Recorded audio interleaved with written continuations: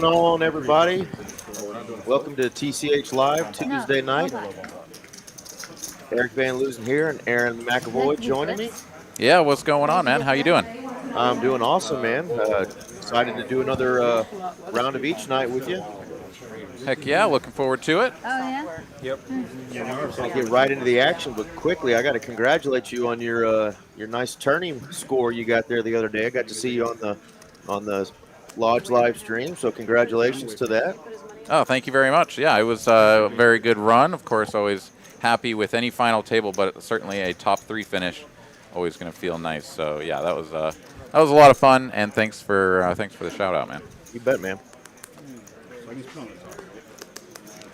All right, so jumping right into things here as I do the old double board. Alright, 9 players. Can I get 25 from you, Joe? It's a 2K max. 2K max. On your mark. Check. C2 check. C3. And looks like we're just going to wait a little bit to get all these cards scanned in. Then we'll be able to see what everyone's working with. Dusty here starting off with a good one. Not necessarily connecting with these boards, but nice starting hand nonetheless.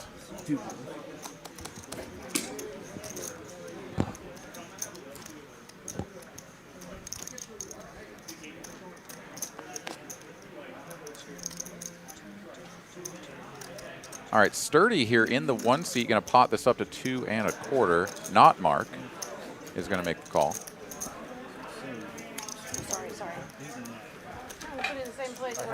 Fire, who I haven't seen in a while, and very happy to see back here on the live stream. He's going to get out of the way, and we'll go heads up to a turn.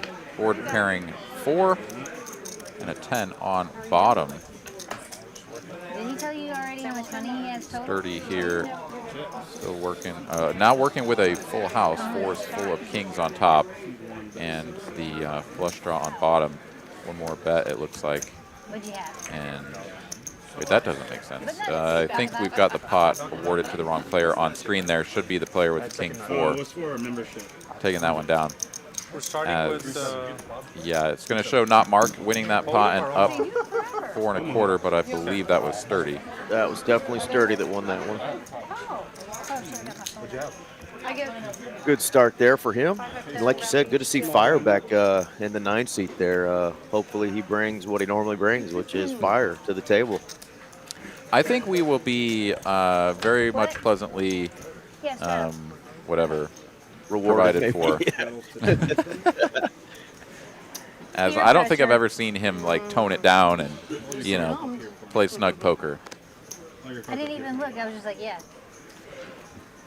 Yeah, cool. Some familiar faces here. So excited for the night, and hopefully got an active chat, and everybody enjoys this one.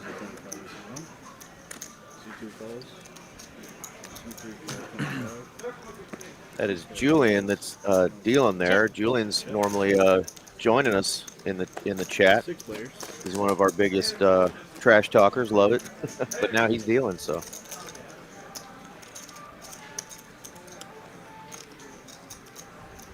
Taking a look here in the chat to see who's hanging out with us. We've got Frank, we've got Raina, JTM. What's going on, guys? We've also got David.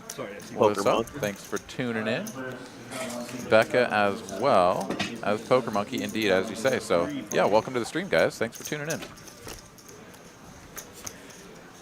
I was just out on the floor here at TCH in Austin, playing a little 1-2 action before the game got started, and thought I had just a few more minutes, so jumped in right as we were getting kicked off. But very happy to be here. Happy to have all of you guys with us as well. And we've got a pot size wager here from OFC. I got it. Dusty, do you have any travel plans coming up anywhere? And not Mark here with the best hand in a bit of a tricky spot. He's on just a 10 high flush. Does have the 4 blocker for a full house, but yeah, very uncomfortable spot. And OFC here really love the play, taking the king 8 2 pair and turning that into a bluff. I mean, some people would look at that and say, you've got an 8-high flush, you've got some showdown. But in PLO, a lot of times those middling to small flushes are going to be pipped or, you know, beaten by, you know, a flush that's just a little bit better. So I really like the idea of turning that into a bluff rather than sort of just calling and seeing if you can win a showdown. Really nice play there. Changed the schedule because of the Super Bowl. People were like, we don't want to be playing during the Super Bowl on a. Yeah. I think We're just off our obviously schedule even 'cause bigger I've seen tournament some stuff series online, that but I don't know. finished with a Yeah, I top think it's prize gonna of be $80,000, Well, and you know, hope everybody that maybe played in that tournaments enjoyed it. I thought it was really well run. I made day 2 and unfortunately Yeah, did Brian, right? not make it Brian and anywhere Adrian. near where I wanted to. I He's think there I too? finished in Mhm. 104th out of 1,800 plus buy-ins, but Still good. yeah, and OFC was there on day 2. I'm not sure how far he ran. I meant to go ask him, but they were already playing up there on the stage. So hope he ran a little farther than I did. We started day 2 with 145 players still left, so pretty sure he lasted a little longer, but good turnout for sure. Excellent. Well, congrats on making day 2. It's always a bummer when you don't make it too far, but Right. just got to keep making those day 2s, and one of those days it'll come through for you. We had the first number right with the $800 score. I just needed the extra 2 zeros on the end for 80,000. But yeah, it was a long grind for everybody that played in that with that many entries. Yacht Club gets out of the way. Jay and Fire are going to go heads up to a turn. It's bottom set versus top 2, so both players really working with something, and my goodness, is that a big card on the turn? Huge. Fire here now basically locking this up down to a single 4 left in the deck for Jay. But I really wanted Baltimore to be in. We had like a big prop bet on Baltimore 20 to 1 to win it. Jay here is still going to go for value though, but I do like the size, half pot instead of full pot. If he goes full pot, he's basically committing himself, whereas I guess he's giving himself enough room right now for Fire to jam in him to fold. Oh, yeah. And if you're Fire, I think you just call. Yeah, I like this play a lot from Fire. Give your opponent the maximum opportunity to blast away and potentially, you know, sort of commit himself from out of position. Ouch. Jay is going to go for it, and Fire going to be happy to call off. Just a bad turn card for Jay. And being out of position, pretty much no way that he's going to avoid all of that unless he does sort of slow it down with a check on the end. But very reasonable to be going for value the whole way. Just pretty unfortunate.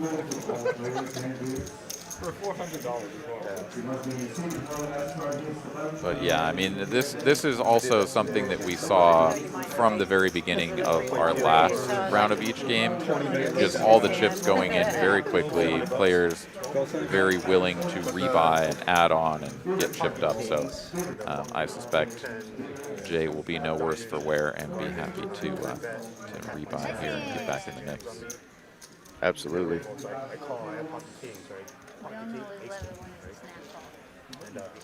Sassy joining us here in the chat. Welcome. Got a lot of big announcements, it sounds like, going on in the background, so I turned that volume down just a little bit, but we'll make sure we turn it up later so we can hear a little bit more of the players chat. We got a big tournament going on tonight as well, a Tuesday night black chip bounty tournament going on over here. So if you're in the area and want to play in a good tournament, come on out.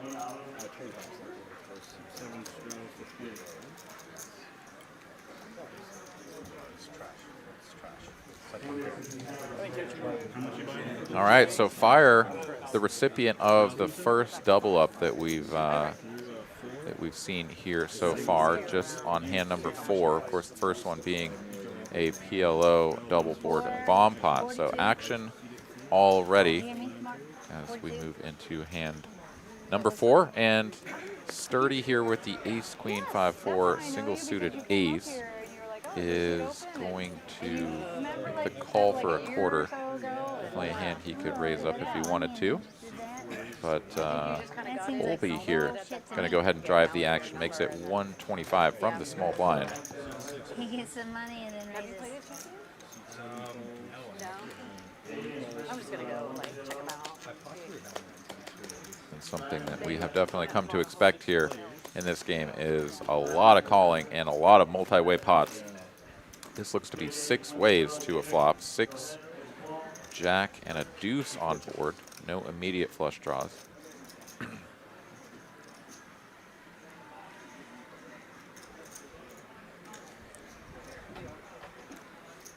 Colby here, the pre-flop raiser, doesn't quite have the full inside wrap, just missing the 10 there, but definitely has plenty of turn cards that could give him some additional outs.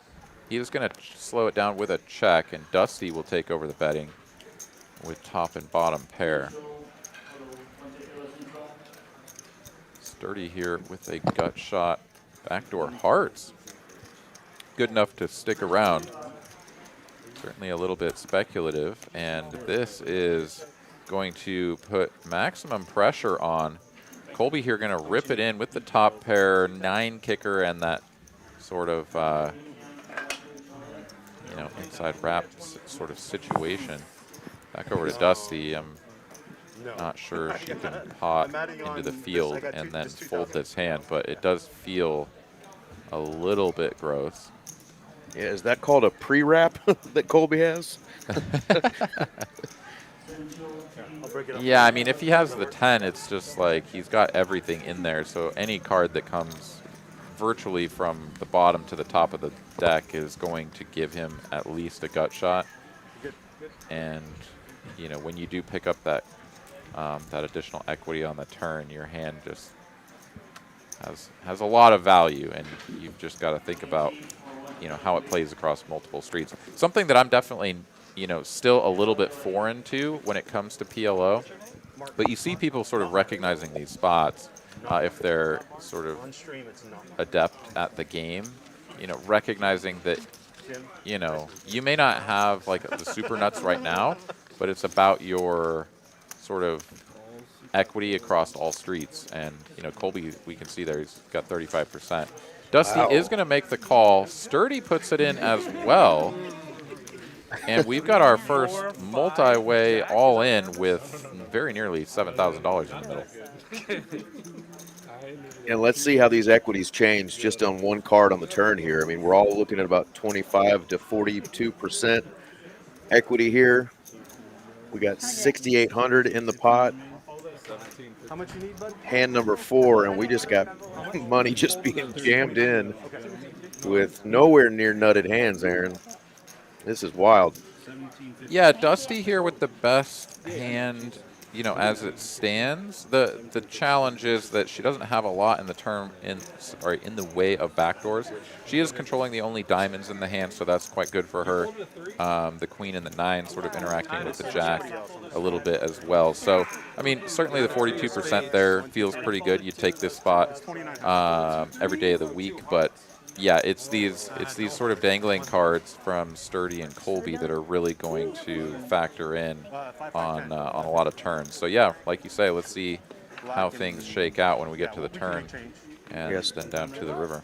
Sturdy announcing that he needs a 3, and it's already being told that when one's folded. Well, there's the full house. Oh, better full house. That is a pretty gnarly run out. Colby there was looking for a dangler to come through, and he got one. He got the dangler. And just like that, Colby going to chip up to 6,900. Both Sturdy and Dusty down to the felt and going to need to reload. And I have a feeling we're going to be just counting down giant stacks and shipping big pots here for quite a while.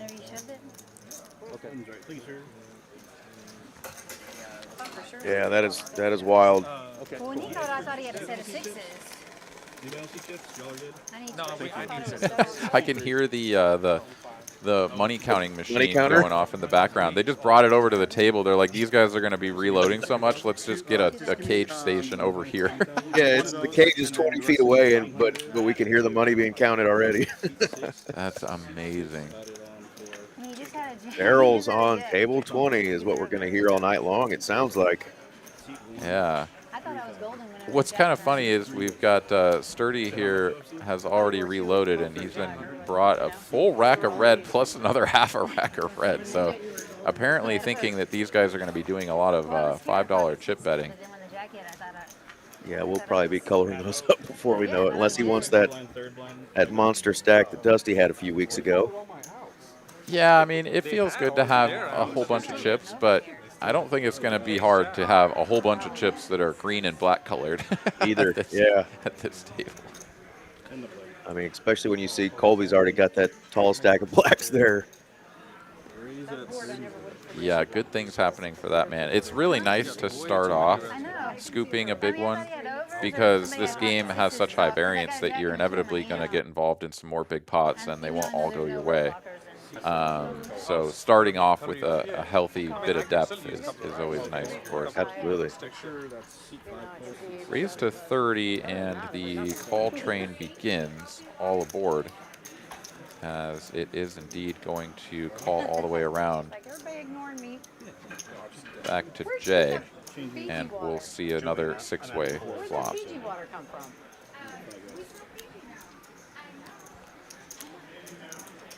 Okay, good to know. So who's behind Good to know. what? I'm Well, for the 55 or so folks hanging out with us here, I love it. as we've just gotten to hand number 5. If you like what you're seeing, and how could you not, go ahead and hit that like button for us. We give 25 to See if we can get a few more folks to tune in and join us here. Every like helps, and every time you hit that button, it does get this program bumped up the priority list for showing it to people's, showing it in people's feeds and such. So, do of course appreciate you very much. And yeah, let's go ahead and build up these viewer numbers a little bit. Get some more fine folks hanging out with us and joining us in the chat. Yeah, I made that mistake last time. Not anymore. Looks like we're going to have another big one right off the bat here with Sturdy and Yacht Club both hitting trip 7s on this flop. Low. Let's see if the small boat can hold this time. Yeah, the good thing for Yacht Club is that I'm sure there's a better word for it, it's not really danglers at this point, but 2 of the other cards that Sturdy has to pair to make a bigger boat are shared by Yacht Club. Going to need a king and a king only to sort of take away the best hand. But Yacht Club here certainly going to love this run out. Looks like a deuce to 7 hand here. He is going to bet 300, sort of milky little bet on the end, gets it paid off by Sturdy with the trip 7s, and nice little pot there for Yacht Club. Yeah, just fading a king there. Good spot to be in. Would have been fairly annoyed if a queen or a 10 would have come, as they would have, sort of chopped that way, but still wouldn't have been the worst result. At the end of the day, drawn pretty thin there was his opponent. Good all in. So yeah, we were talking about some tournaments earlier. We've got all kinds of great tournaments coming up. The full schedule now released. You can see the full schedule on social media. You can go to texascardhouse.com/leap into spring series, or check it out on Poker Atlas, running February 20th through March 4th. Over $1.8 million in guarantees for these tournaments, and sure to be smashed by the amazing fields that we always get in these tournaments. So really looking forward to that series, and hopefully you guys can all come on up to Dallas if you're not already in the Dallas area, or if you are, put that on your calendars and get ready for some good action.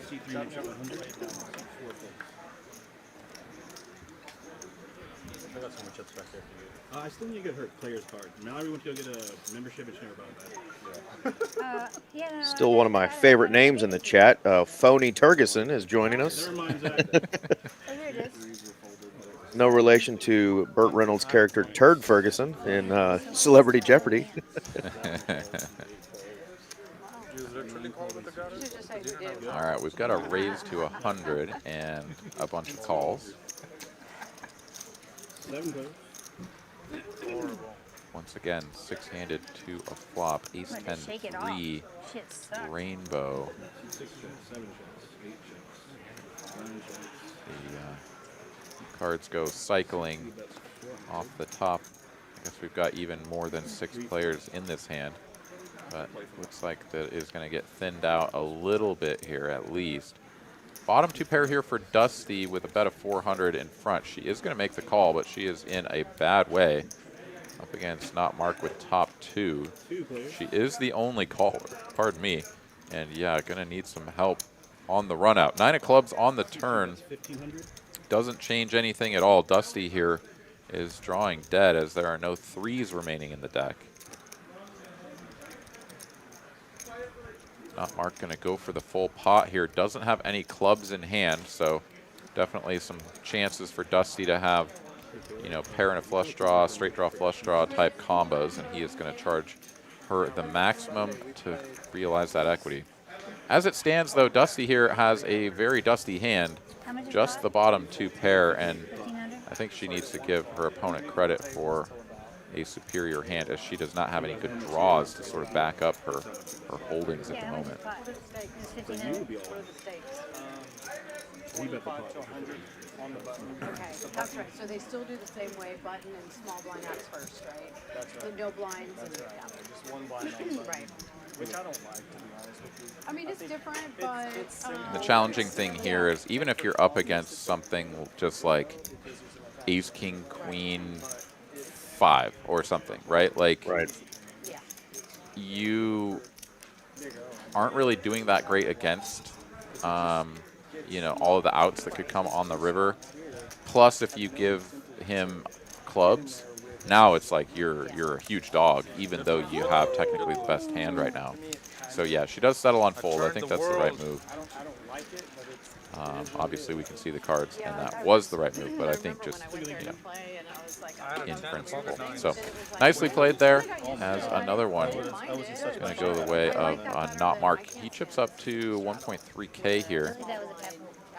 That was a pepper. I think so. Profit, I should say. I was gonna say at best. And these stacks started at 2,000, and we've already got within the first orbit, not even the first full orbit, 2 players up at like the 7K mark. Pretty exciting stuff. Absolutely. I have nothing to call. Anywhere is button or under the gun, but you get told. It's only because it's semi-private. So you can't just give me this on that range. Yeah. Yeah. Definitely an early sign that we could have many a 10K, 20K pots as the next 4 hours, 5 hours come to fruition here. So looking good on hand number 7. Yeah, absolutely right. And I mean, yeah, it's like, I don't know, PLO players are just different animals, right? I mean, you look at these hands, and I love this. I mean, obviously there's a lot of connectivity between, you know, the players that have gotten involved here so far, but it's like I get they're memories. just thirsty to see these flops and turns and, you know, get it all in there. My goodness, Becca here finding an opportunity to stuff her chips in, as it's already been raised and re-raised with several callers in there, so Becca can ship it without being Takes a lot of mind. deterred by the pot. Not bingo. Sturdy is going to re-jam, Everybody's pretty a much saying cold pick me. re-jam with pocket queens. That's not what you do in Hold'em, do you? Yeah, and we can see at least one queen gone. There's an ace gone, so they're probably going to have to depend on a little more than just their pair in hand. Let's see if anybody else wants to join the party here.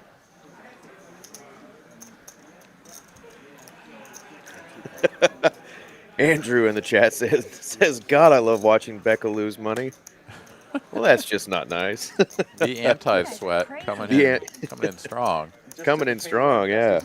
I didn't do anything. Dusty here, she does have more than 1.2K, so some people would sort of be like, wait a minute, why hasn't she already put the money in, and she's getting such a good price How and much? already put 300 out there. She's got a, 1,300. not a ton more than 1,200, but, You matter. you know, it's not such a trivial amount, I would say. And the earrings, I love it.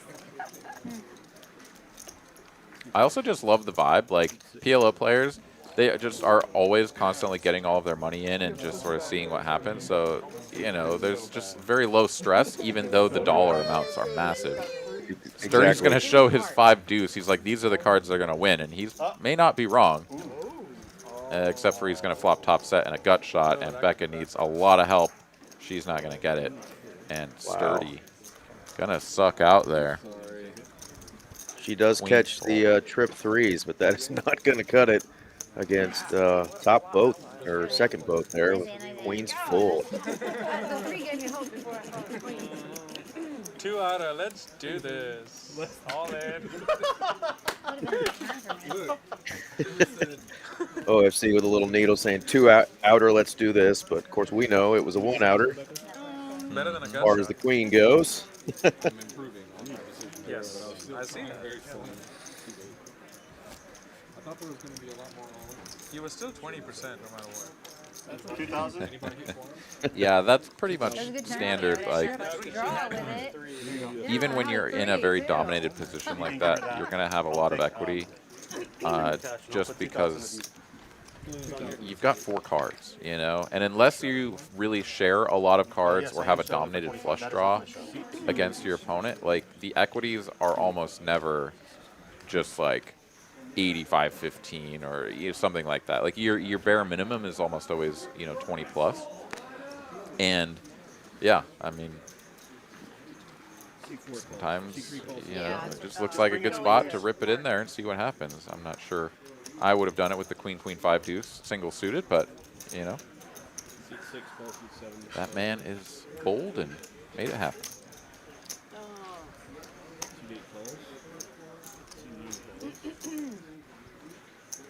Check. Y'all gotta be kidding me. All of y'all. After all. And here we go to a small $175 pot. It's probably good, since then we can see what I'm typing. Okay. So many hands on the screen once again that they have to cycle through to keep us apprised of what they're working with. As of right now, it looks like nobody really wants to take a shot at this. On the turn, though, it is going to be the 9-8 of spades for Jay. I already put it on there. Sort of picking up the majority of the equity, as for some reason he's the only player with 2 spades in hand. It's not Mark who's going to go ahead and bet with the bottom end of the straight and an extra 8 blocker. It's only Jay making the call and heads up to a river king of diamonds. Actually changes nothing, so the 8-5 for not Mark. Going to hold on. 525 in the middle. He's going to check. I suppose going to let Jay And he's sort blocking of the 8 too. try to bluff missed spades or something like that. Having the 2 8s, though, I feel like it's really unlikely that your opponent is going to have an adequate blocker to bluff with. So I think you kind of need to bet and try to get called by a bluff catcher. So maybe go half pot there or something. I don't know. This is me just kind of fumbling around in the dark a little bit. But anyways, it is going to be a win nonetheless. And there hasn't even been 1 round. OFC saying, when does this end? When are we getting to the hold'em? And then the hold'em is going to go by so fast because, like, everybody's just waiting to get back to PLO. Although I say that, and actually last time, pretty much every time that we've cast this this game, the hold'em hands actually play out pretty strongly as well, right? Like, people are cold calling 3-bets with suited connectors and suited 1-gappers and small pairs. They're kind of playing it very similar to a PLO style and getting the pots really built up. So I don't know. I feel like it will have the excitement all the way through, Yeah. hold'em or otherwise. Glad we started with the PLO. I think it's going to bring the juice to the whole game. So got the stacks up, built nice already from 2K to 8, 9K. Let's go. Yeah, 1 orbit, and several players are up to like 7K plus. 7K, yeah. Like $90 pre-flop, everybody called 90. We had so many bomb plots, we had to up it to 8 ways. Sure. 8 ways was on, because it was like after the first 2, yeah. Bomb plot, yeah. Mark, do you actually Checks play through golf? on the flop. And that- Ace you of diamonds play on the golf in turn. that game? Yeah. I thought it was Hold'em and PLO. It's Hold'em and PLO bump pots at dealer changes. But we implemented on Sturdy the here PLO gonna round, pick up if it the goes wrap 8 ways or to more Broadway. into a flop, then it turns into a bump pot. It's Jay, though, betting the pair of aces, no club. Yeah, it was Interesting. A little bit of a spicy spot. Does have the best hand, far and away the highest equity, So, but incentive for one the could last certainly person to imagine maybe do something. They plenty don't of wanna yeah. go to the other hands see a bomb pot with a hand they have. that you're a little bit worried about building a pot against. Does get called in 2 spots, and That adds a gonna totally need to different fade dynamic. the straight draws and flush draws of the world. It's a 7 of hearts on the end, and it is going to be OFC with that 8-5 hitting the gut shot. I like that. You have something different. Like in my game, we do prop side bets for the specials in your Yeah. hand. So let's like add something different to it.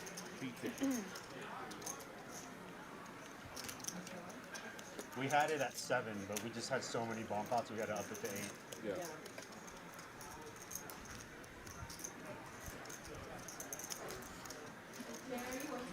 You think people intentionally do it so it is? Bet of 850, Yeah, if you're last to act, very nearly full pot. is you have that choice. Right. Jay not improving, he's out of there. Oh, Jay had 2 pairs, sorry, I missed that. He had aces and 9, so aces up there. Just saw this out of the corner of my eye. So yeah, certainly worth betting. I was honed in on the ace-king. Anyways, OFC is going to get the folds from his It was a opponent. bluff, though, No additional value. I'll take that down. and I was not active. We'll see. Jim Klein in the chat asking if Chicago Steve, I'm not sure if he's talking about 1 to 5 for 100. Mr. Delivery or someone else. Anyone? At 11 o'clock. Not sure exactly who he's talking about playing in the stream here. Maybe he's talking about Steven. Yeah, Mr. Delivery. There you go. Have not seen him playing on here. I've seen him a lot over at the Las Colinas location, playing in a 5-10 and some bigger games over there. Oh, someone else. Gotcha. So of course, yeah. I think it's been a minute since we've seen Mr. Delivery on here. Correct, Aaron? Yeah, no, he's kind of taken a step back from playing on the stream, from what I understand, and still very much a local player and can be found in all of the bigger games, particularly over at Las Colinas, as you said. Trying to learn how to not learn, but just trying to play PLO. Otaku tuning in from Scotland. Welcome to the stream. Thanks for hanging out with us. Appreciate Does Vicky you. play in your game, Mark? Nice. Mark, does Vicky play in your game? Spicy little flop here, as Jay has the ace of clubs, the sort of the dry guy. Yacht club flopping the queen high flush with that 6 of clubs being the most relevant card in the deck right now. Dusty's the one betting as she has flopped the dummy end of the I'm straight. talking about my game. Yeah, yeah. Pretty He already dangerous admitted spot that to he build a set it pot, up, but so he hasn't she failed. does get called just in one spot. Now she's going to go into check down mode. And I think Yacht Club here, yeah, can safely go for value. Dusty is not going anywhere. She's going to make the call. Doesn't have a club blocker. This feels a little bit loose. Didn't have any real good chances to make a full house either. Or any chances whatsoever, I should say. I thought maybe she had 2 pair as well, but she did not. She does now, but there is the 3 of clubs completing on the end. Yeah, I like these small bets by Yacht Club. Play dates or whatever with our kids. Yeah, absolutely. Yeah, just sort of stringing her along. The 4th club coming out does kind of, you know, make it look like it's a little bit harder for him to have a flush, but everyone else folded immediately. It's not like anybody had any tough decisions with their baby flush or something, so I don't know. It's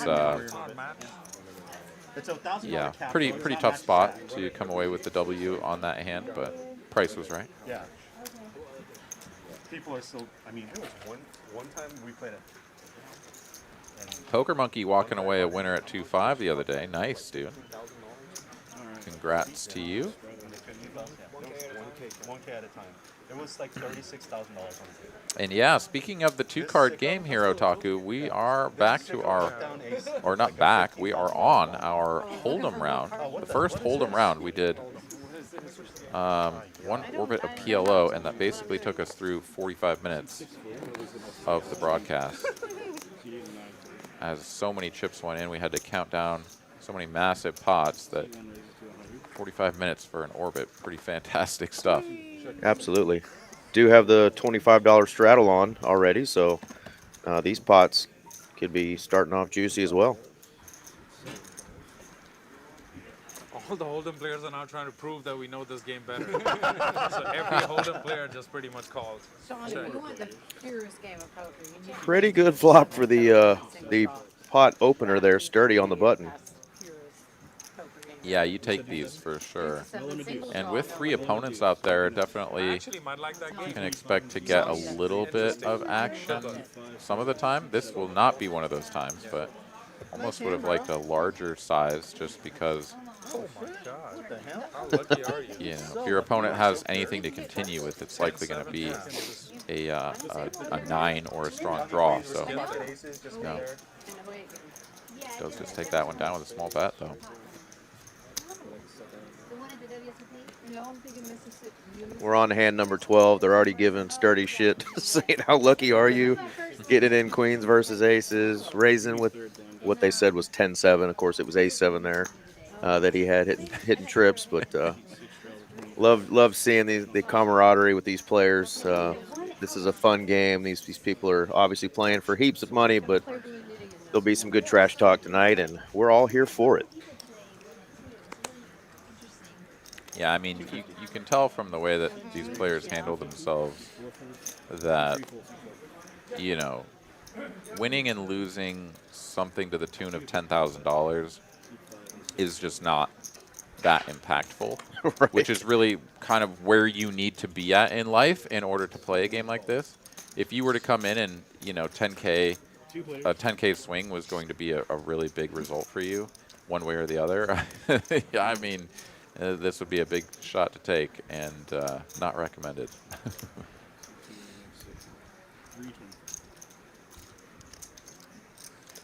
Not Mark here, still with the best of it.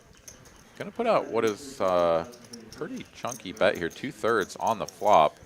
Sturdy though, makes the call with just ace high, and wow, ace jack gonna be feeling pretty good about this after check check. 10 of diamonds does not connect with the ace jack, but the 10, not the best card in the world, as there's some sort of jack 10, king 10 sort of stuff that you were beating that has now improved. Wow, sturdy here. He's actually going to go for a half pot value bluff. A little bit uncertain about this. He's Nice going to get call. snapped off. And Very nice call by Mark. I think sturdy there, maybe attacking ace king, hoping that just the ace king high would feel obligated to fold. That makes a little bit of sense. Otherwise, I'm not quite sure about the intention there. But pocket nines holding on for dear life and shipping a nice one. Not Mark, chipping up again, up over 9,000 now. He said, Sturdy's thinking, oh, if I just bet 2K, might have got you off that pair. I mean, the way the hand played out, I think Mark was going to sniff that out with a little thought, but we saw he didn't put a whole lot of thought in that. he was calling Sturdy regardless of what he put out there. So well played. Yeah, pocket nines there are just very near top of range, right? You're not going to have very many better hands, because if you did have a better hand, you'd probably be betting it for value yourself, even on the turn when the queen pairs the board. And even if you do play all the way up to aces as a check back on the top card pairing, yeah, you're loving when your opponent bets as opposed to feeling scared. So even 2,000 there would have just been like, oh, okay, cool. Like this works for me. Ship it. On to the next one here. Jay now flopping the top trips.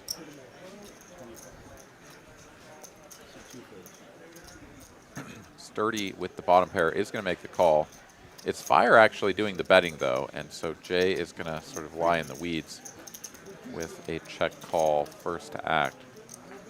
I was hoping for a club, Aaron, and we get it. 2 pair for Sturdy. This could get juicy. Yeah, it's 3 pair. It's a little bit counterfeit. He has a hand that actually plays better as a bluff than as getting to showdown. But yeah, Fire is going to back into the ace high club flush. Jay going to finish with second best. It's about a 5 1/4, not quite 2/3, but more than half pot. And yeah, Sturdy here, he just got looked up with a bluff, so he's not going to go for it. But yeah, if he was going to continue, I think he had to rep a full house. Never funny. Nice hand, Fire. Jay makes the call, though. Fire gets paid, One time. and he's up over 5K.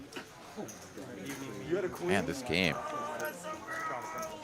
I mean, wouldn't it be great to be able to play this game regularly? There's so much action. Everybody having a good time. Like, oh man, this is the life right here. I mean, we less than 10 minutes and we got a player from 2K up to 9K. I mean, let's go. Yeah.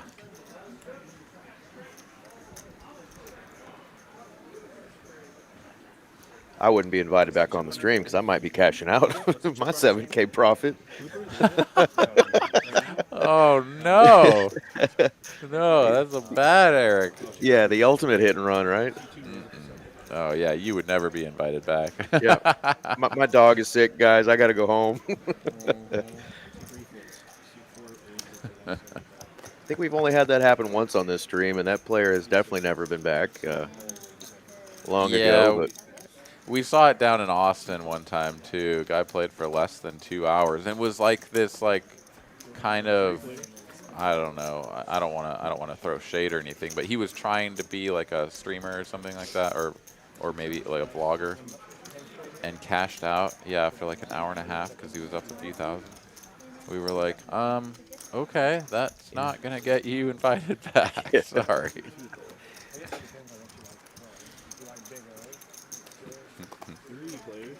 All right, 10-5-4, two-tone on the flop, board pairing 4 on the turn.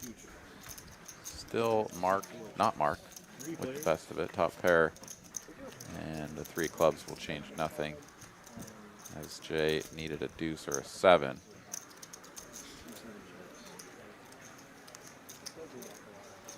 yeah, 7 would have been a juicy card, but Mark's going to continue to run good here.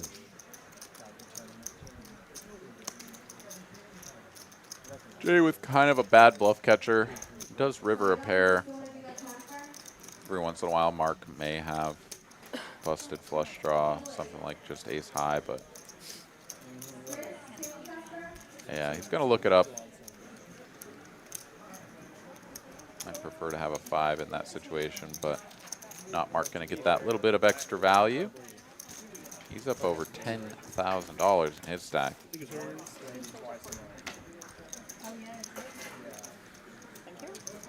They were talking about it a little bit on the table earlier. I heard Mark telling Becca runs a game here in the room, a mixed game, and Mark actually runs a 1-3 game sometimes in this room, kind of meet-up style. And it's a round of each as well. But on the PLO hands, if they go 8-handed, it's an automatic bomb pot. they started out with 7, but if 8 people see the flop now, it's a bomb pot instead of just a regular PLO hand. So I played in that the other day, and it got pretty wild. That's crazy. So yeah, if you're like in the blinds or I guess like on the button or whatever, and you still have just the blinds to act, you can make a lot of wide calls knowing that they're kind of incentivized to just call and make it a bomb pot. Wild. Yep. That's pretty crazy. Yeah, you can imagine the stack sizes weren't your normal 1-3 stack sizes. Yeah. Wow, that's a big flop right there. Dusty with the top trips. Nobody has anything to do with this, although Sturdy, I mean, to be fair, he's not going to hate this flop. So it's worth 75 continuation bet. 100 at the time. Then give me 400 and one. Drawing real thin here is Sturdy. 5 of diamonds on the turn. Checky, and oh my God. No way that card comes out. Yeah, that is the nastiest card in the deck. There was one card that could have driven this kind of action, and it came 6 of diamonds. Bottom well, not quite bottom full house for Sturdy, and aces full of sixes. Second boat here for Dusty. This is incredible stuff. Sturdy does And go there's- for the nearly full pot size bet though, so when Dusty raises him, it's gonna look really strong, right? If he goes for like 1/3 kind of blockish size and she raises, then he can be up against, you know, not only bluffs, but maybe even some just trip aces that is gonna go for value. He sees the sickness. Yeah, it doesn't matter. She raises 1K extra. He makes the call, as I think most of us do, rivering a boat like that. And wow, God, what a sick, nasty river card, dude. You're on 2030? When that happens, dude, it's like you just kind of feel like you got punked almost. You're like, why sure. did that card have to come? That card. Like, you know, you got 40 other cards in the deck, as far, you know, as far as anybody is concerned, that could have come out, and we get that one. Thanks. Like, I lose $75. I bet on my sixes on that flop. You know, no big deal. I'm going to shut it down. But no, I go ahead and I hit my six on the river, the K6. Yeah, that was gross. I don't think he showed his hand either. What a wild hand. Yeah, really nice spot there for Dusty. That's going to get her a little bit back, as she was one of the early felters. 4,500 in her stack now. She's going to raise it up with the unsuited connector from the cutoff and just get called by Fire, and then OFC going to complete from the blind.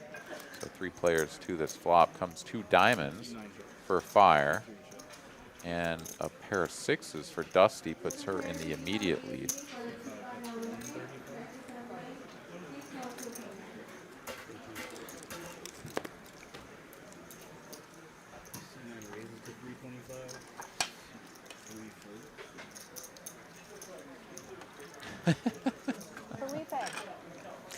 Oh, I'm glancing at the chat every once in a while. There's some good stuff in there. You guys keep it coming. Happy to have y'all. Happy to see you guys participating in the chat, getting a little bit of back and forth here. And yeah, looking forward to another 3 hours here in the booth. Of course, Eric going to be with you guys for the remainder of the evening as well. Fire goes for the check raise on the flop. Love that play. Dusty, though, does make the call with the 6. Very spicy to call with just bottom pair and some sort of bad backdoors. She is going to pick up one of those backdoor cards on the turn, the 8 of hearts. But Fire is going to put another bet out there, 550, a little over half pot. This is a really tough spot to continue if you're Dusty.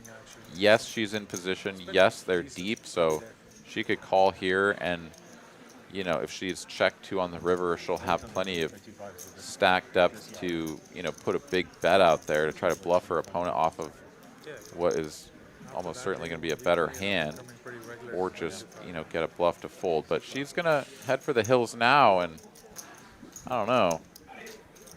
Not sure. I guess she just was, give me a 6 or a 7 on the turn, or check, and, you know, I can continue, but Yeah, really tough when you get that continued aggression from your opponent to continue to go with your gut. You know, when you want to make a strong gutted call with a small pair, or you know, something you think is a good bluff catching card there, when your player just is continuing to pile chips because you know that river bet is going to be even bigger. And we've got the $50 double straddle on. Yeah, OFC here, going to be one of the players most comfortable playing large 2-card hands. Of course, Yacht Club, Jay, also at Fire. You know, pretty big regulars, I would say, in the 5-10 and even 5-10 1/4 streams that we've shown.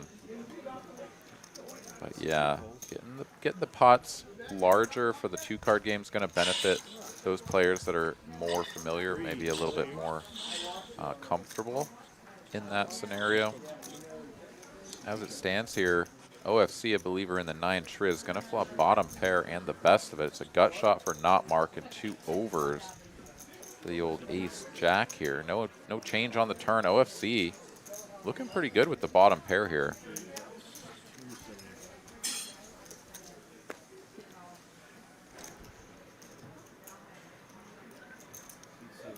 How do I fucking know it every 2? Yeah, and if he can get ace jack to fold,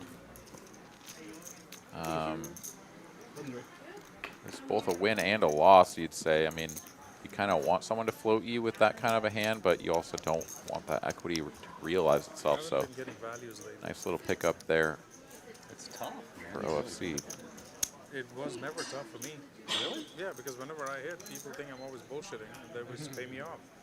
But now, If anybody wants to play in Dallas on the live stream, it just happens to be that they either don't for one of the future PLO, sort of round of each games, or for our usual 5-5-10 or 5-10 and a quarter, go ahead and reach out to Mallory. Her information on your screen right there.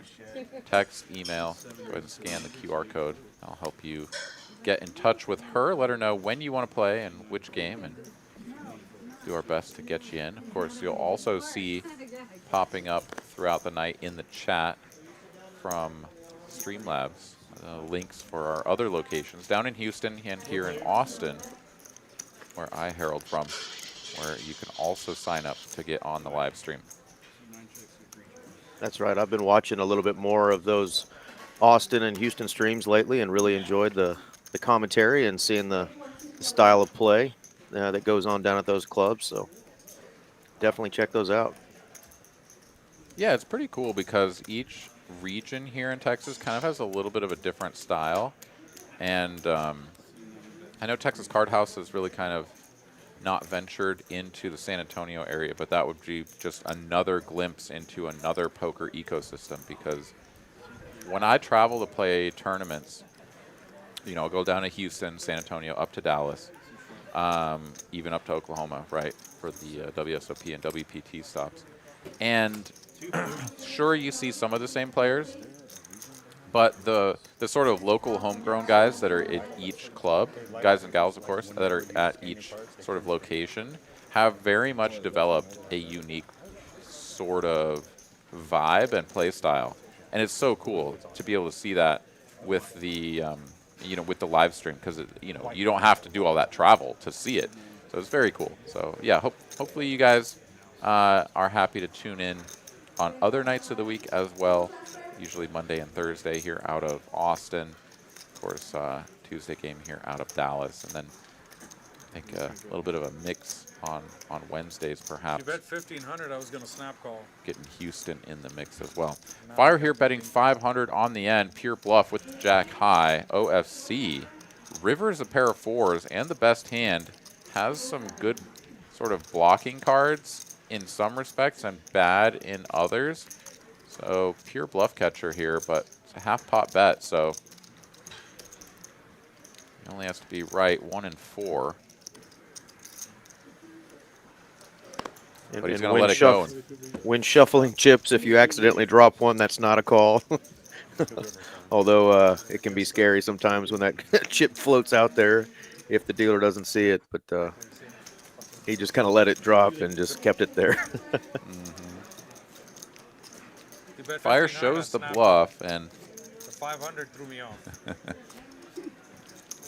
Yeah, it looked value-y to OFC.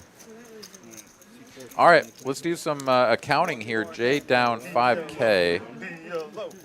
Says that he's only got 915 in his stack. Perhaps that's actually correct. I think he's going to short stack it here for a little bit. Fire is our biggest winner at the moment, up 4,200. Bad play.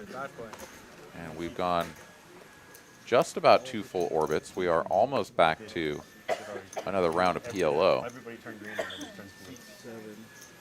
Yeah, some good stack sizes in a 2K starting stack buy-in.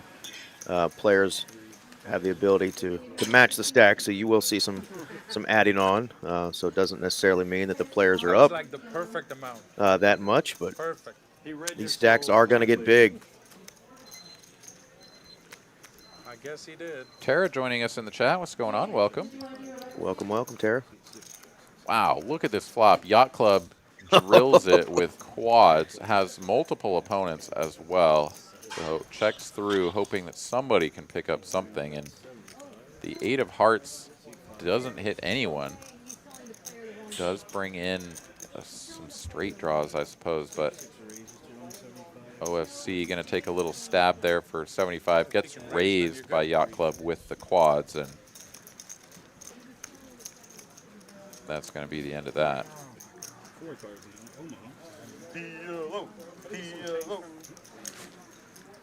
A little bit awkward, perhaps, to raise there. I mean, sure, it looks strong when you raise the river, but are you ever going to raise an 8 there? Like, I don't think so, right? Whereas if you call and then your opponent puts a small bet out there on the river, then you put the raise in, it can look like you're trying to push them off a chop, right? Yeah. But almost no one is going to raise an 8 on the turn. So I think that that's a little bit. You're gonna shift the cards over. There we go. We got the order correct now. Mr. Julian got it down. Good save. Yeah, I'm usually scared to bet my straight draws when the board's paired, much less 3 of a kind on the flop, but OFC took a little stab. Yeah, I think it's more, it's not that you're betting about any like strength of your hand, right? Right. It's more about the connection with the board. If you think about how a player can have a hand that would check flop and then continue on the turn, all the 9s and 7s, you know, pocket 9s, pocket 7s, 10-9, 10-7, like those hands have just been kind of nerfed a little bit, so your opponent's going to be way more locked into just random high cards or, you know, something like that. I'm not saying that like 9s and 7s aren't going to just always bet that flop. I think most of the time they are. But, yeah, certainly a reasonable hand to stab with. Sure. If you're going to try to bluff, which, I mean, 9 high is never going to win at showdown, so let's be honest. Yep.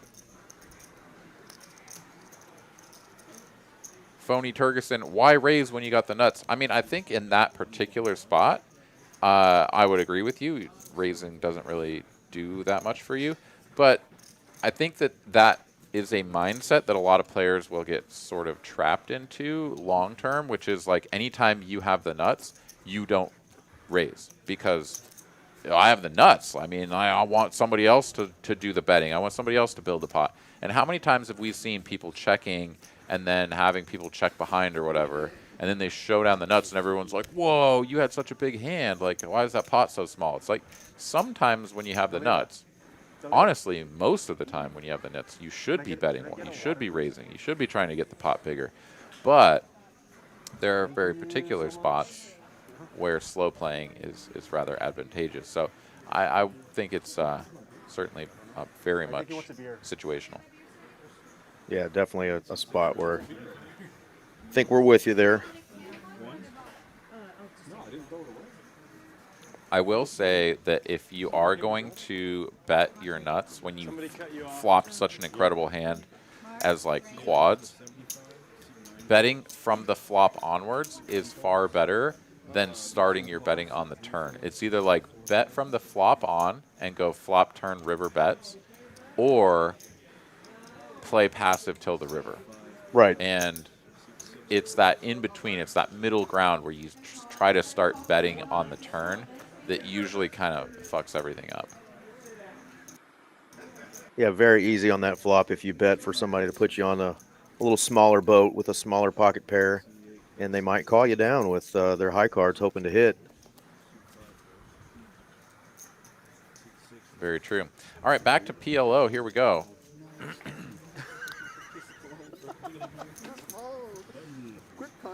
Becca going to take down the first one with her top 2 pair.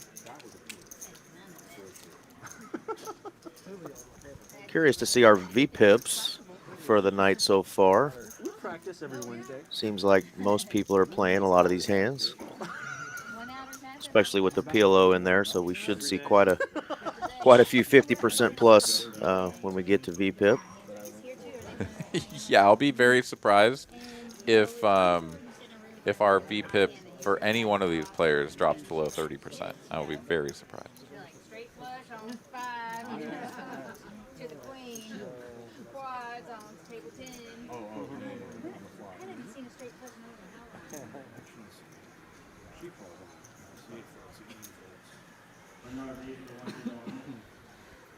Of course, all of these players have played on stream before. If you guys are watching and rooting on a friend or family member, throw them a shout out in the chat.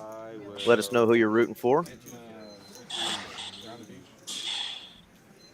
Definitely a fun group here.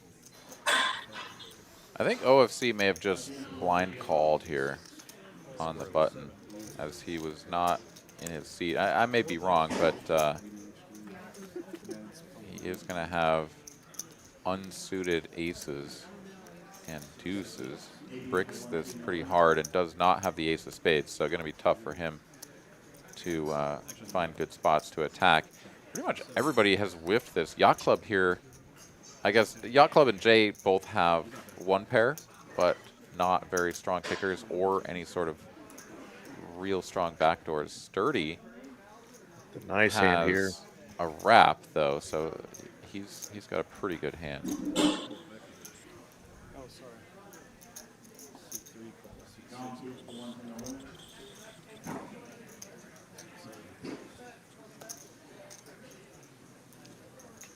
OFC is going to hold on for at least one street with the aces. 8 of diamonds here on the turn, and that's going to be bingo for Sturdy and the wrap. Turns out Yacht Club had that same gut shot, though, so they're both playing the same hand at this point, chopping it up if we get to showdown as it stands. OFC does have the ace of diamonds for that backdoor diamond draw coming in. But it's a bet of 800 from Yacht Club. And I think once Sturdy calls, it's going to be pretty tricky. Ooh, never mind. Forget about calling. Forget about calling. Says, I have the nuts right now, and, you know, let's pile as much money in there as we can. Of course, Yacht Club has the ability to improve his hand if a 10 were to hit. So he's on a little bit of a free roll here, with nobody having the diamonds or spades. Yeah, that's the thing you're certainly most concerned about whenever you go in for the raise in these spots, is like he's got one diamond, no spade. So yeah, as you say, Yacht Club has the chance to improve with a 10, but Sturdy here is very much just sort of YOLO'd in with what he's got now, knowing that no matter what the river card is, this is the best hand he can ever make. I suppose that's not true. He's got 8s and 7s. He can hit an 8 or a 7 for a full house. So I take that back a little bit. But Yacht Club not going anywhere with the same nuts and the redraw to the 10. And it is a 10 versus an 8 or a 7. So, you know, actually several cards could peel off here that would ship the pot one way or another. Otherwise, it'll be a chop. And Queen of Spades not going to hurt anybody, even though that does look like the kind of card that would do it. For sure. Just, yeah, didn't even see the 7-8, the 2 pair there. So they both had some improvement opportunities there, but chop it up. Yeah, it's really hard in 4-card. I mean, Oh yeah, I can make it. you hone in on what kind of pops out, right? Like here, it's like the 9-6. Oh, they got the straight. Oh, Yacht Club's got the same 9-6. And like the other cards just kind of blur away. And it's really tough to, you know, you kind of got to go back and be like, all right, does anybody have a way to improve? And sure enough, you know, 4 outs versus 4 outs, and neither of those came.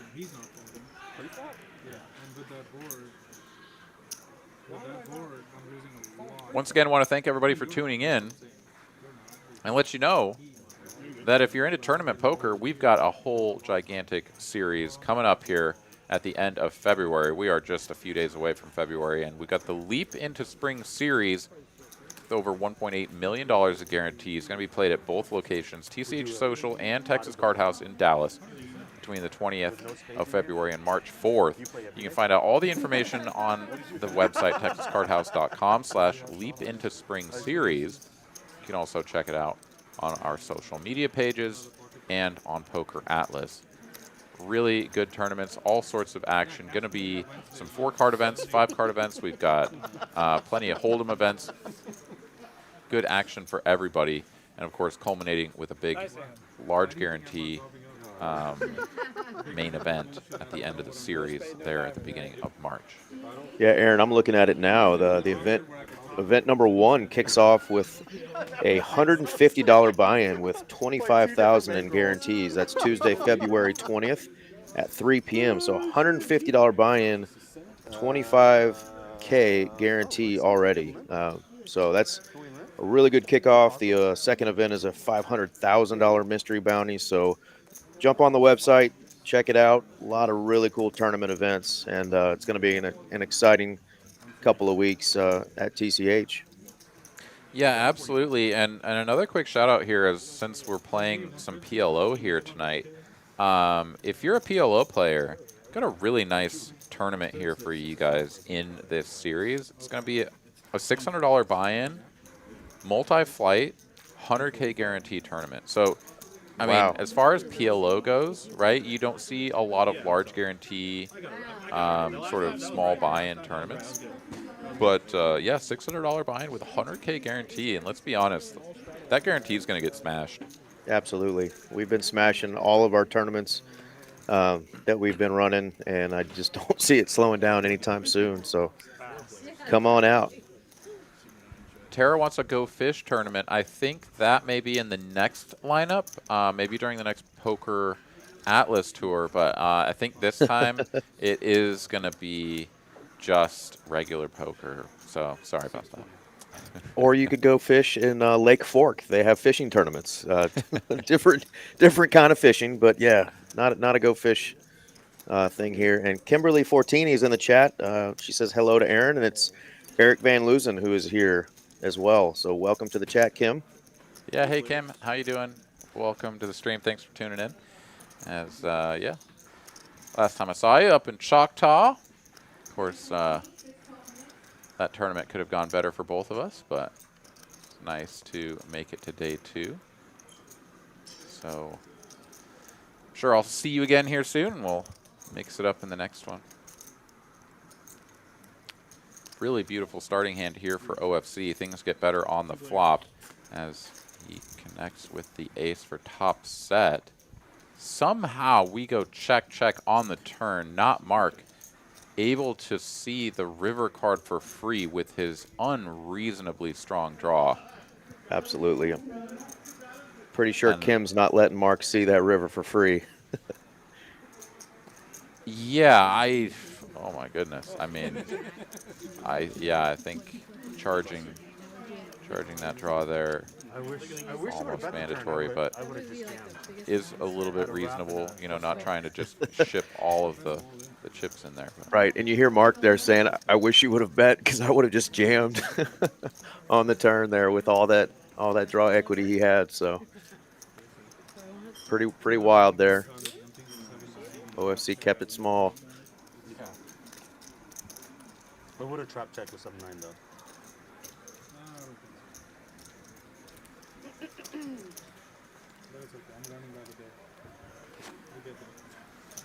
Yeah, turn went check, check. A little bit surprising.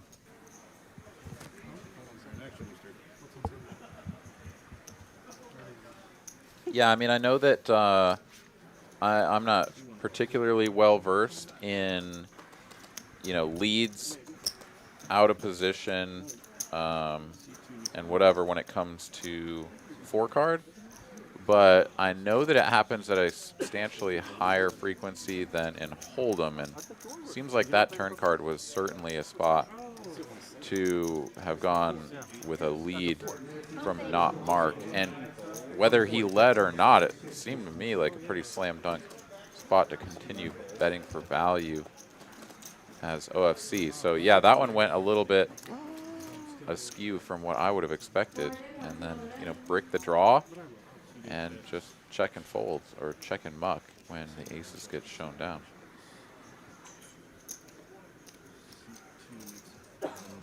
Yeah, in a complete change of pace, what we saw in the very first round of the PLO, where money was just flying and getting jammed in.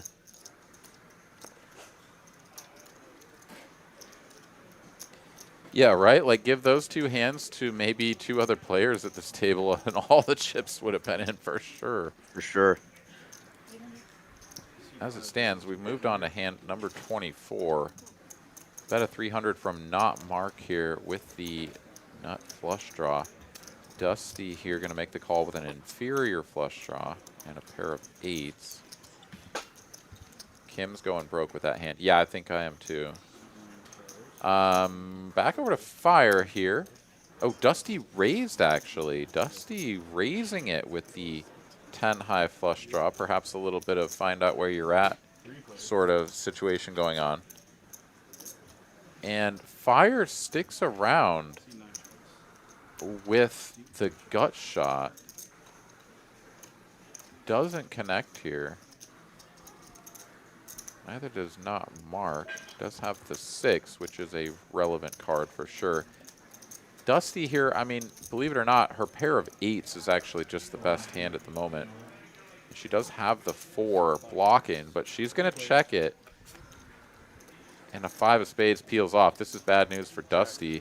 Although, I mean, when 2 people call you raise on the flop, you got to imagine. Oh, never mind. I imagine nothing. Checks to her. She rips it. How much is that? Fire folds his 5. Doesn't even contemplate turning his runner trips into a bluff. And Yeah, it's just Mark. back over to. Yeah, go ahead.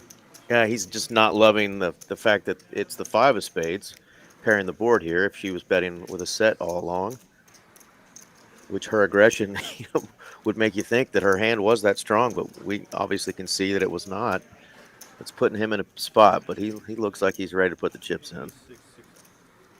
Yeah, the one thing is you kind of have to ask yourself, does she slow down with a set when the 5 comes off? And I think the answer is usually no. Like, yeah, somebody can every once in a while have ace-4 or 4-6 or whatnot, but like, why should they have that? It's a little bit curious. Not Mark there having the 6 of spades, vastly relevant card on the turn. And yeah, he's just like, cool, I got the ace-high flush here. I'm not folding. And wow, Mark's stack is up to 14K. He's up a cool 7.7K on hand number 25. Good stuff there, Mark. Not Mark, excuse me. Yeah, the 2-seat has been vacuuming up chips here, for sure. Not Mark, whatever he actually is. And none of these players up or down anything even remotely close to Taco Bell money. This is large numbers, large denominations moving around the table here tonight.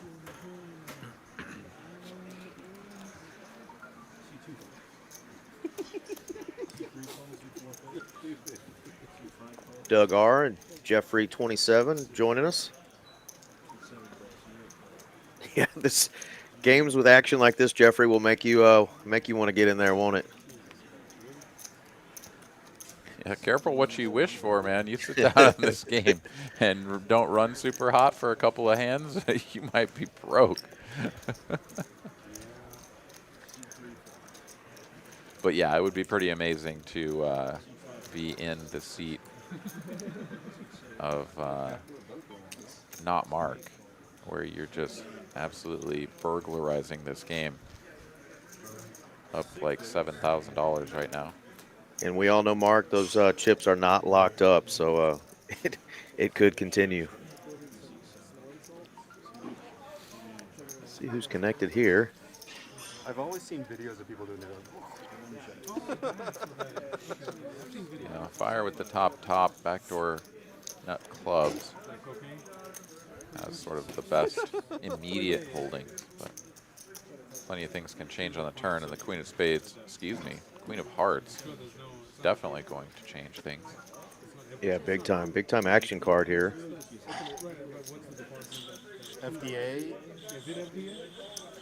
Becca not only with her set of queens, but she's got that naked ace of hearts there. She's going to use that. She keeps the bet relatively modest. It is massively multi-way, so perhaps feels like she doesn't need to pot to sort of bluff here. And yeah, she's just going to get that through. Yeah, Yacht Club was working with the 9 high flush there. Didn't want to put any more money in. Letting her take that one down.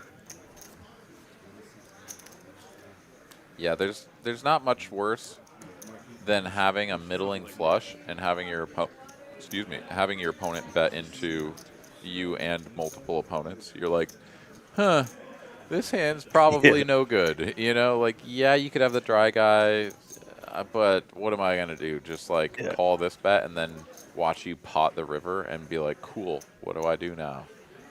It's like, just cut your losses, fold on the turn, and save yourself that decision point. For sure. My last PLO session that I played, I think on the table right behind this one, I flopped the queen high flush, put a little feeler out there to see where I was at, got raised, and then got raised again. It was a 6 high heart board and ace high flush against straight flush. So obviously easy fold for me after getting hammered. And they just kept betting, obviously, turn and river, but pretty gross. All the chips got in, and ace high flush was devastated. Yeah, those are pretty nasty spots, and honestly, a pretty good result for you, right? Like, it feels like a little bit of a cooler, but honestly, when you have 2 better hands that immediately start raising, you find your way out of the hand pretty quick. So, cool story, guys. I'm out.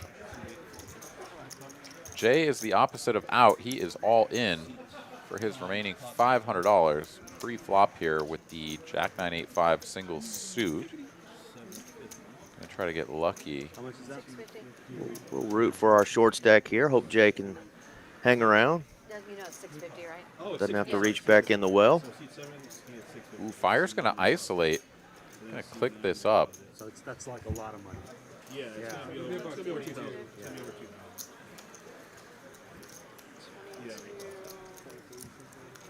And yeah, I think this should work. 24.65. Nice play from Fire. Like, his hand is honestly quite bad, but he is able to isolate, and then the equities are going to run much more favorably for him versus going multi-way. So, as we can see, it's very nearly an exact coin flip, 51% for Jay in the all-in situation. Just now? And Pretty bingo good for flop and Jay. turn for Jay. Oh my goodness. That's so sick. Oh. I would have had a boat. That's so gross. Mark, why are you folding, bud? You're going to hit everything. Nice answer. Yeah, you Well, just gotta boy, YOLO it Jay's in gonna, there sometimes. yeah, Jay's going to hang around, get a nice little $1,700 win, and a couple more big hands. He's right back in this game. Absolutely right. Almost a full buy-in anyway, starting with 2K. So. Well, I mean, even if you repot it, he's never folding there if he's in the dark. Yeah.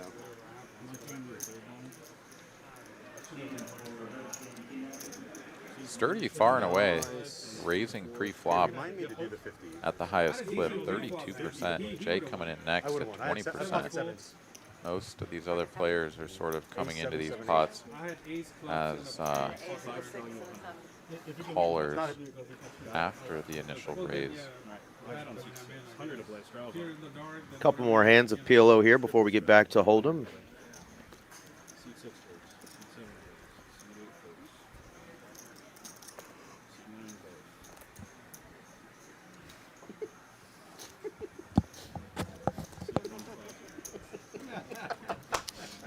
And speaking of pre-flop raising from Sturdy, he's going to test out his queens again in PLO. And once again, he's up against aces.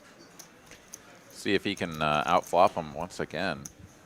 Certainly got a much better couple of cards to connect with those queens. The Jack of Spades, the 8 of Hearts, very relevant, instead of the off-suited 5 deuce from last time. And here we go. OFC is going to pot it. Yeah, I think we're 2.2. definitely going to see the rematch between the pre-flop aces and queens. Being double suited with the jack and the 8 connecting to the queens, I don't think you can fold this hand. About reloading again.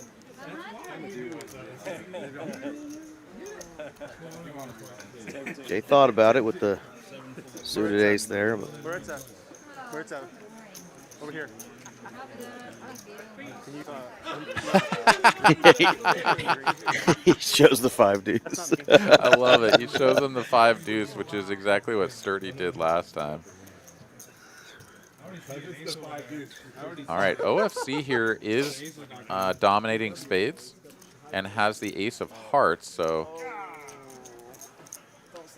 this board. Oh my goodness. Aces were still live, or still ahead regardless, but a queen on the river will change things around.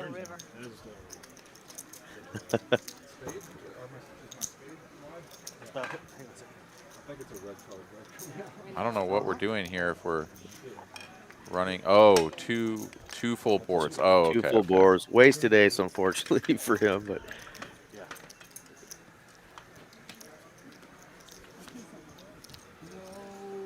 Ace is still holding here. Queen Jack gonna need to find some help. A 9 ball. The only way to get bailed out of this besides a queen. And how about just aces holding up across 2 full runouts? hold. Nice hit there for OFC. Everybody knew I had an ace. I said I have a boat on the top.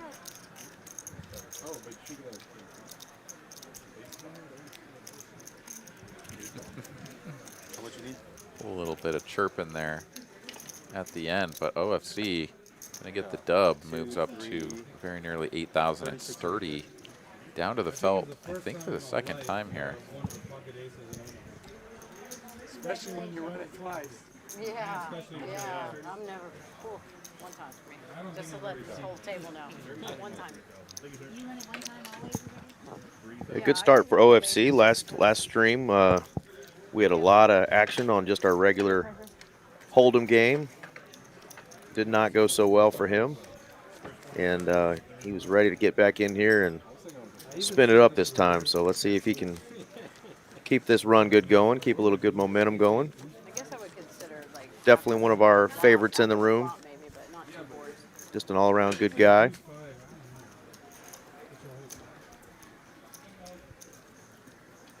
All right, final hand of the PLO orbit.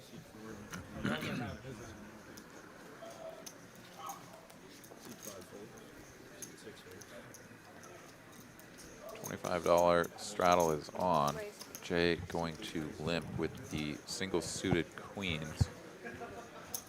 Becca single suited aces, gonna pump it up to 100 and let the calling fest begin.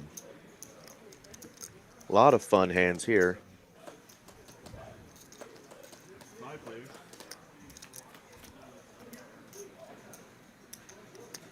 Wow, they all have big cards and somehow 3 Broadways hit the flop. This is nasty. Look at this. Top set, second set. Nobody has spades though, so not Mark. Oh, he's flopped Broadway. He's flopped Broadway, the yeah. joint.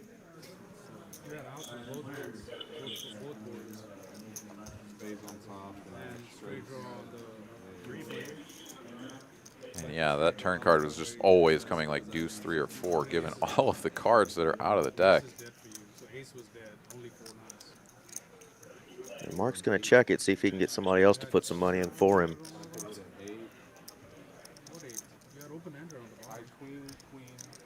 With no one betting, yeah, it definitely makes sense for Becca to fire a bet out here. She's going to go full pot though, so she commits herself. 14. Are you sure? It was 3, 3, 3. It was 5. Sure about that? I don't know. It seems very low. Or 2 queens, 6 outs. 6 outs. Calculating pots at this stage of the hand is always sort of tricky. You just kind of have to approximate oftentimes, unless you're just really, really sharp. Checks to Becca. She pots it. not Mark, repots it, and now back over to Jay. And he may get bailed out of this. He's only got 1,200 left behind. But, like, no. You know, how live are you? He does get away from it. Really tough to pair the board with queens and a 10 out. But she's looking for an ace, a 4, a queen, or a 10. No good. And no good. Mark's going to clean it up again. Oh, yeah, I'm the only one that aces can. Wow. Oh, Yeah, not Mark here is absolutely smashing this table here. Another pot up over 6K this time. He's had a few earlier that were like 7 and 8K. Dude has got over 17,000 in front of him, and I think the strong majority of that is profit. Absolutely. Hand I know number he did. 29. Like, I know he did add on early to sort of match up, but most of this has just been winning. I mean, this is fantastic showing for him. Yeah, he might be in for 6 or 7, and he's up to 17 plus. So 29 hands in. We've just reached the hour-and-a-half point, and good day of work there for not Mark. Yeah, you definitely bank these and feel good about it. Although there's still a lot of poker to be played, and as we can see, it is pretty easy to get a bunch of chips in there and have things go south on you. I mean, yeah, it was pretty thin to have the board pair, certainly across 2 runouts, but it's not out of the realm of possibility. Things could have gone upside down for him right there as well.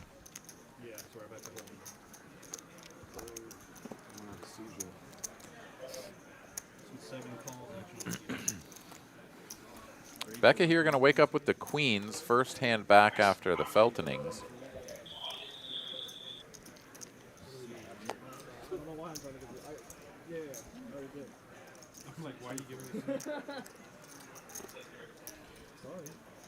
I'm gonna go buy some more chips just in case.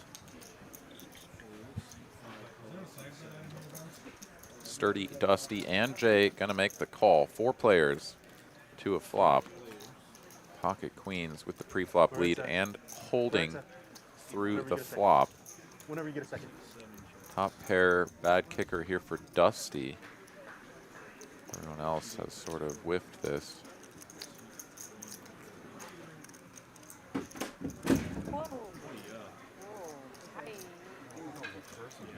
Table down. As long as there wasn't a full protein shake, and Spaghetti. Gatorade or something. Yeah, Plate of spaghetti on there. Flying right into that dealer's back right behind the table. Dusty thinking about what to do here with her top pair. 29, all black. Very much giving away the fact that she is uncomfortable in this spot. Certainly not the best place to be in if you make the call. Your opponent's like, oh, you don't really like your hand? How about I bet pot? Yeah.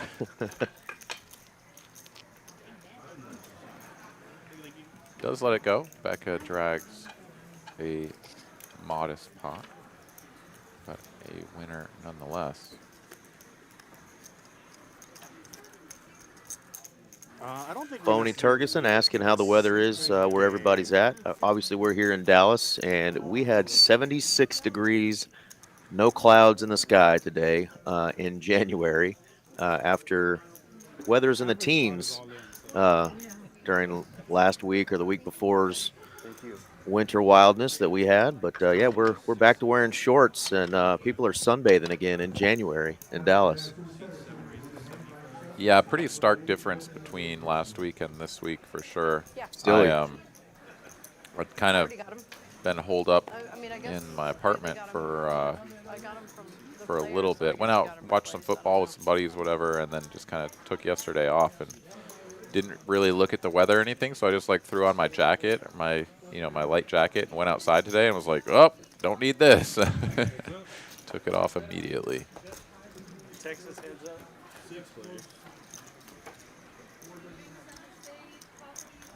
All right, Jack 7-5 here, rainbow flop, multi-way action.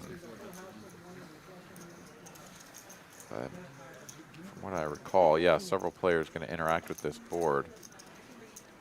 Top pair for Jay and Colby. Got some. The 7 of diamonds is either on the board or not in Sturdy's hand, so something has gone a little bit awry there, but looks to me like it is not in his hand, since we can see it right there on the board.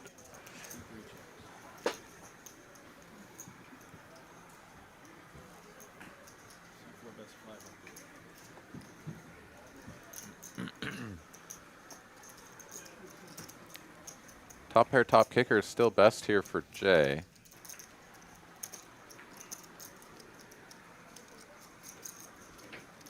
But Colby doing the betting with his inferior kicker.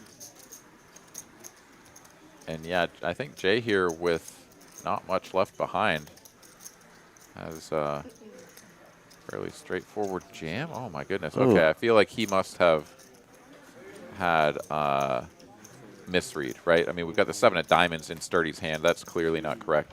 So I don't think Jay is folding ace jack with what he had behind. So I think we had some misreads here. As it stands, we do have a queen coming off on the end. No idea if Colby actually has queen jack or not here, but there is also a backdoor flush completing. Sturdy, of course, once again, does not have a pair of 7s. We don't know what he's got. But Colby is going to bet enough to put his opponent all in. And oh, it's the backdoor flush. Sturdy working with 7-8 of clubs. Clubs. Yeah, snap calls the jam there from Colby, who I think did have queen jack and rivered top 2 pair. So massive double up here for... Yeah, big win there for Sturdy. So the graphics are obviously incorrect there, as we see the pot clearly going to our 1 seat. Yeah, and that's really big for him because he's gotten felted a couple of times tonight, so needed a win and got one in a big way. Yeah, so Colby's not up to 6.4K and Sturdy's not down 9.9K. We'll get those numbers corrected as the night goes on. Did want to mention Jack Cecil was asking in the chat earlier about who won our even bigger tournament. I believe it came down to our seat 2, AJ and JD, and I think AJ is who won. So captured that $80,000 top prize in a $300 buy-in tournament. But wait, you're saying that not Mark came in second? No. The guy's name was AJ. It was in seat 2. Oh, he was in seat 2. Oh, seat 2 okay. on the tournament table, yeah. I see.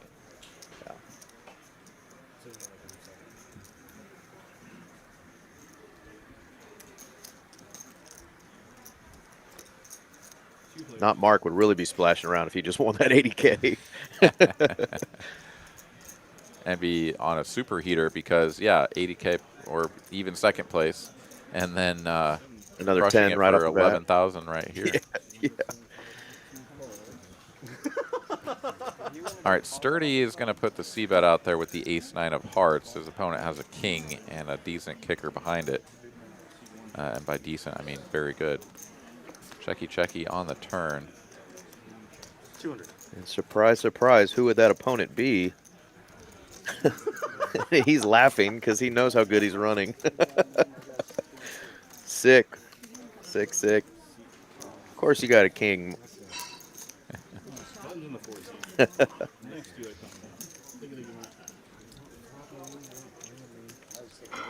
TH in the chat saying Rosamond, California. Hey, thank you very much. I'll have to Google that. Not familiar with that town, but had beautiful weather today. California usually does get blessed with some good weather.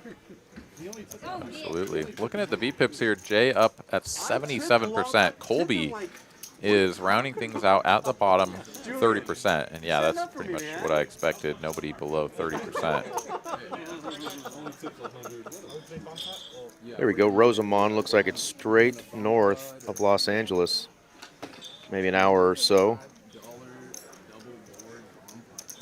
Just north of the Angeles National Forest. Good deal. Kind of in between LA and Bakersfield. Let's go Amarillo. Bomb pot once around. All right, dealer change and a bomb pot A bomb pot incoming. rotates opposite, and whenever they meet, you play a bomb pot. I believe this is Dane jumping in. I've not seen Jane. I mean, Dane. He's going to hate me for calling him Jane. Have not seen Dane in the box here on stream in a while. So Dealer buttons meet. We play a very bomb pot, pleasant guy. rotates the other way, Good dealer. And then when it meets, we play a bomb pot. So everybody gets a chance to be the button on the bomb pot.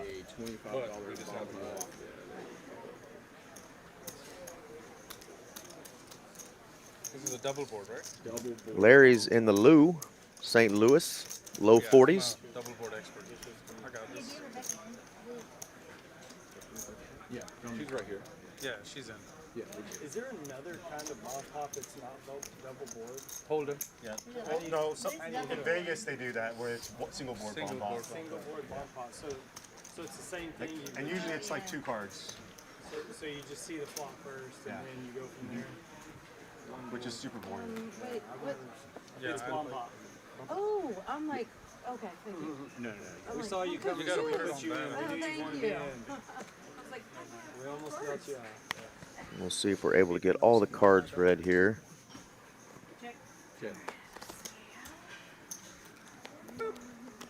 Thank you, Cooper. So on the dealer changes, they've been doing PLO bomb pots on our normal Tuesday night stream. The Hold'em game, they typically do a PLO flip. This will be a bomb pot, so you will see betting. We'll try to suss out what everybody has. I see a 2-pair there for Colby, 3-pair really on the bottom board. Top pair, Jack 3-5. Jay's got a pair of jacks, gut shot, backdoor spades. So with that game and this game, I'm in for 8.5. Set of threes for Dusty now, I see. She's putting in that raise for 825. And 4 here. Mr. King up in the chat. What's going on, King? So every time that I've come here, We all know that Mark's probably going to stack us, though, not the other way around. I come in with BBS Yeah, that is a dangerous tree to start barking up. Exactly. every time. You leave that squirrel up in that tree. Quit barking. Going to be in trouble. That squirrel's waking up with the nuts.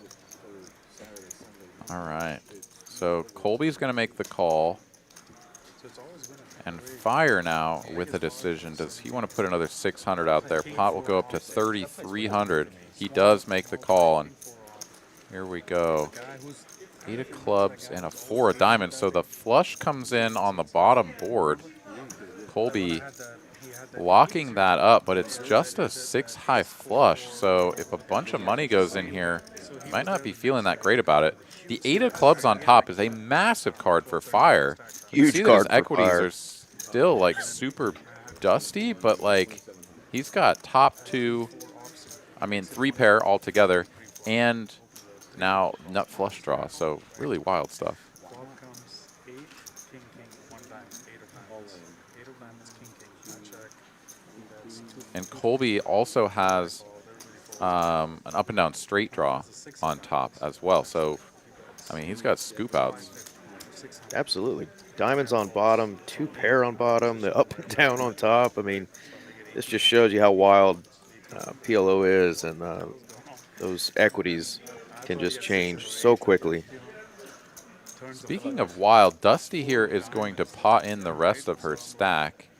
And she does have the best hand at the moment on the top board, but has absolutely nothing and no draws on the bottom board. So she's just YOLOing it in here, hoping to get half of the pot.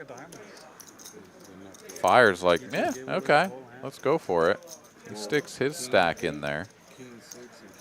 That's it. So And I'm now it's up to so many Colby to chips, call off chips. I'm like, he cannot do this with king. into what will be, you know, well over 10K pot if he puts the money out there. Very nearly 12,000 in the middle. And that's just what we can see on the screen. I think we may have the I thought about that. I told the him math a little bit wrong here. You got it. I cannot fold. You deserve it. Yeah, you deserve it. And I called, and the guy was dealing. He's like, "This is the biggest pot I've dealt." He was shaking. Yeah, you either? As it stands, we're counting down Fire's stack. He had big old towers of chips, so didn't have them easily identifiable. It's the one with the goofy looking. Yeah, what do you do if you're Colby? I mean, this is a tricky spot.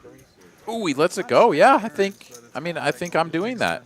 But he was just like miles ahead against these two players, and he's going to be shocked to see these river cards and the players turn over their hands.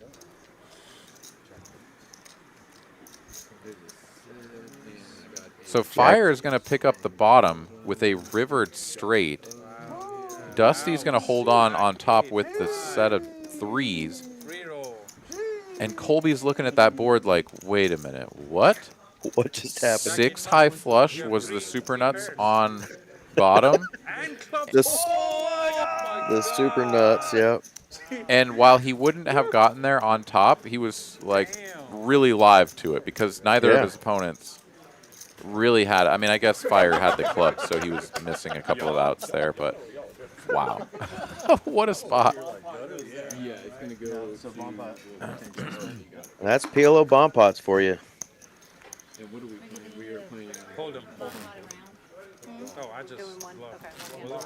Whenever the buttons meet. Yeah, Fire put that big stack in at the time, you know, drawing dead to Colby on that bottom board. But, you know, Colby obviously didn't want to put his whole stack in with just a 6 high flush.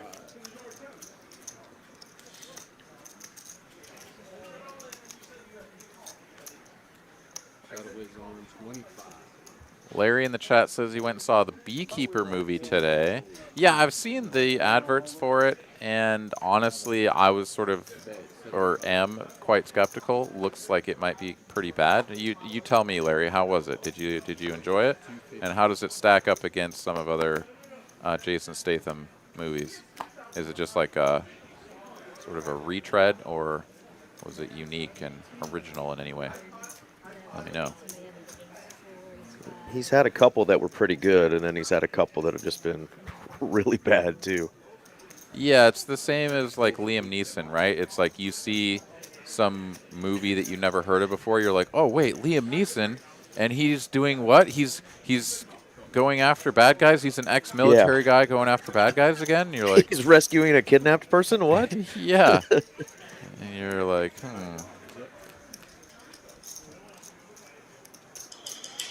Kim pointing out the players on their watches. I tend to agree.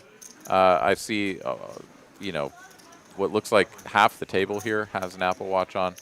I do tend to agree with you. I think the standard is to usually have the players remove those, but quite certain none of these players are using it in a good catch, way, Kim. That's a good catch. That's something we'll bring up.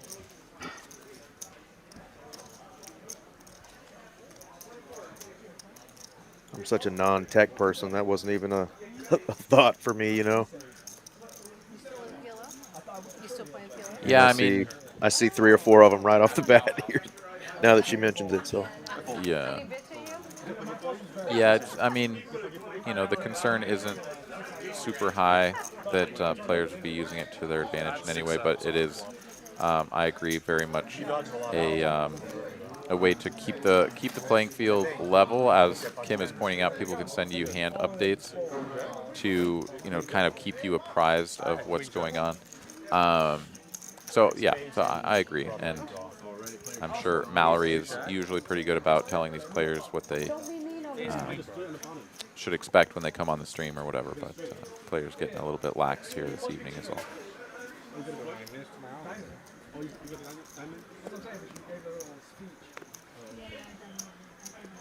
is that?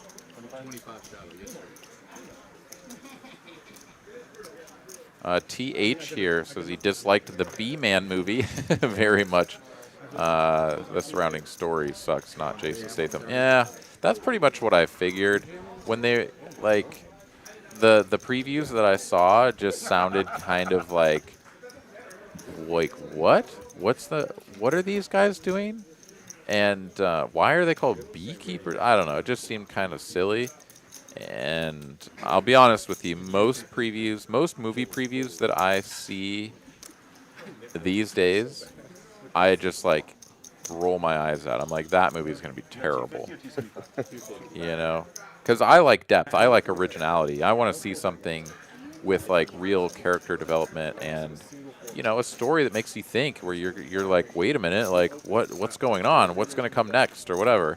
And if it's just, you know, standard plot line, you know, from A to Z, and, you know, what's the point?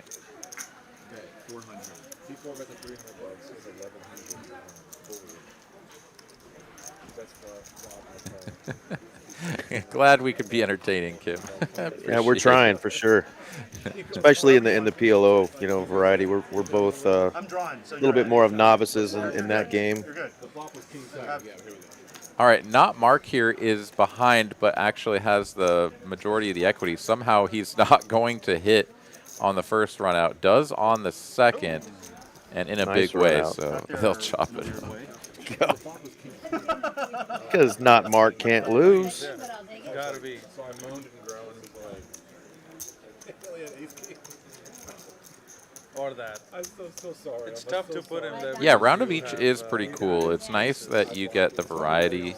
You have the sort of anticipation building of the next round.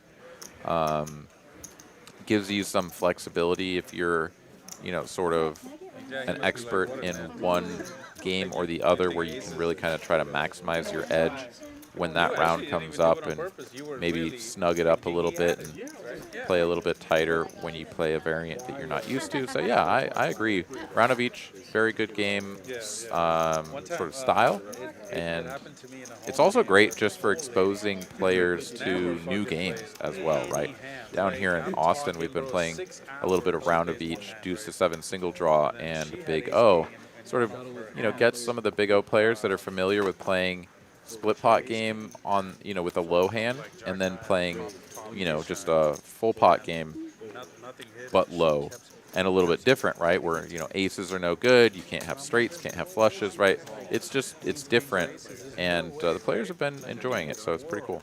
And I folded, and she shows the bluff of ace king, and I'm like, what? Just, and the whole table went nuts. Like, and she's like, yeah, that she actually, she said that was her first bluff in months.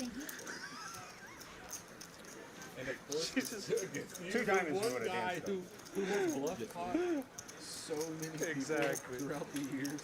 And then she wants to bluff me. I'm like, okay.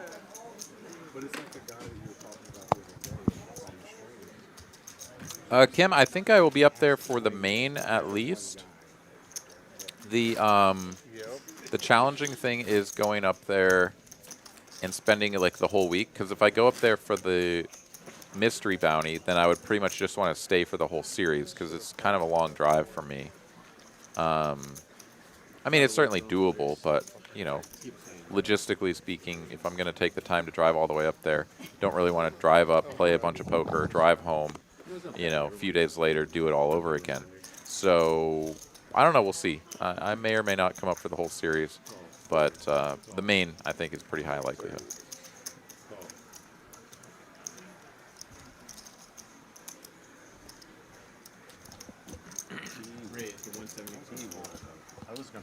All right, we got some limping going on here on the $25 straddle. A couple of spots that could have seen it squeezed up, but Fire is the taker from the big blind, makes it 175 to go. Like the size. And honestly, going to be pretty tough for any of these players to continue.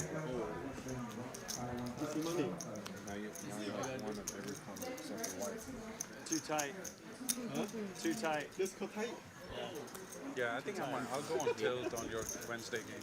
How about you, Kim? You going to play the full series or just going to play the main, maybe the mystery bounty? What is in store for you? Stop going there. Really? That's why I don't play there no more. That makes sense. I love it. It limits my losses. Maybe we do No. Also, Larry, I'm still waiting to hear what your take on the movie was. Got TH's take. What's wrong with I play mostly evenings. What did you think of the B-Man? I actually saw in his comment he said good Jason Statham movie, so I think he liked it. Oh, did I miss that? Sorry. Yeah, he said good Jason Statham movie. So he must have thought it was okay, I guess.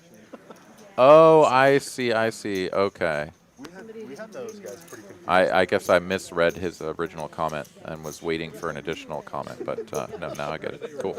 All right, well, we got one liker and one disliker. Maybe it's worth going to see. Let's see. Kim gonna play the full series on a tournament bender. All right, well, good to see you bounce back after taking a bad beat the last time around, and you know, it's good to shake those off and you know, kind of Ultimate high? get yourself back in the right headspace, back on the horse, you know. Oh my gosh, that sounds like a 30-minute bomb pot. Yeah. Every once in a while you get one that you got. All right, river top pair, good for Sturdy. He was best the whole way with the king high, but take that one down. All right, well, best of luck to you this week, and Where is this at? I'm sure I'll see you in at least the main.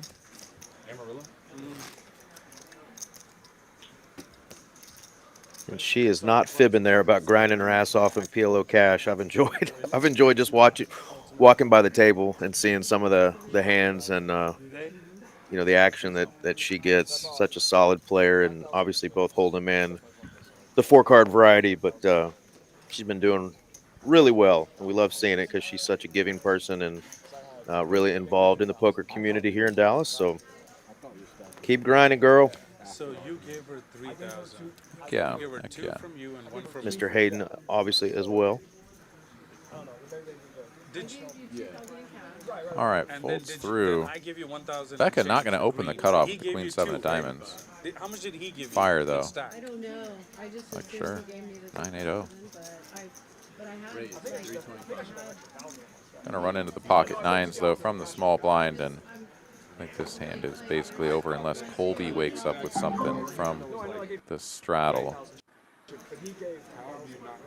Anybody else gonna be playing the spring into? I gave the 1,000 the K chip. And Wait, I gave you my the brain 2. just farted. What But are did we you talking? add The the leap into 1,000 spring. to Okay, the- that's what it was. I got my words backwards. Leap into spring tournament series. Let me know in the chat who's going to be there. What tournaments are you looking forward to playing? And yeah, hopefully I'll run into some of you guys. Fire is going to make the call. He's going to play his button. Pretty spicy here with the 9-8, and wow, both players going to flop a straight draw. Sturdy though with the up and down straight flush draw. so it had to be a second transaction. Beautiful spot for him.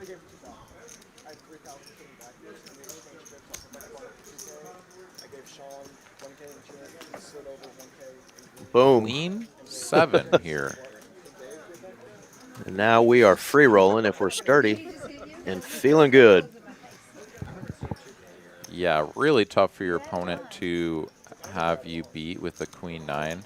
Of course, there's still a little bit of concern about the fact that there are 3 spades out there, and your 9 of spades is not the greatest. But Okay, we're good. yeah, Fire just going to make the call. And once again, when you bet and get called across 2 streets, given the texture, I think you're feeling pretty good. And my goodness, he makes the straight flush on the end. Hello.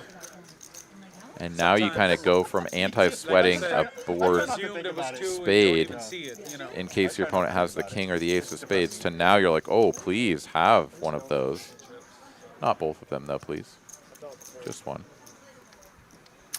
Let's see what sizing he goes with here. If he goes polar or 3/4.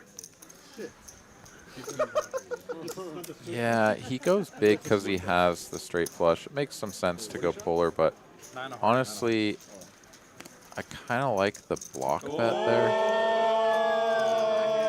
Kind of like the block bet there. I had the king king of spades. The rationale being that if your opponent does have the king of spades, they're never going to raise you when you go for the big size, right? Like, and even the ace of spades is going to squint at this board and be like, "Ew, I lose to the nine of spades, and he bet big. Why is he betting big when I have the ace of spades? Like, what can you have, right?" So the hands that can call you actually see the big bet as like, I don't like that, and are very unlikely to put more money in or even find a fold, right? Like, that's the worst thing that could possibly happen. King of spades folds or something. So instead, I would prefer the small bet and give your opponent the opportunity to think that their hand is actually good. They might raise you. They certainly could call.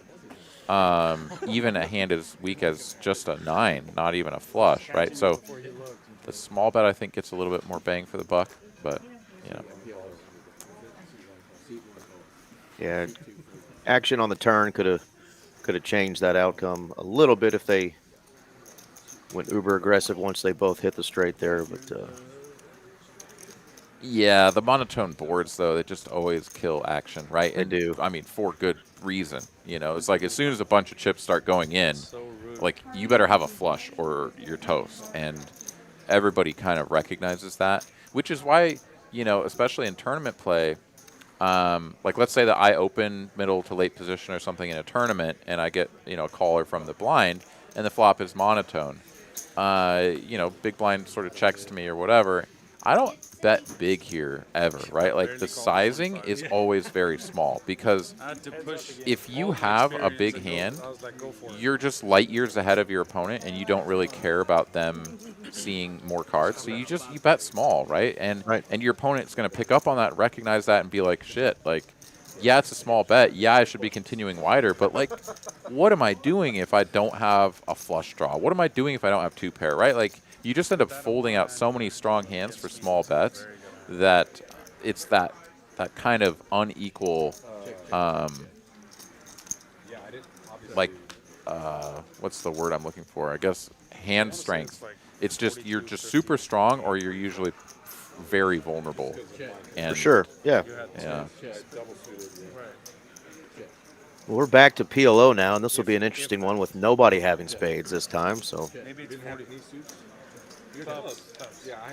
do have a wheel for sturdy. Oh, I'm straight. All right, here's the good movie review from Larry. Good action. Little surprise towards the end. Don't know if he'd call it woke. Okay. Rich people don't have good morals. Blah, blah, blah. Okay. Yeah. Yeah. So if you're kind of comparing it to the John Wick movies, then yeah, it's like it's action through and through, but maybe the story is lacking a little bit. That's kind of what bothered me with the John Wick, whatever, quadrilogy or whatever the hell you call it. I still haven't seen that fourth one. Worth watching, or just if you've seen 3, you've seen 4.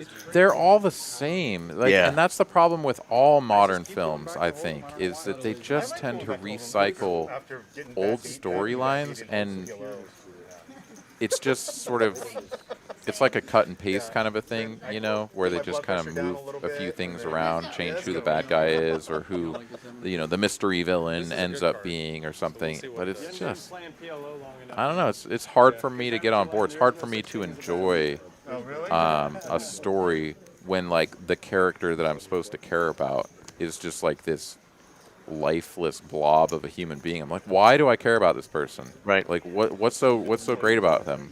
Why, you know? How did we get here? They're just like some badass killer that, like, everybody wants to kill, but nobody can even hit with a single bullet. You know, Not it's a like, single come bullet. on, man. Well, there we go. We got Raina saying she loved The Beekeeper, so we know those types of movies aren't going to change our lives, I think, as long as it's entertaining. That's the point. But the good news, since Hollywood sucks right now, is that we've got something else to be doing on a Tuesday night. We're watching poker, playing tournaments all across the state of Texas. So Hollywood can keep their crap stories, and we'll just write our own. That's right. Jay going to try to write a good story here as he's flopped middle set with a top set blocker. He has the best hand at the moment. Dusts the with some opportunities on the front door and back door side. It's going to stick around for the bet of 100. It's back to Jay here. There you go. There you go. Good luck, Oh, Jay. we Good hadn't luck. completed the action Good luck, there bro. for a moment, but now he is going to ship it clean turn card, and that is sort of the go-ahead for him. Check, check on the turn. He puts it all in there for 560.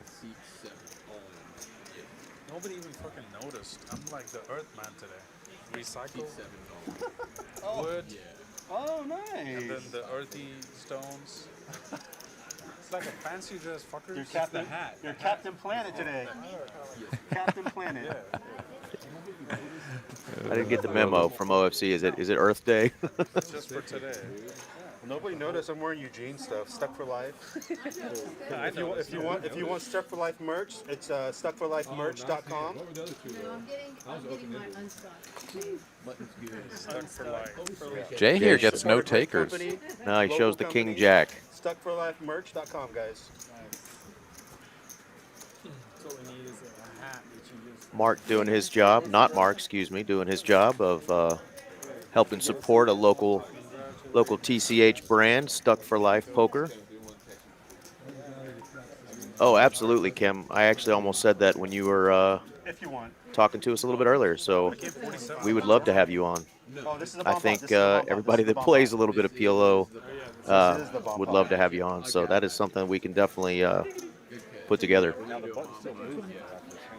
Yeah, no. Yeah, reach out to, I would say, if you Unless you have wanna play David's another information, Omaha reach hand. out to him. Otherwise, reach out okay. to Mallory, and she can sort of connect you guys, I would say, is probably the best way to go about that. That's racism. Yeah, for sure. We'll find out when the next ROE stream is Yeah, going to because be, I would- yeah, I would and rather just we will play plan on Omaha having than you play in here for sure. I'd love to pick your brain on some of these hands and the We're betting doing it to sizes keep it. and Everybody keeps it. betting flops, turns in the PLO action for sure. Get some of that Kim knowledge. Double board bomb pot here on OFC's button. Ooh, smart guy. Smart man. Smart man. Becca flops quads on the bottom board. She's very nearly got that locked up. Just quads. I mean, surprisingly enough, we can see that she only has 78% equity there. Dusty has flopped top boat on that board, which you would presume is always going to be good, but you're just dead to a jack. It's a very crazy spot to be in. Becca continuing to bet, keeping it very modest in size. Sturdy has picked up top set on the turn on the top board. The case ace peeling off. This is a very wild hand. Four. Raise. Yeah, I mean, Dusty is going to go broke here. OFC had his money ready, but Sturdy raised, and OFC decided to let that flush draw go. He had 3 clubs in his hand. Yeah, I think Sturdy here, he's trying to kind of isolate slash get all the money in while he thinks his hand is best. Does make some sense, but he also can't improve on the bottom board without hitting an ace or a queen. Of course, we can see that neither of those will actually help him, but even if you knew that all 3 of your cards were still in the deck, you know that that's very low probability of happening. So raising and just building the pot up here, to me, feels a little bit dangerous, but at this point in the hand, I think all the rest of the money is just going in, and Sturdy is going to win the top. Becca very likely to win the bottom, barring a single jack peeling off on the bottom board. Yeah, and Sturdy and Dusty still have money behind, so Queen would be a really, really dirty card on the bottom board. 1945. You're 55 short to repot him. I can raise. No. No. He's 55 short. How is he 55 short? Because it's a difference of 400 to 1200. It's 800. She raised it 745 more.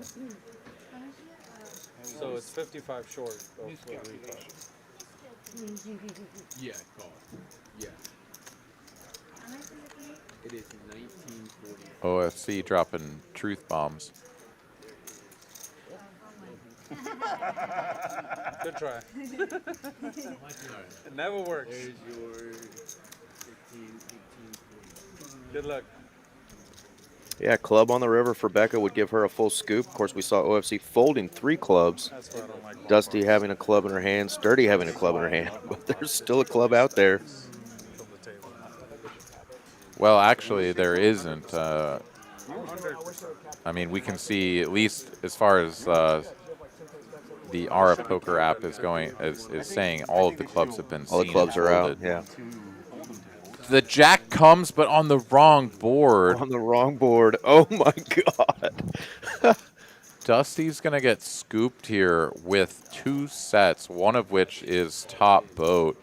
She's going to rip it all in, and Sturdy's like, well, how do I fold here, right? Less. I mean, she's going to get scooped for the main pot. For the main pot, yeah. Yeah, Sturdy's going to call here, and it'll be a chop on the side. But she's going to be sick to her stomach when she gets shown the pocket 7s here for Becca. Becca is politely waiting her turn. Face in the deck. Dealers love the fact that she's doing that. Oh, and there it is. Dusty, hands on the forehead, is like, wait a minute, what? How does that flop? She's just glad Becca didn't have an extra $4 grand in her stack. What a hand. And the jack just peels, and for a second, they have to get the cards red so it gets placed towards the bottom board, almost like a tease, It's the last ace too. but it gets put on the top board. Not flush. Wow. How gross would that have been for Becca? Oh, yeah. I mean, it's super gross for Dusty. I mean, any of these sort of super cooler spots are just nasty, you know, and amazing for the player that wins. But, yeah, that's pretty brutal to see that your jack was still in the deck, comes off just on the wrong board, and Or we can play. Just man. gets slowly slid up to the top board. Just, We need a button. what a dirty game. No, for a crazy fun. yeah, so that was not a great spot for Dusty, even though it felt like she was never going to lose that hand. No, I was serious. And with that, she's going to chip down significantly. I think without a reload is going to be on somewhere around $1,200. Kind of threw up a little Regret, yes, I played it one time. Becca gets a nice infusion there, chipping up over 3K. Sturdy, of course, has been on a little bit of an upswing here as of late. He's now up over 10,000.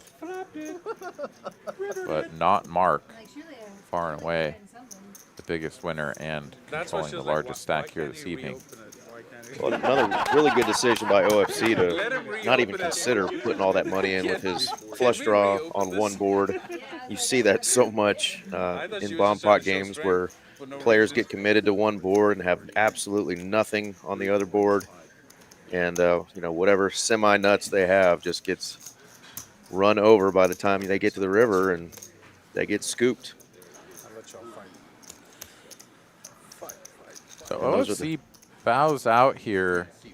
Honestly, I think his hand was playable enough. He got to close the action if he wanted to, but he decides to dip out. Sturdy, the only caller, and he's up against it here. Colby with the aces.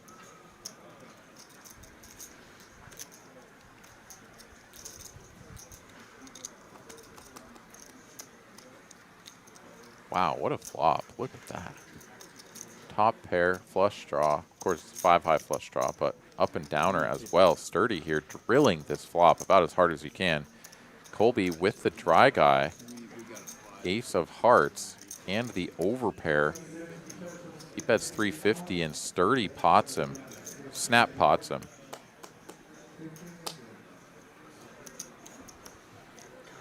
Yeah, pretty quick fold. That's a pretty good flop. And yeah, that's the tricky thing about this game is in Hold'em when you get aces, like yeah, you don't love to see like a 7-6-5 board. You know, maybe Jack Jack 10 or something. You know, there's some nasty flops that you can see for sure when you have aces in Hold'em. But there are just so many more flops in Omaha where your aces are like one pair and everything else is awesome. Right. And I don't have any of that. It's like, oh. And just like we saw there, you know, Hold'em versus PLO. PLO, he's got 32% equity there with his aces. And so just says, you know what, I'm just going to fold. But in Hold'em, you're thinking, okay, if they flopped a set, they flopped a set. I'm paying them off. But not in PLO. Yeah, because those extra 2 cards just become so important. Oh, yeah. So important. Not Very Mark here at about 16K, and not quite 10, but almost 10 of that is profit. Whew. Feels good. I think.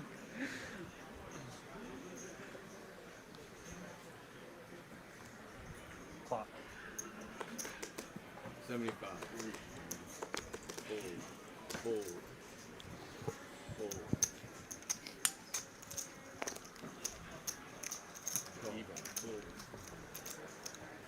It's a win.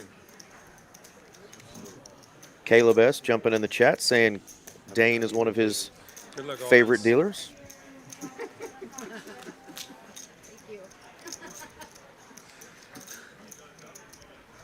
Check. Check. Check. 150. Call. Sturdy nailing another board here with trip kings.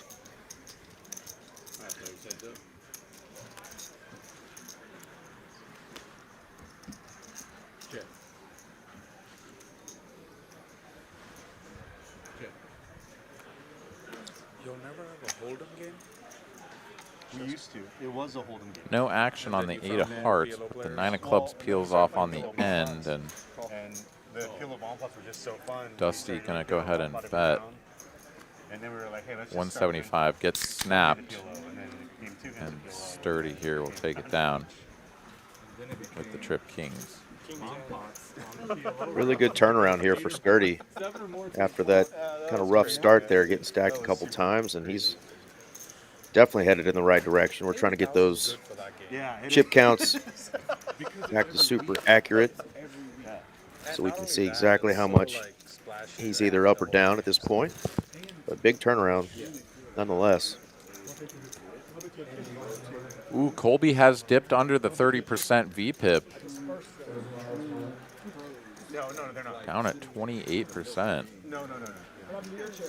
Most of the players at this table playing Over 40, yeah. right around double that. It's pretty crazy. It's with Surprised at Jay being at 70. Didn't think his was actually going to be that high. And that's on purpose. Yeah, he's just kind of, he keeps getting involved in these hands, and then they haven't really worked out for him. They can't get rid of him, right? He's got alligator blood hanging around. Yeah, it's like he sees flops and then has to fold, right? Has to fold. Yeah, he sort of gets in, priced in, sees these flops, and then they're just not good enough for him, and has to dip out. Wow, look at this hand for Dusty. That is a beautiful hand. That is a great statistic, Jedi. In Texas Hold'em, there are 169 possible starting hands. In PLO, there are 16,432. Is that correct, Aaron? Do you know those numbers? I mean, I definitely would not have those numbers off the top of my head, but seems like I could agree with that. Yeah. I'd have to do some math real quick, and I don't care to do that. So I'm sure Jedi Master Ted is telling us the truth. I just know every time I think, oh, that player cannot have that hand, and they have it in PLO. Yeah, blockers are the worst. Like, blockers They aren't are. real in PLO. You'll have like 2 8s, They're like so Fire gross. has here, and you're like, well, if I have 2 8s, nobody can have an 8. No, Colby's got an 8. Somebody has an 8. Colby here, though, getting after it, raising this up huge. It's under 1,000, guys. It's a bar game. Let's go for it. Dusty calls, Fire calls. And I mean, Sturdy's hand is super You're bad. still getting 4 to 1. We've But seen he this on might be previous calling. streams from Colby where he just finds a More than spot 4 to 1. and Yeah, 250 in. really just decides, hey, this is a hand I'm going after. I'm just going to get it. And sometimes Might be that. may not make sense to us, but So Sturdy does get out of the way. I was going to say he gets to close the action, but his hand is so bad that I don't think it really makes sense. Dusty is all in, and we have a side pot brewing between Fire and Colby. Vast majority of the money is in the main pot, though, so not a huge incentive to bet when you know you have to show down and win against Dusty. Sorry, not a huge incentive to bluff, is what I meant to say. Fire here flops a queen high flush, and he goes all in. Colby, not going to love that. Wow, he puts the What? money in, though. He says, I've got a pair. a gift. I got some runner boat outs, and no, he doesn't. Merry Christmas.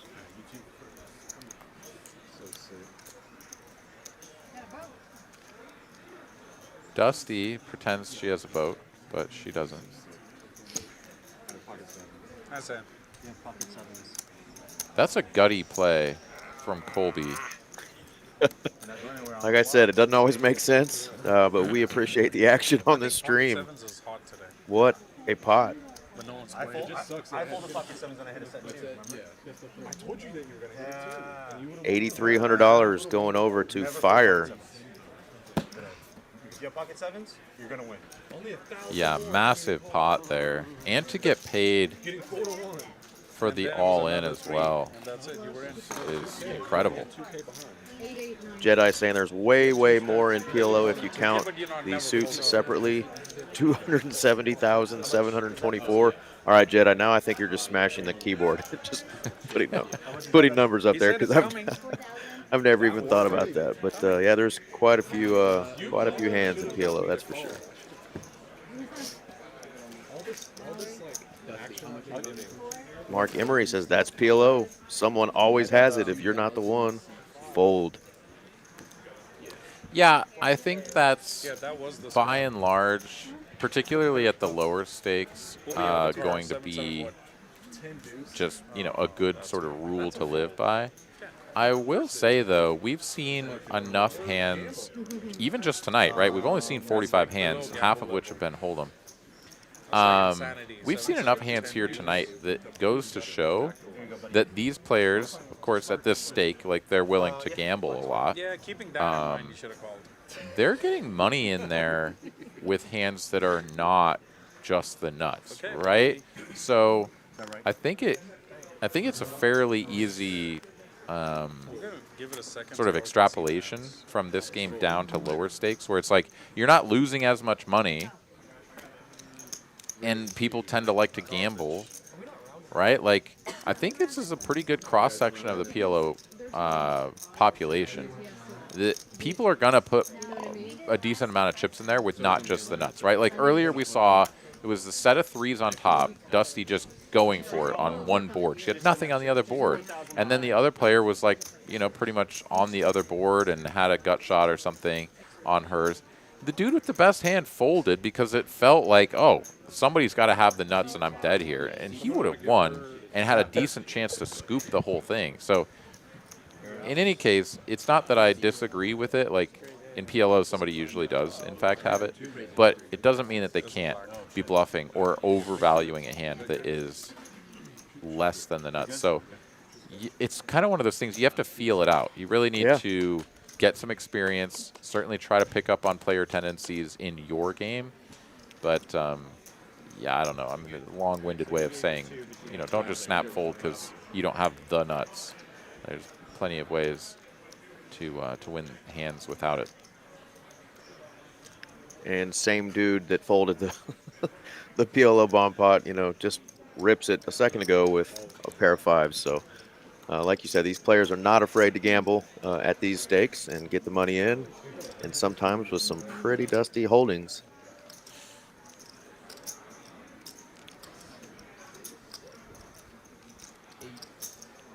Getting the count here is Sturdy. Up her second kicker. There's just no immediate flush draws, so, you know, maybe 10 Jack Queen makes some sense, but he's got 2 queens in his hand, so kind of knocks down on the wrap outs. Yeah, I think Ace Queen just a fold there and all the way down the line. As Yacht Club certainly has nothing to do with this one. Yeah, really good holding for Jay there with 2 different flush draws that he could backdoor there, and top 2 pair. Oh yeah, ace king. Ace king queen. Those are the hands he's been in a little bit, Aaron, where he's, you know, gotten his money in and not really faced a lot of resistance, so he wins a little bit, You're at 10. gets to continue to hang around. I know he's wanting to get called in a spot and double You up. guys want to just put 10, 10, 10, 10 and go straight to the flop? Like for the next Should round? we just play every hand as a bomb A pot? round of $10 single board bomb pots. Yeah, here in Austin we have a regular game Pot limit. that is oftentimes 2 tables or even 3. And That then we is can round of hold 'em. each, and the players typically will. Sorry, and round of each, not of regular PLO single board, but of double board PLO bomb pot. So everybody is just anteing I guess you just and play seeing 2 whatever boards can be and that playing it from there. Very consistent game that plays down here in Austin. Is that a round of each with just a hold'em and then Yes. a whole Yeah. bomb pot round? Yeah. Wow. And then very frequently too, the players will sort of get tired of playing any hold'em whatsoever, and they'll, you know, it's kind of funny. It'll creep a little bit. Sometimes it'll be 2 rounds of PLO bomb pots, then 1 round of hold'em. Before you know it, there's like 1 table that's only PLO bomb pots, and the other one is still doing the round of each. It's really funny.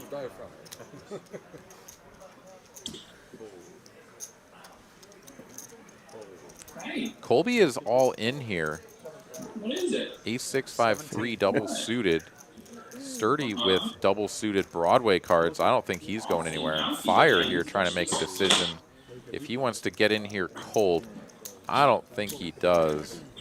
Maybe if he had a 4 clubs, but yeah, Sturdy gonna snap this off. 17? 30? Good luck. Colby in a bad way, needs to find a club flush or an ace. That's a great start for him. And there's the straight. But the backdoor diamonds come in. Oh my God, what a turn. And then a river right behind it. And Colby is going to go from first to worst. Yeah, he did. Yep. That's so gross. Maximum drama on the run out. Colby, who had gotten off to a hot start, was up over 6,000 from his original 2K buy-in, and You had diamond ace? he's now down to the felt. So Yeah, he has doesn't matter. chosen the wrong dancing partner. Seat 1 is not Repot, and then he's who going he's nuts wanted to compared dance with tonight, because Sturdy has had his number. Chips coming. Chips coming.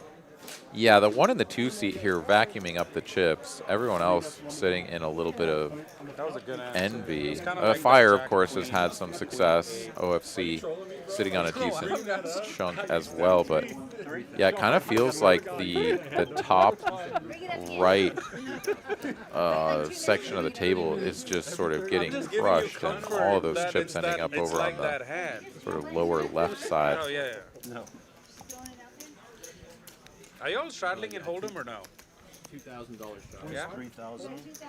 And sometimes when it rains, it pours. I'm still trying to make sense of that decision to ship the chips in with just the pair of 5s there earlier, but that last one was just gross. Just a bad run out. Yeah, I mean, to be fair, he was well behind. I think that was, you know, sort of a 60-40 type spot, and in PLO, that's, you know, you're pretty far behind. I think you have everybody covered anyway. Obviously, the turn was massive for him, but For sure. couldn't fade the river. You're getting pretty big over there. You might be about equal.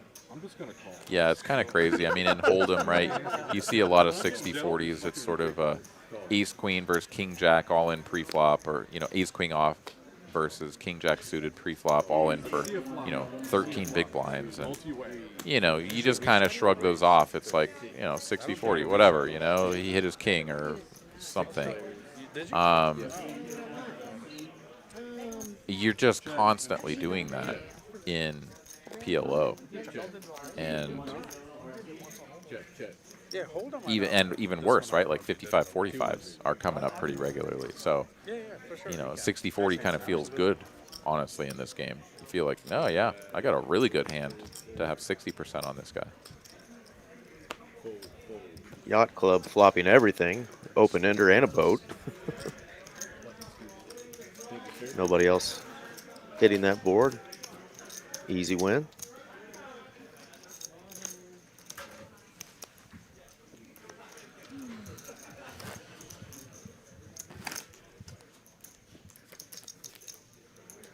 Always feels good to flop a boat with those small pairs in the PLO games, but you always have to be wary of the over pairs that continue and can sneak in there and sink your boat really fast. Or as Dusty might tell you, the under pair that flopped the boat, or flopped the quads. Flop the quadzillas on you. Yeah, you're just super toast.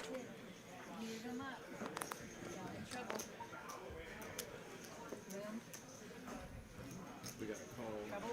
Where's the shot? 50. Oh, I wish he was here. I would take this.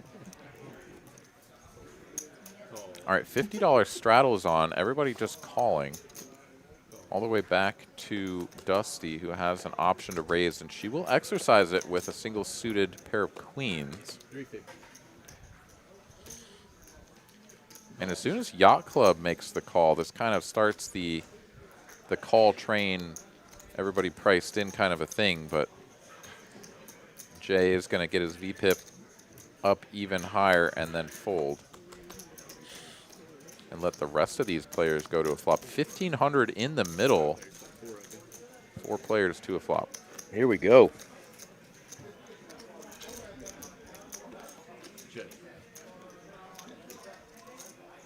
Diamonds for Yacht Club. Fire with Ace. top 2 pair. Ace-6, yeah, for fire. And this is a gutsy bet from Dusty. Gonna continue for 675, a little over 1/3 pot with no diamond in hand. Just backdoors and the pair of queens. I guess she's got the 4 blocked. But yeah, I think there are some spots that discretion is warranted. Dusty disagrees. She does only get called in one spot, but it's by the player that has just her dead to rights with the top 2 pair. Now the 9 of spades changes nothing. Dusty is literally drawing to a queen or a 4 at this point.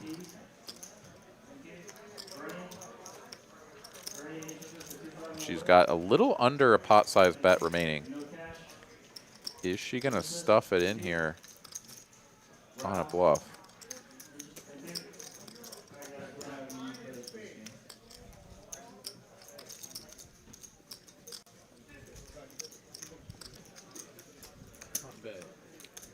She's going to pick the in-between tiny little bet size.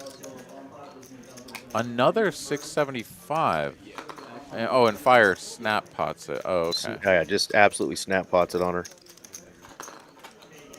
Yeah, I'm like, I don't think any of her value hands have this size. Fire recognizes that. And that's another 675 that just kind of goes right down the drain. She does preserve the remainder of her stack, though, but Fire going to be happy to take that one down with the 2 pair. 2 pair kind of one of those hands that, you know, anytime you win before showdown and you had 2 pair, you kind of do a little internal fist pump. Because, like, you may have had the best hand. You may have been way, way ahead, but, like, 2 pair in this game, not really something you want to show down ever.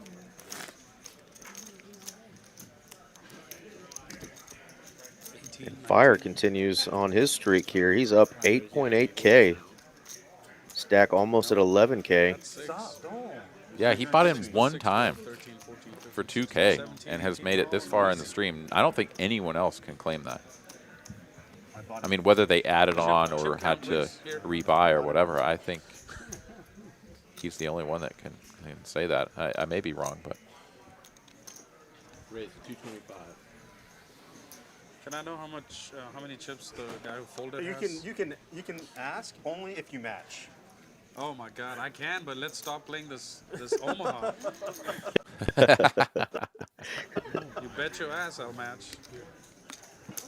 OFC wants to It's not switch that to I all hate 2 Omaha, card. Of but I course, just don't I think wanna the vast gamble majority of this table too would deep in Omaha scoff at that till idea. I understand a little more. Bomb pot. Player. Bomb pot. And this is Time for another bomb pot. super deep and we're doing bomb pots. Like that's what's crazy too. That's dangerous. RS Actuary in the chat. What's up, Because buddy? we've never Got done to bomb ship pots on in stream. a gamble. Yeah, the guys are mentioning how dangerous PLO and bomb pots can be playing this deep. And not Mark saying, but it's good for TV. Absolutely it is. I can't see her. And we, the sicko viewers, want blood. We want to see it. Indeed, we do. She's not one to shy away from the action, but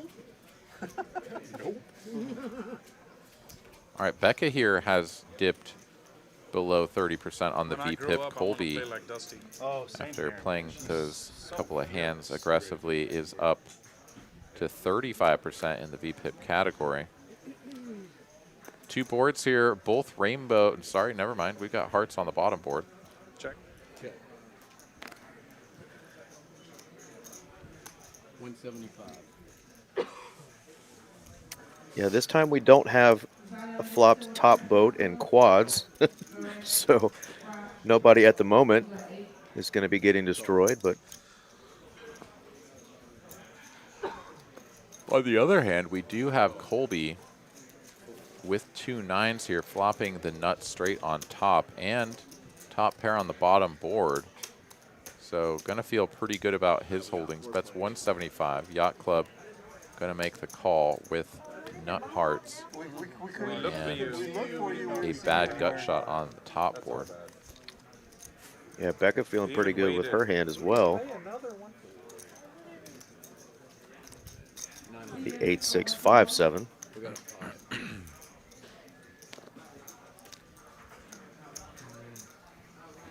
No, sir. Jack of Hearts comes on top. Nothing changing there. 9-7 still the nizzles. Becca gonna have to get out of the way now. Sturdy though now has top 2 pair on the bottom board, but it's awkward because it's just 1 pair on top. And yeah, it's like, how do you improve here? You kind of don't. You're just never winning that board. So even if your 2 pairs good on bottom, it's just really tough. And sure enough, would have been getting quartered. So makes a good fold. Yeah, really Colby good fold there. taking this one down. Appreciate it. Mark thought Yeah, Sturdy not only running good tonight, but he's made some really good folds and No, yeah, he took put some good pressure on players. And he's playing really good tonight. yeah. Yeah, look at that accumulation of chips. Just Absolutely. all these barrels of greens. Yeah, no longer reds like he started out with.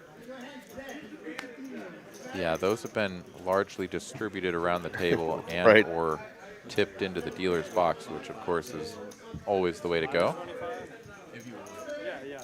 Yeah, Shadow is on for 25. Take care of them, they take care of you. All right, back to Hold'em. I guess we already had one hand to Hold'em and I kind of Yeah. missed it. Raise to 225. Fold. Fold.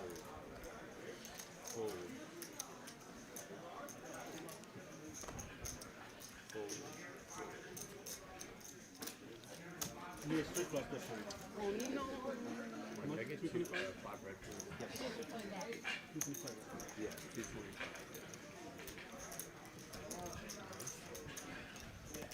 Heads up between Fire and Sturdy. Suited one gapper against the big unsuited Broadway cards. That is definitely a flop for the Broadway cards. Sturdy, the pre-flop 3-better. Going to continue small here. Like this approach.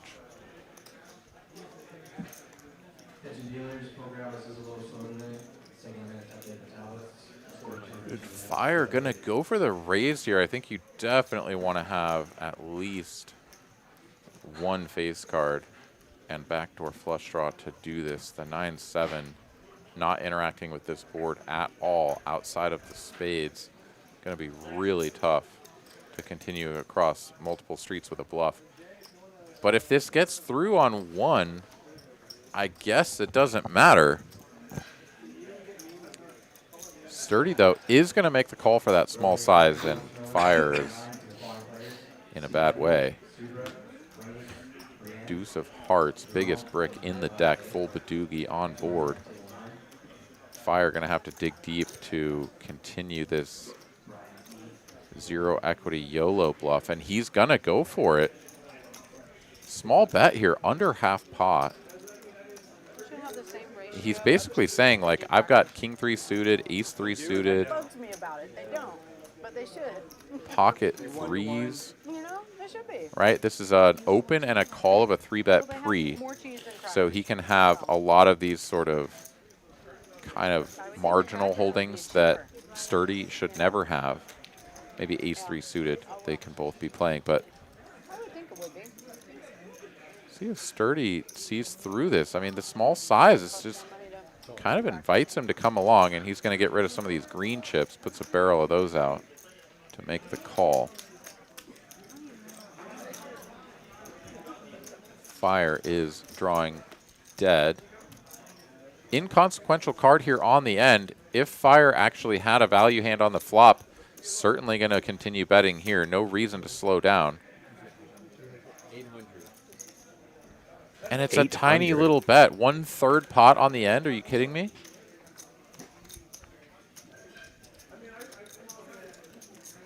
I think you're just absolutely getting a crying call with any weak ace or king that was calling you here.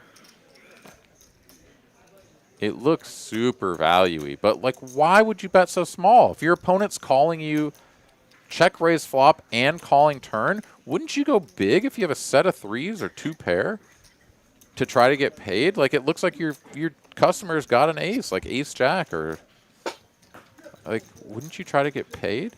The small size just feels so weird. And I think that's the only reason why you would ever fold here as Sturdy, because it's just so confusing. But no, he makes the call.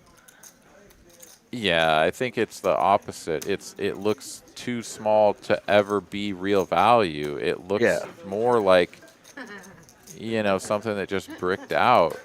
And yeah, I mean, he just calls down with second pair because the sizes just weren't quite right to get him to fold. So I like the heart there. Of course, Fire just, you know, taking a YOLO line. You love to see that, but yeah, Sturdy feeling strong, making the call, and he's got all those green chips back plus some more. Yeah, I mean, just really didn't make him sweat at all with the sizing there. Just an extra 200 on the river Queens versus aces. into a pot that was 2,500. Nobody's bitter about it. Yeah, I mean, by all rights, a king should have folded by the river. That was a great right? Like, makes sense to call some flop check raises because the size was small. Bet on the turn, very modest, so makes some sense to call. Didn't really change the texture very much with the card that came. And yeah, it's like you just go 2/3 or 3/4 on the end and really apply a lot of pressure and make it look like you had a good hand from the beginning, and now you're trying to get paid because your opponent is sort of saying to you, hey, I've got like a good ace and can fold all of my kings, right? Like, that's sort of the story that's been told. Yeah, just didn't quite pick the right size. Here we are on to the next one. Fire with 8s, Dusty with aces, and OFC going to try to bust them both up with the unsuited connector. Thank you, sir.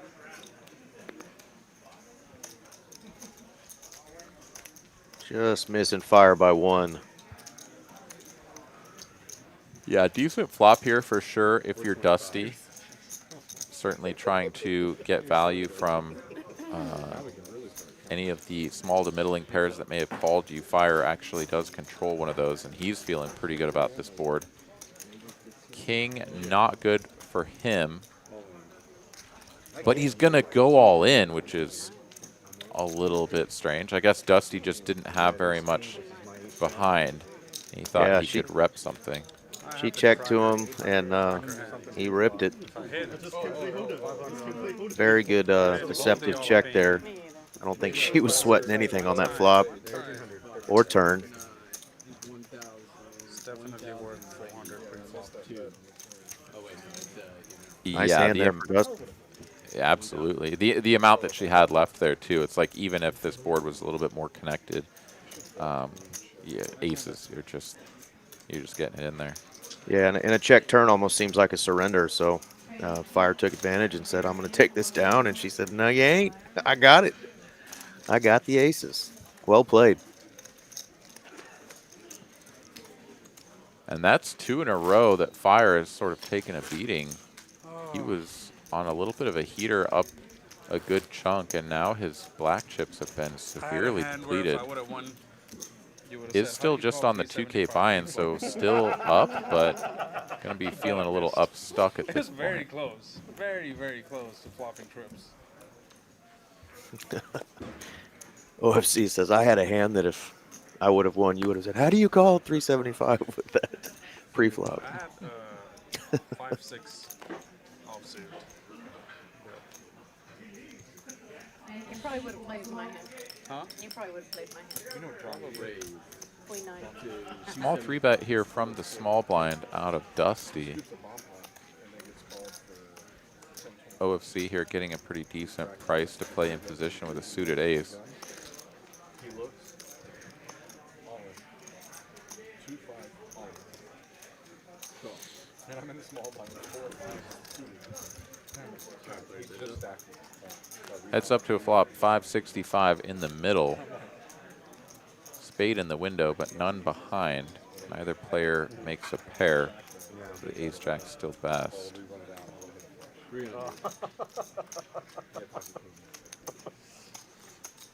All things considered, relatively large bet here from Dusty. 300. Gets a little value out of her opponent, but how does she continue now? It's a check. OFC here, yeah, he gets to rep this queen.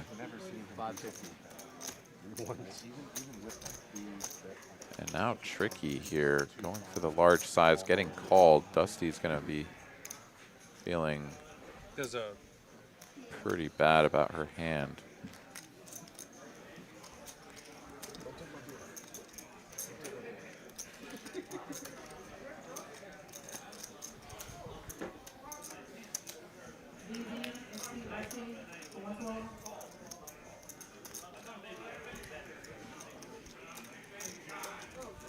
Looks like slam dunk value from OFC 550 into 12 or 1150. So he'll show the deuce. Did you have 7 deuce? 7 deuce? I would have showed 7 deuce. It was a spade. Maybe she's going to say, "Did he have queen 2 of spades?" But I think she knows he got her on that one. Yeah. No pair.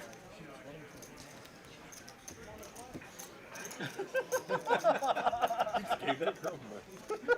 Yes.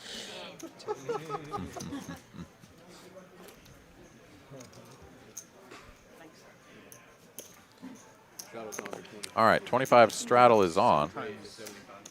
I feel like as poker players, we are a little too trusting of. Wow, Sturdy has gotten up to 15K with his stack. Yeah, he's knocking on the door of Mr. Not Mark there. Which is Nice, because his buddy, Yeah, I Crack Aces, is now asking how did Sturdy get all those chips? He has been crushing souls here tonight.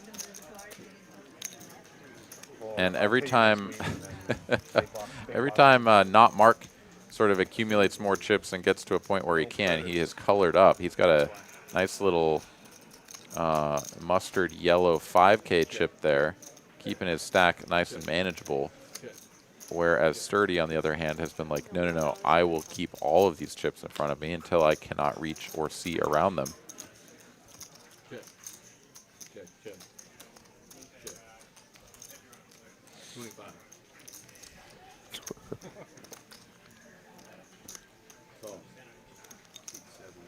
Basically a hold'em bomb pot here, but no one connecting with this other than Fire. Checks through on the flop, and then a bet of 25? Seriously? Yeah, OFC threw out a quarter. Okay. Good check. I hit the 7. That's why I checked it. I You did. had showdown. The plan was for $500 bet on the river, but I hit the 7, so I'm like, okay, I check, I guess. Save me 500. Oddly enough, 3-7 is OFC's favorite hand, but that was not his holding. Shit. Wow. What a hand to have as your favorite. My goodness. Right? I know. There's a backstory. I don't know it. I've never seen him win a huge pot on stream with it, so I've yet to see it come to fruition for him. But Right, but if it goes on the river, Yeah. Check, 500, he calls. All right, so Dusty, if these numbers can be believed, I think there is a little bit of shady math still in there, but Dusty down significantly. It says 11 here on the screen. I think that may be close to accurate. Not Mark, still holding pole position here, up not quite 10,000, but 9,400 in profit is still pretty dang good. Until the end of stream. C2, nid alert. let's get the net game going. 75. yeah, it showed Sturdy being up just $900. I think that's not accurate either, but he lost those first couple buy-ins, but definitely has accumulated a lot of chips since then. Yeah, I know that there was the one pot that his hand was sort of like misread or whatever, and it showed him losing even though he had rivered the backdoor flush. So there may be a swing as big as like 8,000 Right. on him, because I think it was an 8K pot when Colby ripped it into him on the end with the top 2 pair, and he had the backdoor flush that came in. That was when that was sort of like his momentum builder, right? Like he got the double up on that hand. Yeah. And chipped up to like 8,000. Now he's got like 16,000 or something. Yeah, that hand was at least a 3.5 to 4K profit. So like you said, close to 8,000 total. Yeah, and now he's got mounds. He's got 10K in black chips all just by themselves.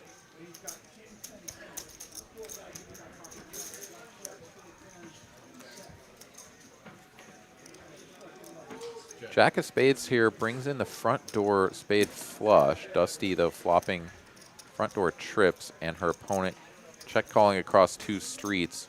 She is going to check it back, and she'll show down the winner. Not sure she could have gotten any additional value, but maybe a spot that she could have gone for a small-ish bet, half pot, or thereabouts, targeting a 7, but thinks better of it, checks it back, and still wins nonetheless.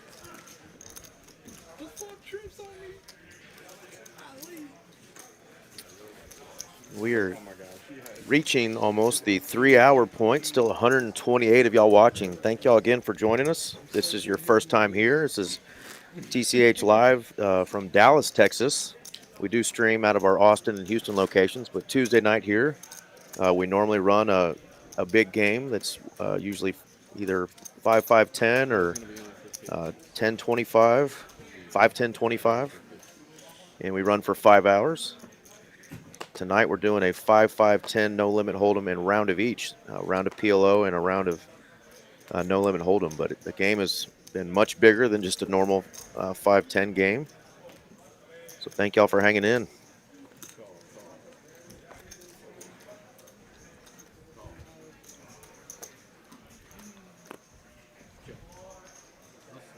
couple more hands here on the no limit round. So slick. I thought it was paperweight. We're gonna go 5 ways to a flop. 2 players controlling a queen jack. Yeah. I sure did. Comes 7 high. It's gonna be best for OFC. Fire here with a pair and a gut shot.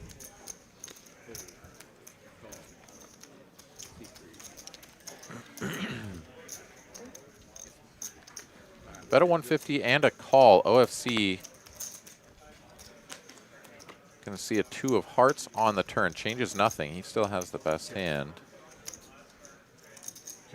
And now we go checky checky. So free river card for fire, but it's not what he needed to see.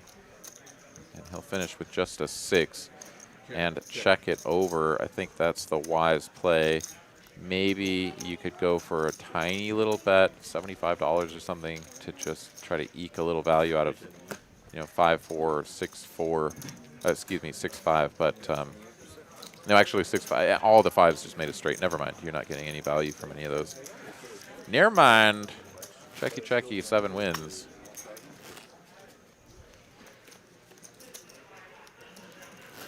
%. This is probably fully charged.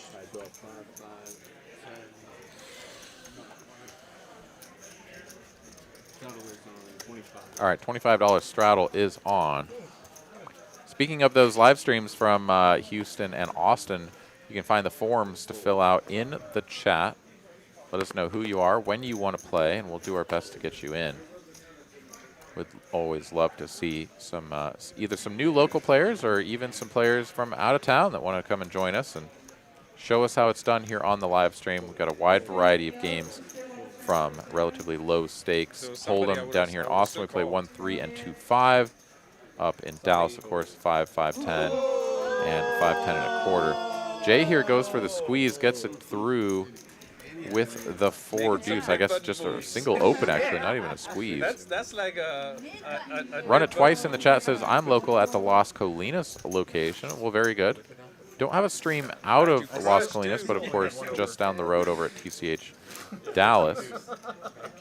Love to get you in there if you're interested in playing. If you call, I call. We would have had him crush both ways, deuce and the king, the 4. And there's nothing we love more than having a player who has checked us out here on the live stream come in from out of town, maybe out of state, Any deuce 4 he's and struck me. hop in and get in the mix.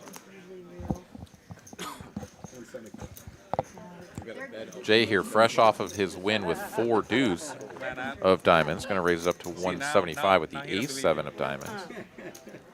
And OFC, first time we've seen, I How think, much are you playing, Jay? big pocket pair in quite a while in the Hold'em round. We did have some players get aces earlier. I don't think the hand really went too crazy. Although, I guess Dusty with the aces did get to check, call all in against Fire. She did get a double up with aces just on the a little bit ago. So here comes the raise. 925, big chunky size here from OFC. He is out of position, so makes some sense. He is just not going to get any callers.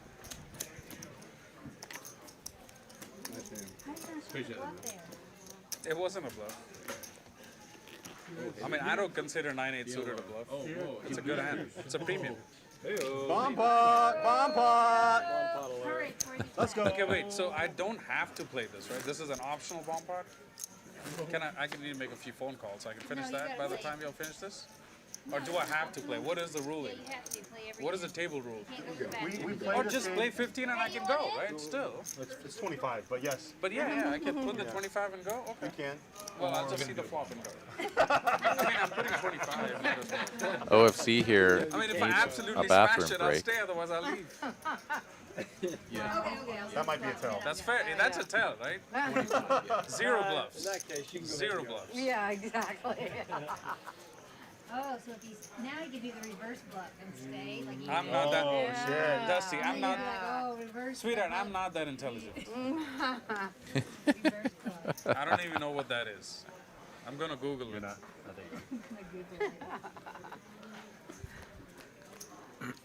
Love the banter here this evening. Okay.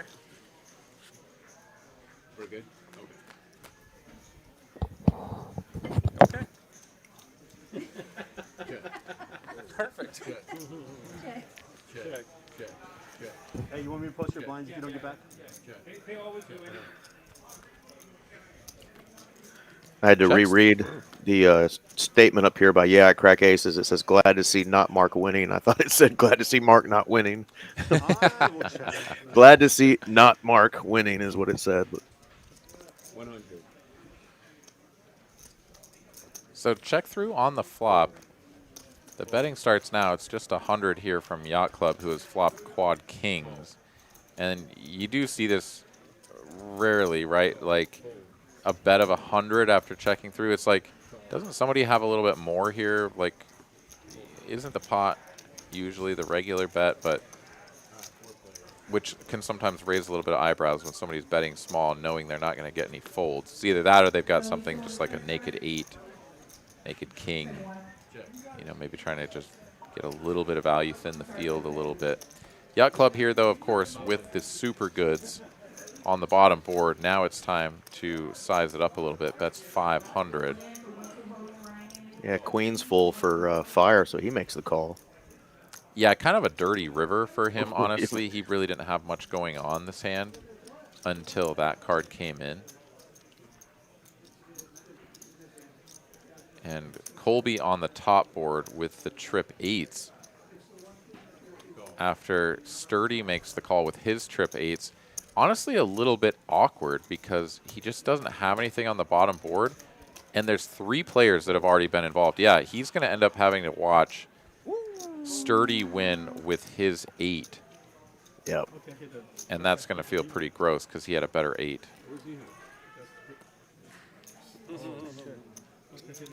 And there it is. And Colby's like, oh, well. I had the Another best hand. spot. Yeah, another spot for Colby where he's just not in a good spot to make a call there with just trips. Yeah, but I mean, it makes sense. Although the flush draws missed, right? Like diamonds and clubs bricked out, it's just a 4. You beat a random 4, and it's kind of hard for your opponent to have a full house because they'd have to have had 10-8, which why wouldn't that have already been betting? That's like the super nuts. So 10-8, 10s, yeah, 10-4. I mean, that's just tough to have there, and it was such a small bet. yeah, so I mean, I get that it feels like your hand is never good. It's certainly never good on the other board, but on the board that you do have an 8, when it's a single bet on the river, even though it's a largish bet, and then just call, you can kind of rule out any boats. So ace-8 is actually pretty good. Definitely think he missed out on one there, but Colby gonna stick around here. Doesn't lose anything either on the end. So onwards and upwards we go. Back to the PLO round of this game. That's a long one. Oh, you really had to go to the Yeah. No, I had a guy working at the store. $25 straddle getting limped around the table. Limps and folds, I should say. You've been folding for like at least an hour. Colby not going to squeeze with They played like double every suited now and then. 10s. Showdown. Did everybody notice? I wanted to say We something, all but I just. I said it like 15 minutes ago. I dusted off like 8K last stream I played on. Okay, this is another night. This stream. Oh, like, dust off another. Oh, man, they're move on giving to Mark another Hell saying what a nit he's become since he won all those hands. Most of it was to Dusty. Okay. City. Bet 115. I think Dusty's telling him he's the mayor of Knit City. Ace TV on Twitch says 80K for first. It's possible that someone could win 80K here tonight. I think quite unlikely, but no, this is just a cash game. Yeah, it's not like People are not repotting. all in.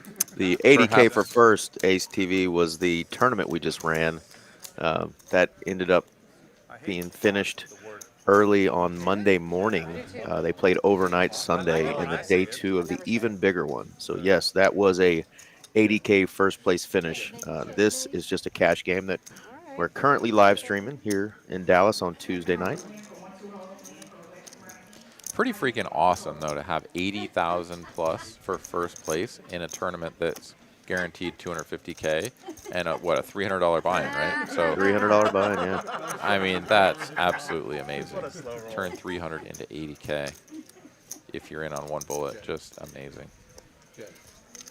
Comes running queens here. Sturdy gonna finish with the best of it if he gets his hand a showdown. Trip queens with a king kicking. And it checks all the way to him. He's massively multi-way, but like no flush draws come in. Somebody would be betting a boat by now. Yeah, I think he can go for value, and I love the size. Goes half pot. So somebody might be like, bro, you're on the button, and I've got a pair or something. And look him up light. As it stands, it's back to Becca, and she has absolutely nothing. I don't believe you. I don't believe that you have anything. I mean, I guess she's got a pair of fives. So she beats a pure air ball. He does have the queen. But it's almost impossible for him to be so unpaired that a pair of fives wins, right? Like. That's the queen? I wanted to bet the turn because I was Yeah, that's why I said you. Yeah. Tara's off to bed. Well, thanks for tuning in. We'll see you next time. Good night. Thanks, Tara. Have a good night. Hi, how are you? My seat was open. And the seat,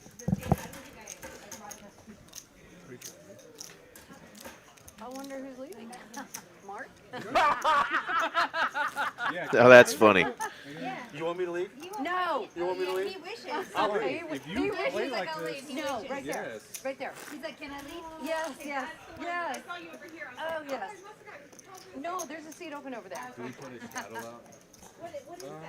It's big oak and 2 hands of bomb That pot might be ultimate. our good friend Poker Mama, who is fresh off of a couple of So they moved back. ring wins So high low. I put high low. up in Oklahoma. Saw her just a second ago out there playing here at TCH in Dallas. Oh. Yeah. Gonna have to get her back on the stream here pretty soon. Let's go! I think it should be a misdeal, but it's okay. Because you dealt 2 cards first, and then you dealt the other 2. It wasn't like a continuous dealing. Becca's gonna pot it here. She's got 2 pair in her hand, aces and nines, double suited. Oh, Just wanted to point that out there. Fire makes a quick call with a couple of 10s in his hand and a bunch of clubs. He's got quad aces in his hand. Not Mark. Got a fun hand, like I said, with 10-7, 6-5, double suited. If we're doing a prop Badoogie bet, Yacht Club got the Yeah, kings. I've had a Dusty's got I'll make like a bunch of hearts in her hand, some Broadway cards. But on the stream it becomes Becca's crossing her fingers her aces can hold against this many opponents. Let's see what the flop brings. cheating-ish. You know, like you're showing asking on stream. If we have prop bets, how we gonna tell each other? Can't use your She's phone, going to take immediately pictures, throw out 500. talk to each other, showing cards, you know. Her aces, surprisingly, are still really strong How would we on show this each board. No, I was Yeah, talking it's like very disconnected, and there's no flush draw. So honestly, these are the kind of boards where you feel emboldened to continue betting with a hand like pocket aces. just to prove you're an actual Yacht Club, player, in you should have fact, potted going to be in a little bit of an awkward spot to think about folding too, because kings are actually quite it. good I on know this in my heart, board too. for the same reasons. But before we get to Yacht Club, we've got Dusty here trying to decide if she wants to continue. I mean, she's got a gut shot, but there needs to be at least one heart out there, I think, for her to safely continue. And maybe she's just thinking about gambling a little bit. She does decide to let it go, though. Yacht Club also out of the way Last one with the naked kings. It's the only way I can win with aces is if everybody folds. You are correct. Win a small one, lose a big one. She had the backdoor spades and diamonds locked up as well. So about the best flop against that many opponents that she could have asked for. Yeah, that's the truth. Is it okay to have the food up here? Well, Kind of back. just not as long as it's not over. You know. What'd you have, Dusty? I had backdoor nut flush draws. Runner. Aaron, I've been mixing up my PLO strategy when I look down at aces. Obviously, you know, depending on what the other two cards are a little bit, but you know, gone to showdown and people surprised, you know, you didn't pot that pre, you know, and I've limped in with it or flatted a couple of pot size bets. But you know, I just feel like when you look down at them in a really loose, aggressive game, it's almost like you feel like I'm going to lose a really big pot with this, because you're like, I'm going to pot it, and if it's potted, I'm going to repot it. But I just feel like it's just the way the games are played here in Dallas, for sure. You just feel like you pot it 2 or 3 times, it just doesn't matter. Everybody's calling, and you know, you're just like, I'm either just going to win a monster here, or I'm just going to get crushed with aces in my hand. So Yeah, that one's always tricky. I think position is so important. You know, you get aces on the button after it's been opened and several people have called in front. Well, now you get to pot it to a large size. a huge sizing, right? You know, or at least, you know, moderate, right? Or you're the player in early position where you limp or make a small, you know, usually I prefer the limp, and then you know, you get somebody to raise behind you, and then you get to back pot it. So those are some spots that you can kind of go for to try to thin the field with aces. But you're right. Like, certainly if you just, like, pot it from under the gun 1 and, like, 5 people call you, yeah, what are the chances that you're going to win this pot from out of position with just aces? So I hear you. I think that there's a couple of ways that you can kind of mix up your strategy that still involve raises, though. You just kind of have to be a little bit tricky about it. Big hand here. Yeah, Colby getting after it with the top set. And Fire having jacks right behind him. Jack or a 10, but that is all out the window. Jack and only a jack. Not going to get it here on the end is Fire with the second set. Bricks out the flush draw, which feels pretty good, but nah, you were just super dead. Much needed double up there for Colby.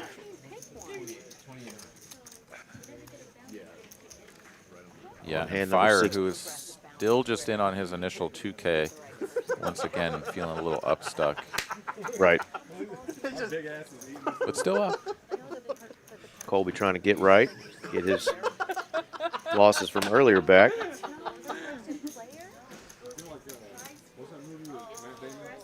Matt Damon. Matt Damon.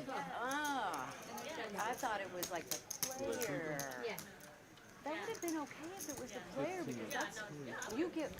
Yeah, so Colby gonna get his stack counted down, get the chips shipped over. Moves on up to 6,700 thereabouts, I get that. No. Yeah, pretty good spot.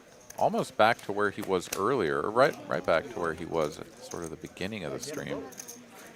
He has had to add on. In the meantime, though, we'll get profit and loss up here in a little bit, but we'll take a look at the pre-flop raise right now. Yacht Club on 2%. Pretty much raised just 1 of the 62 hands that he's seen. That's a question that I would like some answers to. My son, who is 7,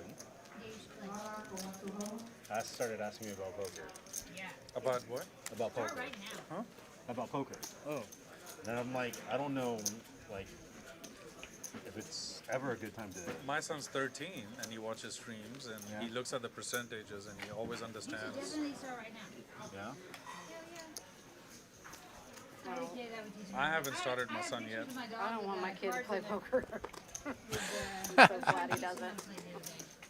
There's so few people that win. You know, really, when you think the percentages of winning players. Trying to keep the dogs. That was really funny. Okay, I'm sorry. We got 25 call. Or I'm sorry, raise to 75. C2 call. Mark, Oh my gosh.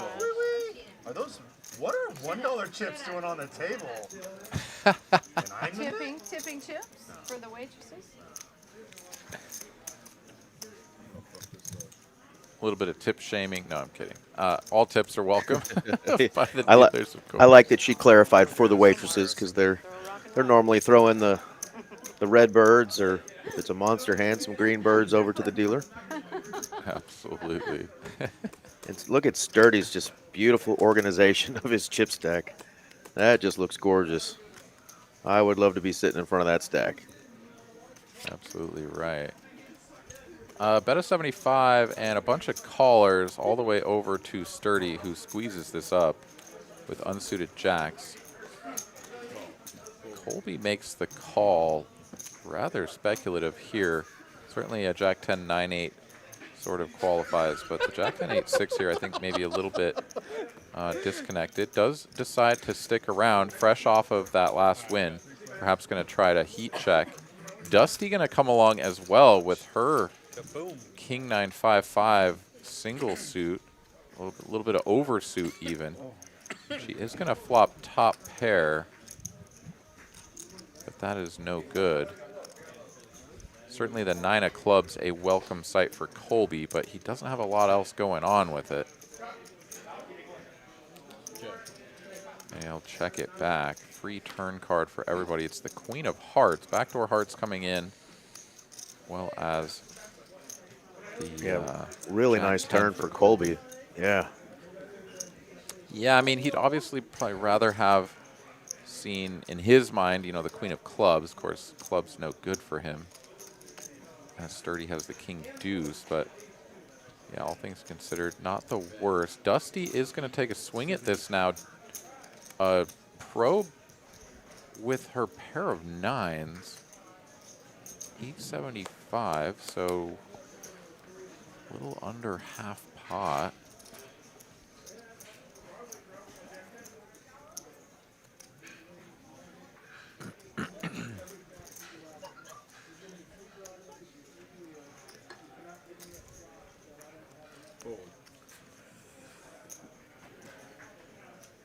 Sturdy's out of there, and Colby, yeah, he's got a straight draw now.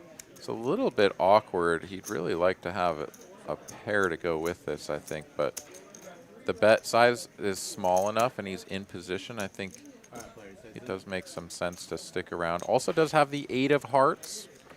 So if a heart peels and his opponent checks or bets small, maybe he can rep those. So 7 of diamonds.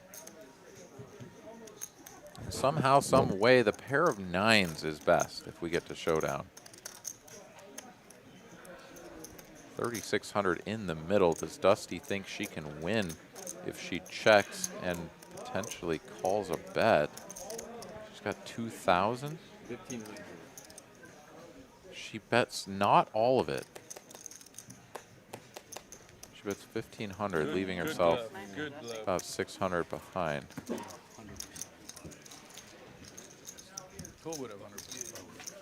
And that'll get the job done. Nice little pickup there. 5K pot for Dusty. Yeah, absolutely.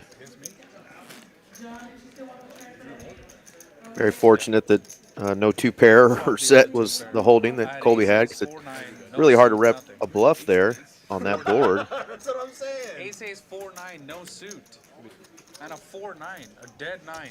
What am I gonna do with that hand? You played it perfectly pre-flop to where you could repop it and get it. I do love the amount of conversation that comes up.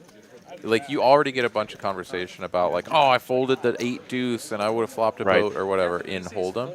But in PLO, there's so many things that can happen, or that did happen throughout the course of the hand, where someone's like, oh, I would have rivered the straight flush, you know, like, whatever. There's just so many of those conversations that happen.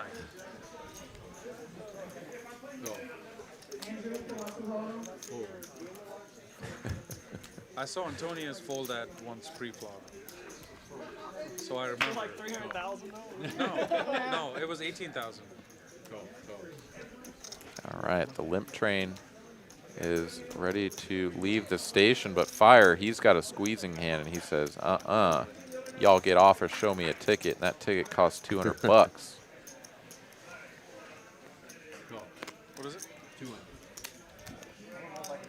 Everybody's got a ticket on this train. Everyone's got a ticket. I love it, man. These guys have no fold in them. This is the other 2 cards, I think, in this game. And Jay's going, God, what do I do here? I just call because there's 1,500 out there.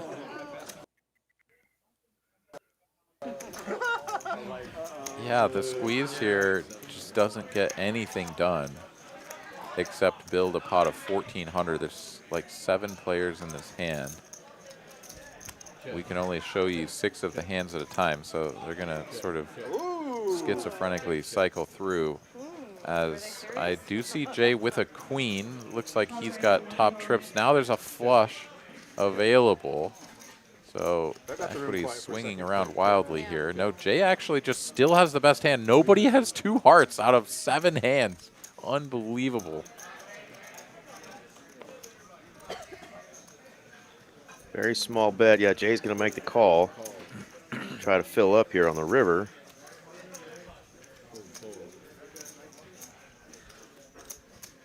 Yeah, and it's OFC betting with no heart as well. So it's just a pure YOLO. Another heart comes off that doesn't boat Jay. And can OFC just rep this? 2K in the middle. With no heart. Fuck it, I check. Oh, he gives up. He does. He says, F it, I check. And this is one of the few hands that would just like sigh begrudgingly fold to him if he rips it. Or not rips it, but like puts a sizable chunk out there. Yeah. Exactly. And Jay's still holding on to, the shorter stack, really would have been in an uncomfortable spot. I think so, yeah. Naked trips there. It doesn't feel good. Of course, when there is trips on board and so many like boat possibilities, you don't really give your opponent credit for a ton of flushes. So like the hearts aren't as important or as relevant, but it still just feels bad. You look at all those hearts out there and they seem dangerous when you have trips. And you don't have one. You don't have one heart either from OFC's perspective either. Yeah, it was just really hard for him to rep anything. If he had bottom 2 pair on that board or something, I think he absolutely should have bluffed. But he went for that spot earlier when he had the 2 pair. The sort of like, boat blocker bluff. And really, really liked the play. He just didn't have the right combo this time, I guess, to go for it. Dusty doing some pre-hand celebrations there, trying to get everybody awake at the table. Yeah, Mark's is like 18%. I might be below Mark. I don't know. No. I feel like it. Mark is definitely not the lowest VPIP, y'all. Rounds for sure. He may have slowed down in the winnings, but he's still playing hands. All right, 150 called 8 ways, 7 ways, 7 ways. Check, check, check, check. OFC with the ace. 250.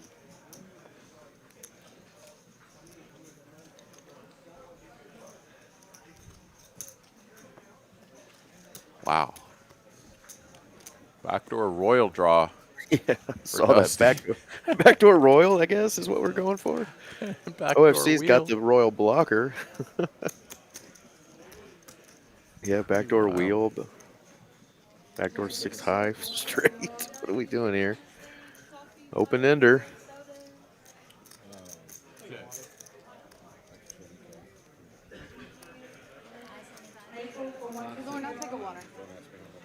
And Dusty is going to attack this spot. Checks to her 575 and a pretty quick call from OFC.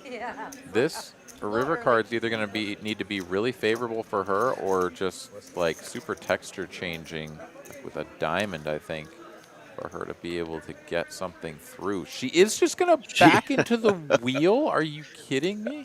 Are you serious right now? Ace 6 ace flop. King queen 5-4 gets there. And now that she gets there, I think she's going to check it back. Look at the smirk on her face.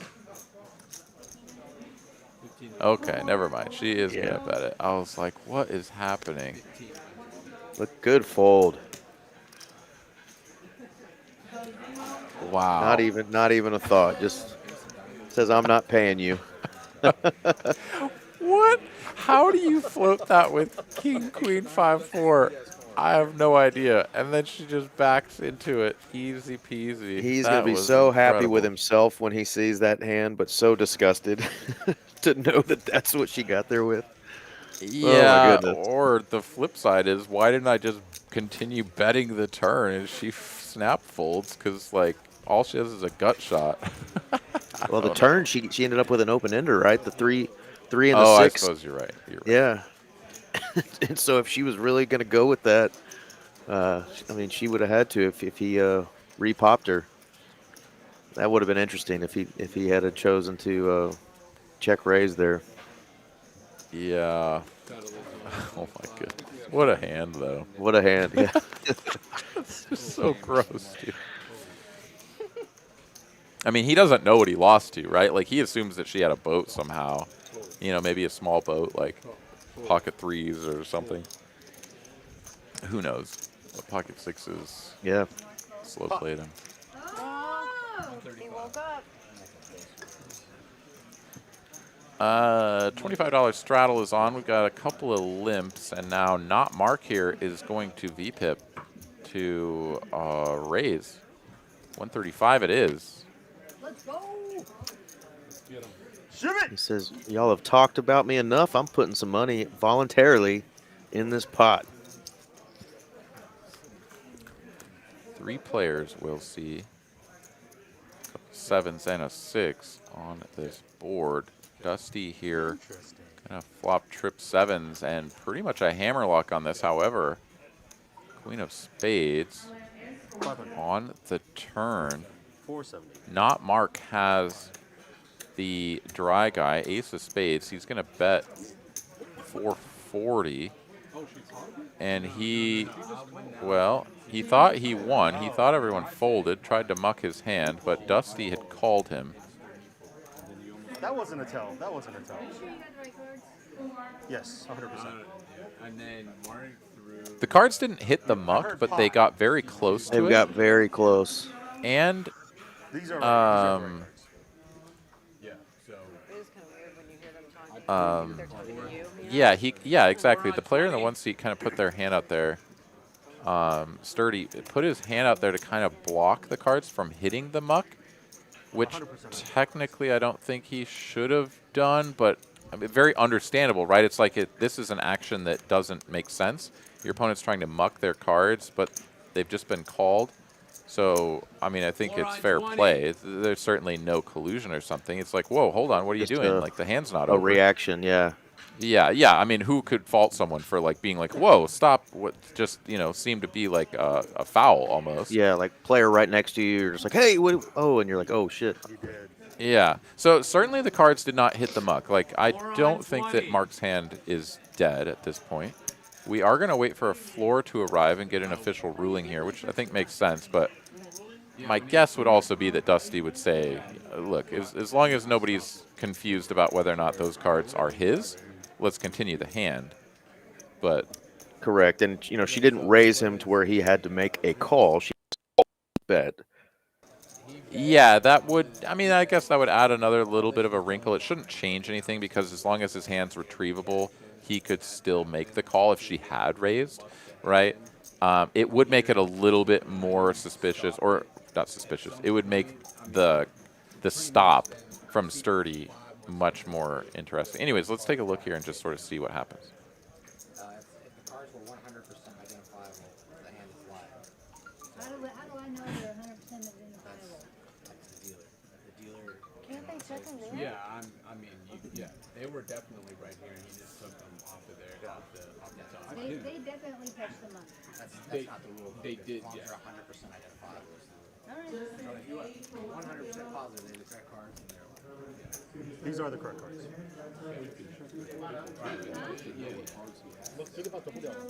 All right, so we've got confirmation that those are the 4 cards that he had started the hand with. I believe that Dusty is satisfied with the ruling.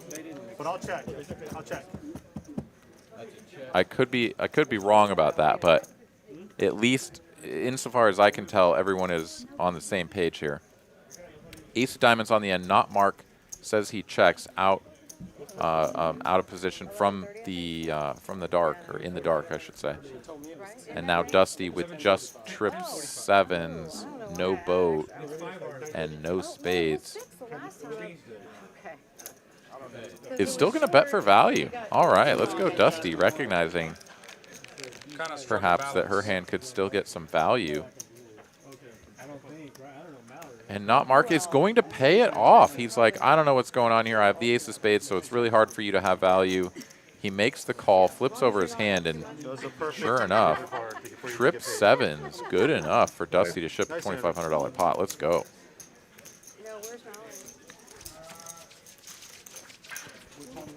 I think Dusty will be satisfied with the result. After that, definitely, Yeah. like you said, there wasn't any ill will or collusion with, you know, Sturdy trying to put his hand out there just to say, hey, you know, hand's not over.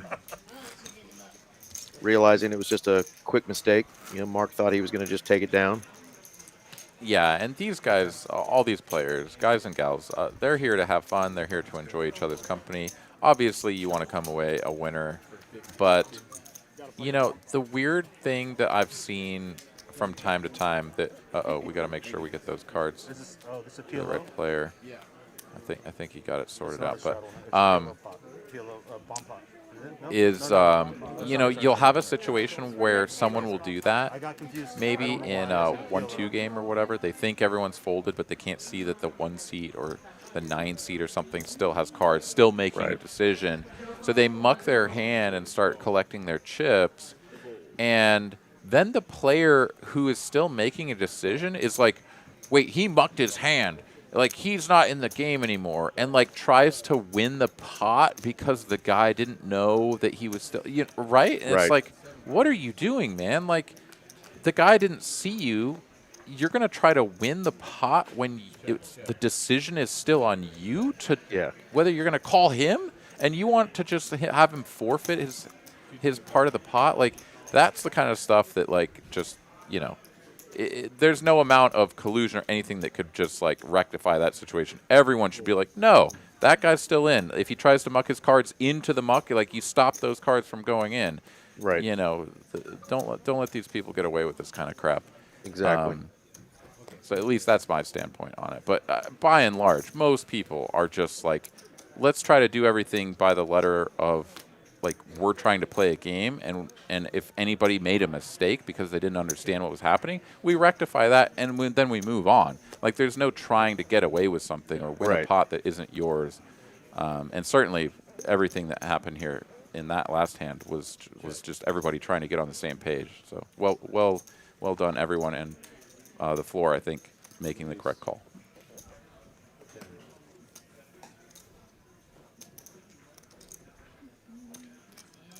Trip 10's here for not Mark. And he's going to get the pot shipped indeed. Shipped indeed.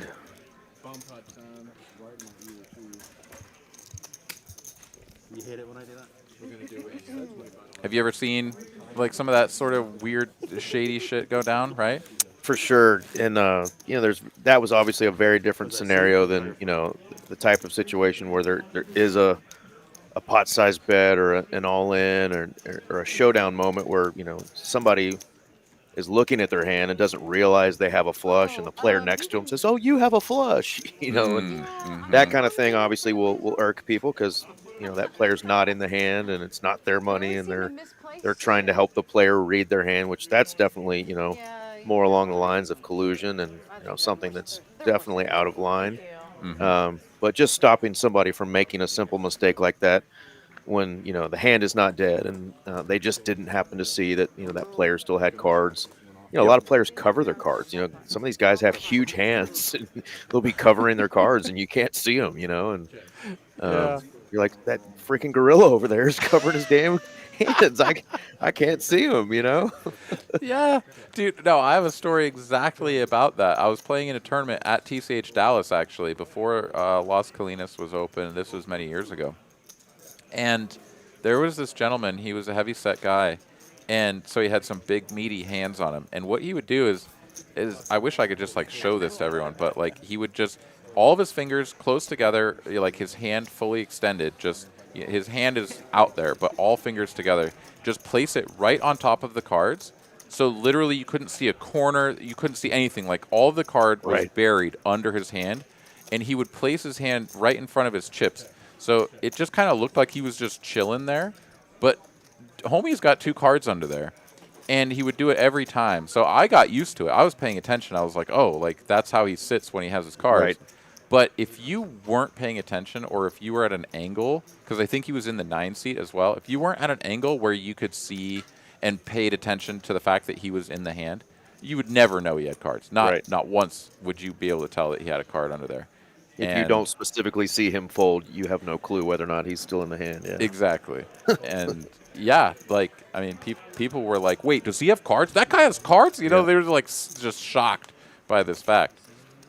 All right, let's take a look here. OFC has an absolute monster.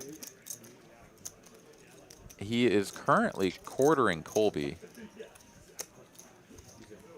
And both players, I think, with a strong inclination to get all the money in.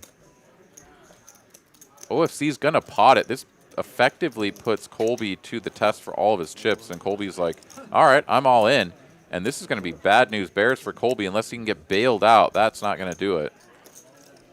And he is going to get quartered.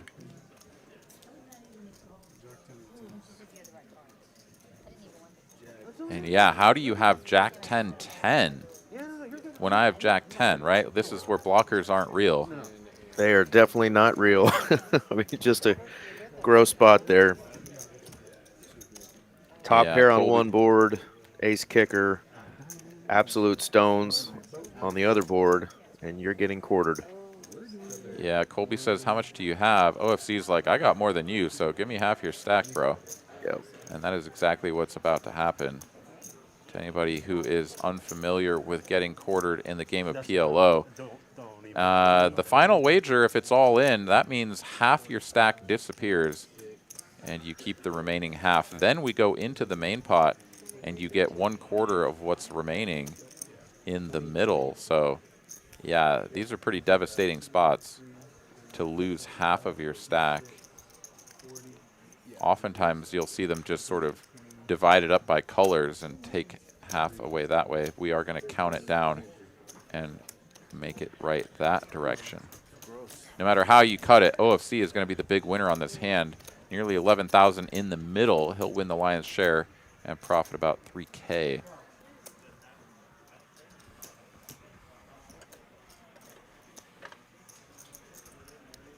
Yeah, getting quartered sucks in a heads-up pot. Getting quartered in a 3-way pot isn't the worst, because you lose what ends up being like a 1/6 of the pot or something. So it's like not that devastating. But getting quartered heads up is really, really bad. It absolutely is. And speaking of getting quartered, Not Mark is on the table, and I played in his game the other day, and he and I are still laughing about this, but we had a hold'em hand, raised pot, small raise. We both called with some pretty dusty holdings. I had king 4 of diamonds. He's got 7-4 offsuit. As the dealers changing, I'll tell the story real quick, but we both flopped trip 4s in slow play, and a guy had hit top pair. I think he had ace jack, and I got it all in for 460 or 480 or something on the turn, and after the pre-flop raiser had bet, and Mark didn't want to call, but went ahead and called me and said, you want to just run it twice? I said, sure, Mark, we'll run it twice. He hits a 7 on the first board, and the board paired jacks on the second board. So I go from just being in a dominating, trip 4s with a king kicker against his 7-4. To getting quartered. To getting quartered, yeah. Oh, it was a gross spot, yeah. We were about, well, he was much deeper than me in that game. I came in and sat down after playing in a PLO game for a little bit in that game of Marks I mentioned, the round of each. But yeah, getting quartered is no fun. Mark, are you going down there? It is not. Been there a couple times Definitely already. It's really nice. stings. I'm gonna go. Especially when, you know, the opponent gets perfect. You know? Yeah, I'm looking Yeah. Food is Yeah, when amazing. you're supposed to be quartering them at worst, Absolutely. and then they At quarter you, worst. you're like, oh, that's not great. All right, we're doing a double board bomb pot here. Couple of two-tone flops here as we get first couple of hands scanned in as we move around the table. It's going to be a bet of 200 from OFC. Top two pair on the top board and the nut flush draw. Backdoor royal draw on the bottom board, so pretty juicy there. Of course, the king of hearts already gone. That's not going to happen, but he's going to get called in a couple of spots. Dusty here with not a whole lot.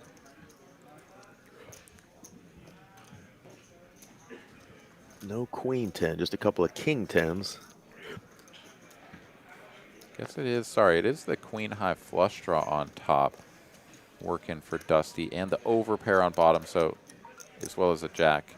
She definitely had enough to continue. I sort of missed the clubs there. Becca, though, with the better clubs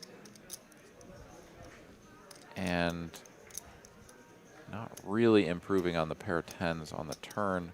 The bottom board, though, it's going to check to Dusty, and yeah, she's like, all right, well, nobody wants to bet at this. Maybe I can just get everyone to fold for nearly pot. 875 is the wager. Becca is going to stick around. She's got the gut shot to the 7 high straight. Pair of tens on bottom, and then, of course, the nut flush draw on top. Gut shot to Broadway there as well. And Mark's got an interesting spot, right? He's got the open ender with the 3-6. He's also got the 6-8, the 8-9. Yeah, Clubs are no it's good on top, but yeah, that's his problem. Is the top is super dust. Like, you know that your 9 high flush up there is rarely going to be good if it comes through. I suppose that's not exactly accurate. It's possible that someone has queen 10 and is just, you know, sort of trying to isolate given the fact that they have like the nuts right now and they don't want a bunch of other players in. So your flush draw could be live there. But when you have to go draw, it feels less good than having like a nutted hand plus a draw. So I think it makes a lot of sense to get out of there. OFC with 2 pair on both boards, flush draw on the bottom, nuts.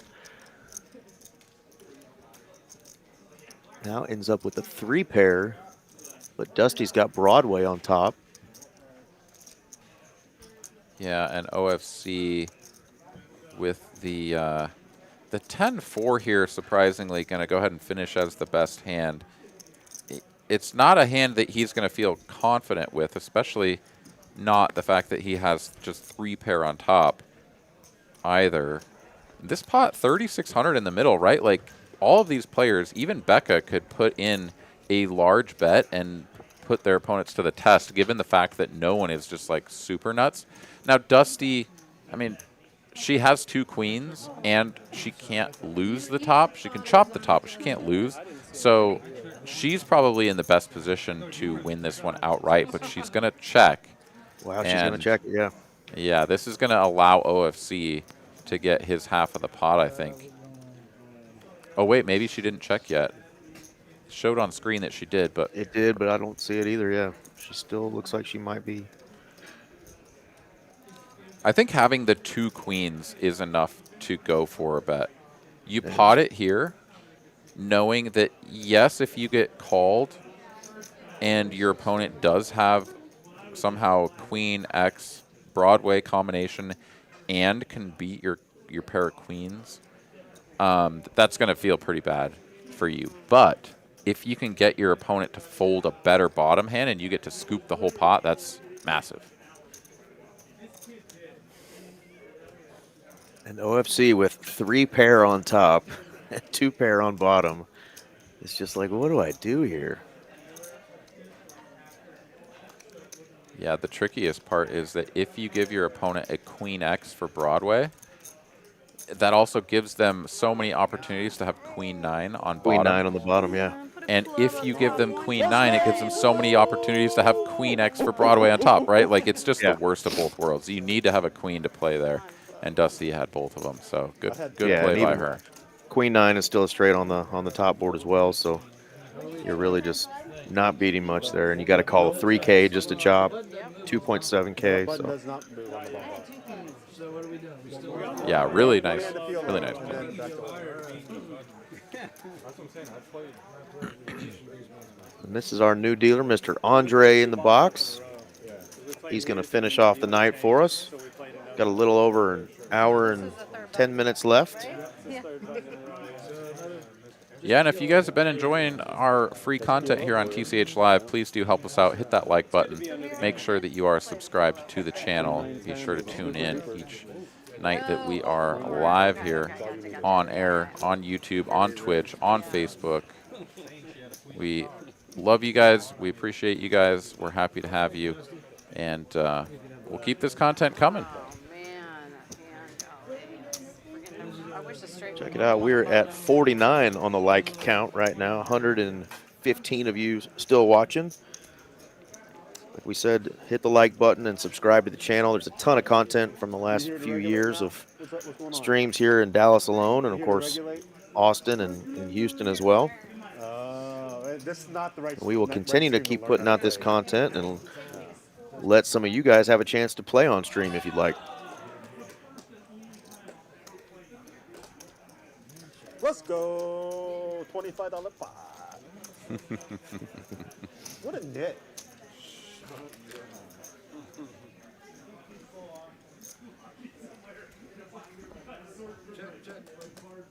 No shortage of needles and banter here in this lineup tonight. You love it. OFC deciding not to pot his aces pre, does get rewarded flopping a set of aces. I have the nut club draw and 2 pair on the top. Pretty much. Jay's got 2 pair and a club draw. I had too many outs. OFC with the queen of clubs. Happy to just call here. I like this play. Does give his opponents maximum opportunity to sort of pick up a little bit of equity, perhaps maybe a 2-pair sort of hand to continue betting on a brick, and then he can kind of pounce. King of Diamonds, not the best card in the world, as he does block the Queen 10 Broadway, but as we know, blockers aren't real in PLO. So OFC just going to check call once again, as Jay here is just kind of blasting away with that Jack-High flush draw. And the 2-pair jacks and 4s, and what a sick, disgusting river here for Jay. He's going to fill up. And I think the play here is, oh no, OFC is going to donk after check calling all the way. This may still just get called, like, let's be honest. He may not have gotten the call or the full pot size bet otherwise, but wow. Can Jay find the fold here with Jack 4 against a pot size bet? Yeah, and if you think he's that strong, checking to him one more time makes sense. You don't want to lose value, obviously, but I really think this just signifies strength and now makes Jay not feel good about what he should feel good about as a full house. Yeah, it's almost, again, like, would you do this with Queen 10? Right? Like, does Queen 10 ever just, like, make the nuts on the turn, check call again, and then blast this river board pair? I don't think so. Like, and what if Jay has Queen 10? Like, he's probably going to fold Queen 10 to this. He folds the Jack 4. OFC can't get paid. He's got the most disguised top boat you've ever seen. Nope. Can't get paid by another boat. Wow. Wow, that was pretty wild. Unfortunate result there for OFC. Fantastic fold from Jay. He bails himself out with just an amazing read there.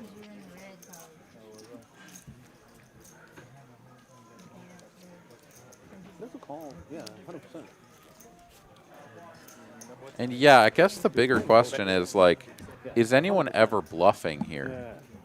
Full pot on the river, do you ever just, like, YOLO your bricked clubs into a massive pot-sized bet when the guy behind you can have all the boats, can have everything, and just rip it in for another 1K? I don't think so. So if he's not bluffing, and Jay says to himself, all right, if he's not bluffing and I've got a very, like, suspect full house, I guess I just lose. He just finds a way to fold. I mean, Finds a way to fold. yeah. Pretty wild. Looks like D-Neg's lover is asking about the stream only having 4 viewers. I think that's just on the maybe on the Twitch. We've still got 120 almost watching on YouTube. We're trying to grow the other stream applications a little bit, but these streams usually get a few thousand views by the time the night's over. And there's the chat that I've been waiting for. Jedi saying, birds aren't real and neither are blockers. Absolutely right. Couldn't have said it better myself. Couldn't have said it better, Jedi. I want to join that club just to engage with those folks that think birds aren't real. Oh, man. Join some Birds Aren't Real or Flat Earth Society, like, nonsense. Oh, my God. I just want to go to their events. Just feel Endless part of the team. entertainment. It's almost just kind of horrifying, though, too, right? Because it's one thing to have a joke conversation with someone about something that you both know is just silly and unreasonable, and then to try to have a real conversation with someone who truly believes something that's that ridiculous is like, oh, wait a minute. Like, this starts to hurt my soul and my brain, like, a lot. And when they have just their matter-of-factisms about it, you know, and you're just like, this can't be real. That you really feel this way, but yeah, let's go with it. I would say that it would be easier. I'm not advocating for this, but it would be easier to dispel the ideas of the Birds Aren't Real community by just showing up to one of their meetings with a pellet gun and being like, all right, guys, tell me that's a robot, you know, like, just go outside and take one down for them. But again, like, I'm not advocating senseless killing of animals, but sorry, PETA folks. But the flat Earth ones, man, oh my God, that is just incredible, just amazing. So who won the last bomb? Oh no, you say that, Jedi Master Ted. You say that. Yeah. We'll just all give him 25. Oh man. Well, I mean, if you're pulling 25 out of it without another pot versus... Well said, Mr. RJ. Speaking of, RJ has now joined us in the chat here. In the booth, even, and in with the booth. headset. What's up, my man? How you doing? Good, buddy. How are you? I'm doing fantastic. It is good to have you, as we've got another hand or two here before I take my leave, and you and Eric can sort of usher this show onto its conclusion for the remainder of the evening. But happy to have you here joining us, and it's going to be fun. Are you a tournament player, RJ? I do enjoy some tournaments from time to time. Not near enough, actually. I wish I were crushing them a little more often, but I've been slacking on my tournament play. All right. Well, you know, we've got the Leap into Spring series coming up here in, I guess, about 3 weeks now. Anything on that list? Anything on that series schedule looking good to you? Man, I haven't got to see the schedule yet, but I bet you I can find something for sure. I usually like the little deep stack, stuff like that. I know Friday night here, they've got a good deep stack. Tonight's tournament was excellent with the $100 bounties, 90 players out there right now. And some of that stuff definitely appealing to me, and just haven't been able to get out. I need to. All right. Well, I'm going to try to make it up there for at least the main event, if not for some of the other events. The opening event going to be a 500K guarantee mystery bounty. People really loving these mystery bounties and getting a lot of good turnouts. I wouldn't be surprised if that prize pool is closer to $1 million, and that makes me want to come up there and play that one. But we'll see if I can convince myself to come up there for a full week. Yeah, I look forward to seeing you up here. Yeah, that'd be fun. We should definitely get together. We'll schedule a little at least, you know, dinner or something like that at one point for. Absolutely. That sounds fun. Absolutely. Yeah. Maybe get a mixed game going, you know? Pop in Oh, with some of the snap. dealers, play some deuce 7. One of those Tuesday nights, big night here for that, and they do have it fired up tonight. Hey, all right, all right. Yeah, they went from what 3-6 to now 6-12. Yeah, Can you announce it? 6-12 is the limits now? they bumped it up in limits, and they slowed down a little bit on the drinks. What? Well, we've got ourselves a new player here. We got Poker Mama popping in. I mentioned it earlier, and she has shown her pretty face, and she is ready to rock. Let's go. So Fire has stepped away from the table and finished off the night. And Poker Mama is going to grace us with her presence, fresh off of winning 2 rings up in Oklahoma. My bad. Dude, what a sick, absolutely sick result for her. I was there in the room when she won the first one, and I was just down the hall when she won the second one. Just absolutely incredible, the response. Back-to-back days. Yeah. This The is response awesome. from the players, so many women there too. It was the ladies tournament was going, like they had gotten down to the final table while she was winning her second ring. So just fantastic support for that as well. Just really, really cool. So Yeah, I think the congrats ladies again, sir. outnumbered the guys with five players to go there. I think it was ladies 3, guys 2. Yeah, no, and the Yeah. final 3 ladies, or the final 3 players in her tournament that she won her second ring in, were all Yeah, ladies. all Pretty good. Nice. All right, couple of 9s and a 4 on the flop, 5 of hearts on the turn. Dusty here with the flop 2 pair up against not Mark with just ace high, but he's going to get there. Ace of hearts on the river. Dusty check calling flop, check, check, turn. She's going to check and just get shown the ace. Doesn't even have to sweat a bet here. Check, check. Interesting.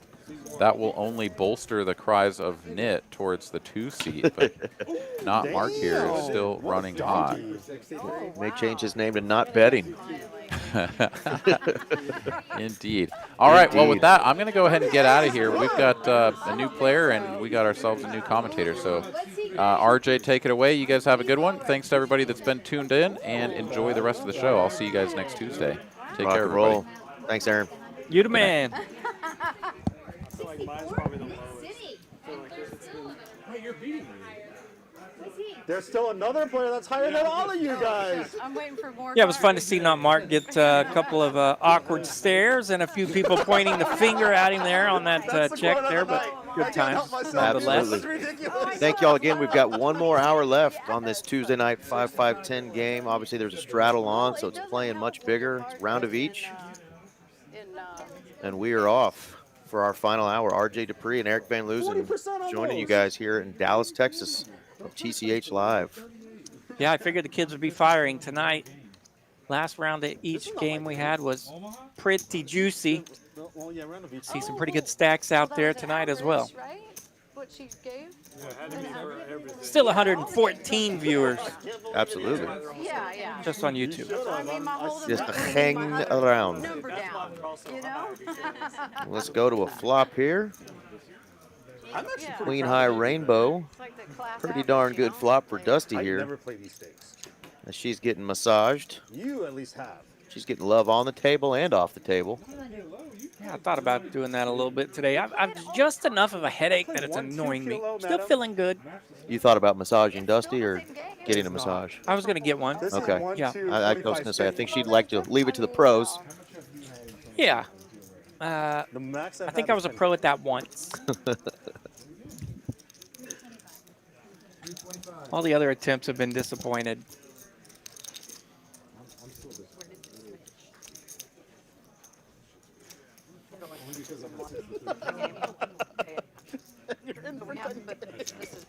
Nice little $725 profit win there. $1,300 pot for Dusty. Maybe I need to get a massage in the room more often if it helps me drag some pots. All right. If it leads to chip stacking, we will all sign up. I feel like I would just get lost in the massage and not concentrate, but Yeah, that's how I do. I want to take a nap. yeah, but we do. That's another perk here in the room, both TCH Dallas and Las Colinas. We've got licensed massage therapists always available. You can actually step away from the table and get a massage away from the table as well, but they're always willing to come work on your pain points there.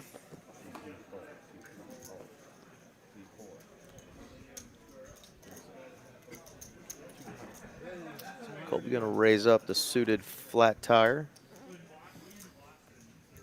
Dusty got the clean diaper. Your standard battle of Jack 4 versus 3 deuce here. Let's go. go. For 200 bucks.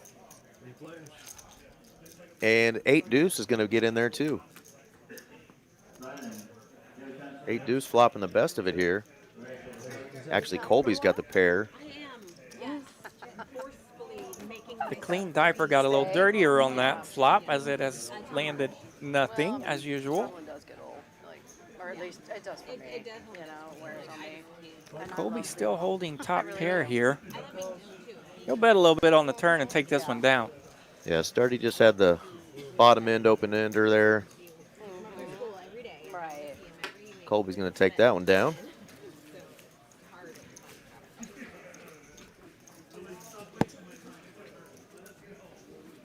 Colby's had some pretty aggressive plays tonight at the table, and a couple that didn't work out for him, but he's got himself kind of back in the game and just got quartered recently on a really sick bomb pot that he was in with OFC.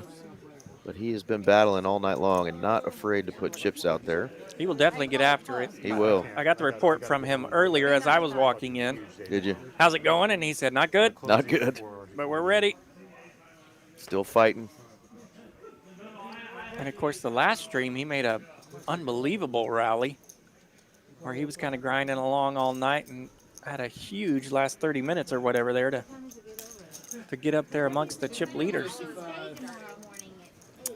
$50 double straddle on here, and Dusty with Jack 7 off is going to raise it up. I'm short stack, man. Come on. Gets back to Becca with about 2K in her stack, and she's going to raise it up with the big slick suited. Resistance from the big blind. And takes it down. Nice rambunctious crowd. Yeah, I got 3 ladies on the table now. Got a diverse group here on the table. And we've never met a rambunctious lady we didn't like. Yeah, and every single one of these women that are on the table are not just good cash players. They're players with some good tournament wins, recent and in the past. Dusty is a crusher. Becca's a crusher. And Poker Mama just blowing up on the scene right now.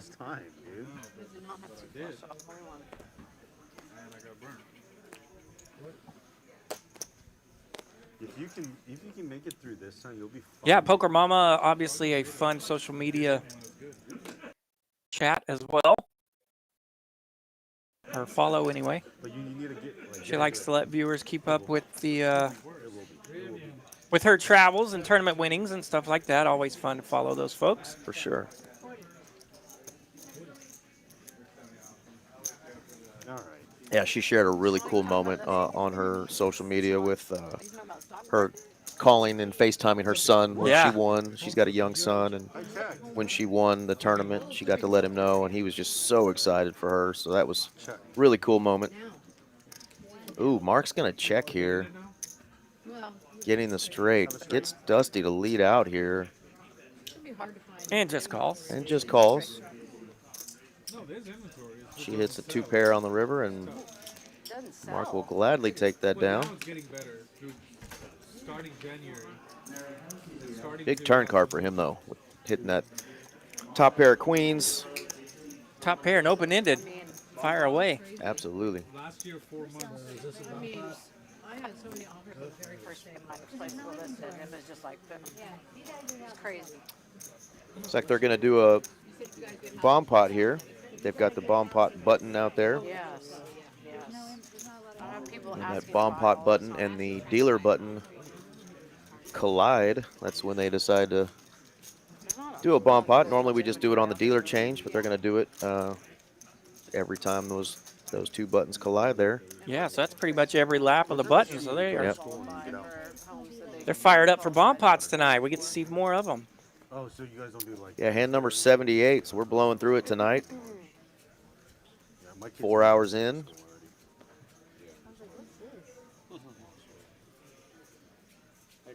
Andre doing a good job pitching the cards. So there we go, a 4-card quarter bomb pot. Big double boards. Andre's funny. I don't know if you've been at the table when the bomb pots are going on. He says, "Let's blow some shit up." That's his tagline. He loves saying it. Great dealer. Anytime the table gets short, he tries to get players over by saying, "Hey, everybody's drunk over here. Main game. Main game, table 10. Seats open." 2 players with aces. It's always fun. But Sturdy has found himself with the nut flush draw on the top, so he'll probably hang around. No nut flush draw on the bottom, but nut flush draw on the top for Sturdy. Yeah, the best thing to do on the bottom right now is bottom pair and the over pair of aces. Dusty has flopped a boat on the top, by the way, so nut flush draw in a predicament already. Yeah, and OFC's doing the raising there. He's got 2 pair. He's got a boat. He's got 3s full of 9s. Nice. Gross spot for him. And now we have a heart on the turn, so we could see some interesting action here. It should be a chop, though. OFC does get the flush on the bottom board. Full house on top. Sturdy just in a horrible spot here with the nut flush on top, but no boat. And he's kind of stuck in between here, so it's going to be tough to see. This lead out could very well be a flush on the bottom. So he's got to figure out if he wants to hang around there or not. Of course, Dusty ran into quads earlier when she had top boat on one board. Hi. She flopped jacks full, and she was up against Becca's quad 7s. Top boat, no good. And Sturdy expresses the face of someone that is stuck in between action here. He's really trying to put together the hands that he could potentially beat, thinking about what board these players are actually betting on here, as Dusty led out for 1.3K. And he likely is aware that he's holding the ace of spades. Which gives you bluff opportunities in a normal PLO game, but in a bomb pot, it's really hard to bluff and get multiple opponents out with multiple boards. And he is going to call.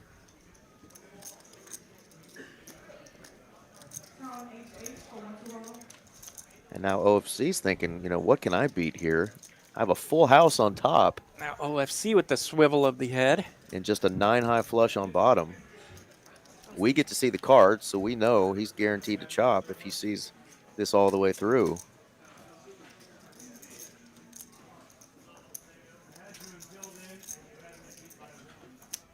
Yeah, the only outs he will be trying to dodge is the deuce and 5 of Sturdy. As we know, the aces are all locked up. Another player in the hand, folded aces.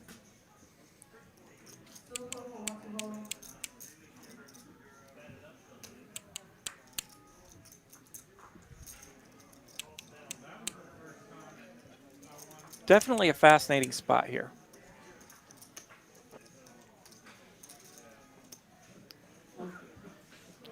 Wow. Let's it go. I don't blame him. I don't think I would have messed with it there either. And so now Dusty has counterfeited Sturdy on the bottom. 9s and kings will actually be good on the bottom. So Sturdy is in a heap of trouble. Well, he'll have aces. Aces and kings. Aces and kings. I'm sorry. Yeah, he counterfeited himself. Pardon me. I forgot about those little fellas hanging out over there. But is he going to want to face a pot size bet of 4,100. 47.50, 39.75. It was 24 plus 15. So, 29. No, that's not right. Yeah, so now both boards have paired. Not necessarily in Sturdy's favor. 12.75 times 2. Yeah, it was 15.75 plus 24 something. 24 and change. So he'll know he's holding nut flush on a paired board and has a quality 2-pair holding, but in bomb pots, man, that's tough to sniff out. So we'll see how much Dusty wants to fire here. I would imagine at least 3K. She is going to bet pot, it looks like.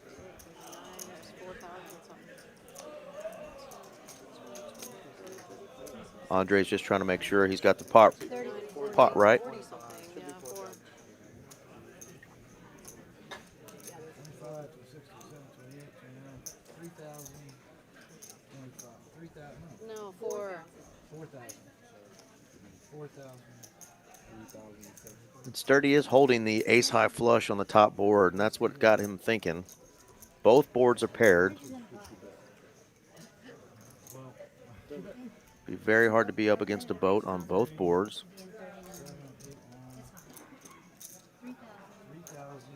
3,100 is what happened. 4. 4,000. Yeah, this is one of those bomb pots where there's not a common card on both boards. Yeah, so very, very hard to have, you know, King Deuce 3-9 in your hand or King Deuce 9-9. Especially when he's holding a deuce and a 5. Deuce and a 5, exactly.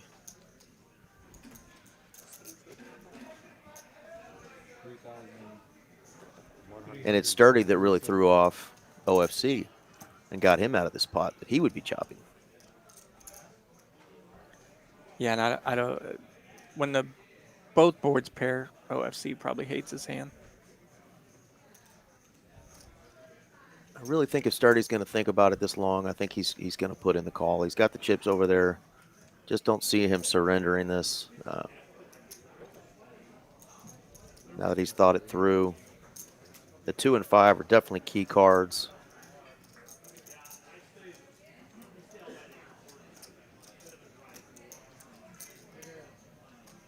And of course, the real key to bomb pots is stick a bunch of money out there and see if some of it comes back.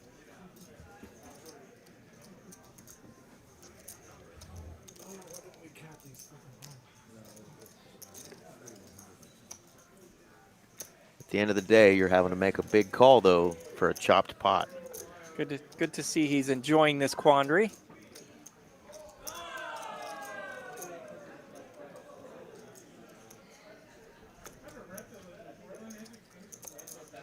Both hands on chips.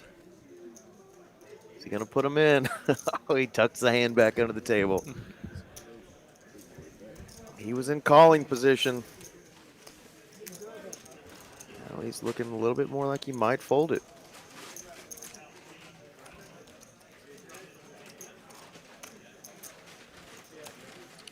Really, the two aces that he's holding gives him a hint.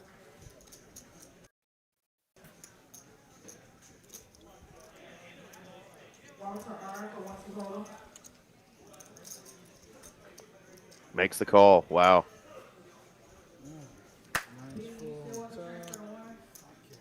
And OFC is thrilled to know his laydown. He clapped it first, but now he sees, oh. So did I. 10-3. So was. I called the 425, you folded. I raised my. Yeah, he knows he had 3-9 on the top. Then I quickly realized he did not. Did 9-3? Oh, I had the other aces. You had aces? I had 10-3. I'm like begging for an ace on the top. But I did fold a flush at the bottom. Yeah, exactly right. I had a full house and a 6-high flush, I folded. Thought it was a 9-high flush. Well, you were before me, though. Yeah, it was a 9-8, I think is what he had. Schmedium. Well, Sturdy made the call there and took down all those other people's dead money. Yeah. Yeah, so Because I knew that was a the pretty river juicy was pot to chop. Yeah. If you're gonna chop one, chop a juicy one. No, it stays. Stays Well, when you call, my He got flush could messed be up. dead. Like, I think if you actually hear the number and then just put in the prompt. But I would have still won the bottom if I got involved. And we're about to find out. Are we? Yeah, we're on the Hold'em variety. So back to hold him here for a couple of hands. What is this? 5, 5, 10. We're straddling 25. Yeah, that's standard, I think. Yeah. 25's straddle has been on pretty much all night, and the 50's been on quite a bit as well. yeah. What is the hell? I had the nut flush, and then I had aces with the ace of spades, the naked ace of spades on the bottom. 75.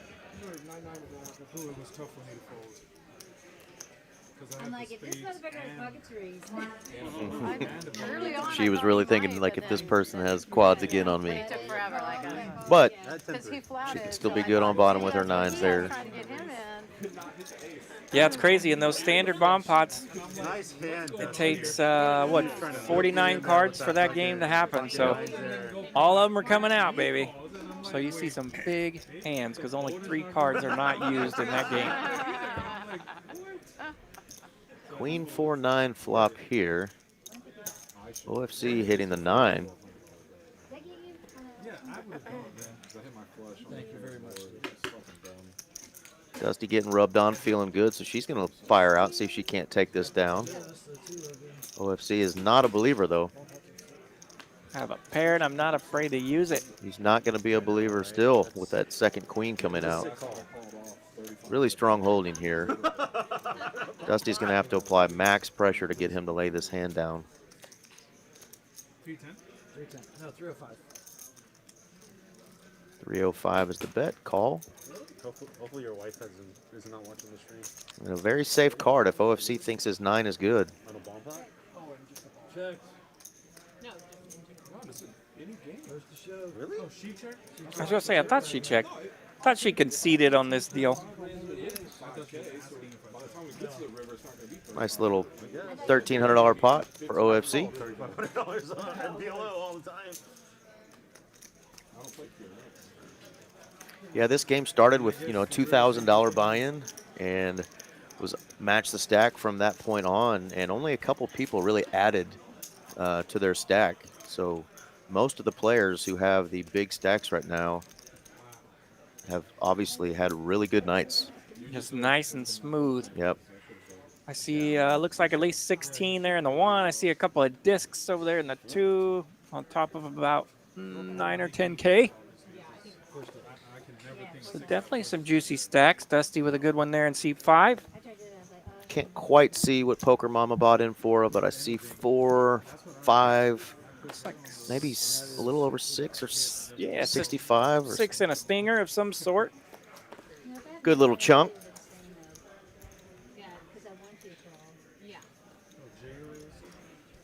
Let's go!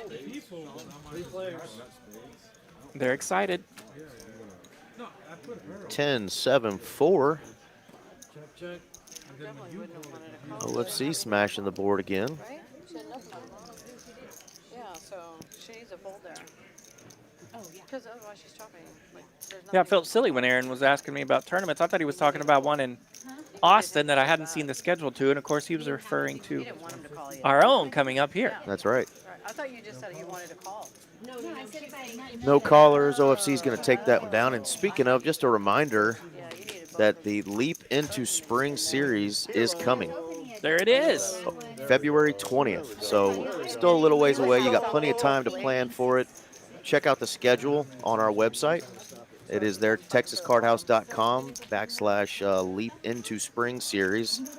The full calendar and schedule is up. There are some really cool events going on. A little different from some of our other tournaments. So come and check us out February 20th through March 4th. A lot of money to be won. Those tournaments will be banging. They will. And we are back to PLO. Full round of PLO. Yeah. That's a beautiful new button they've got for us for the round of each. That's fantastic. Big bright blue PLO that we can see very clear. Poker Mama got the hoodie up now. She's over there in that cold corner. It gets cold up on that Man. stage. 5,300 buy-in? Yes, that little corner there takes the brunt of the vent. She's like, go for it. And I was like, there's only 50 players. I'm not going to. I walked in, there was 60. And I said, A little buck and a quarter from the button. do it. Suited ace with some connectors. Still over here.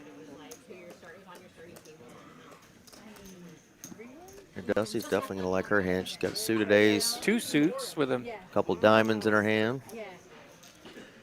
medium connected. That's cool. Jack 3-8, 2 hearts. And Colby sitting on the nut flush draw.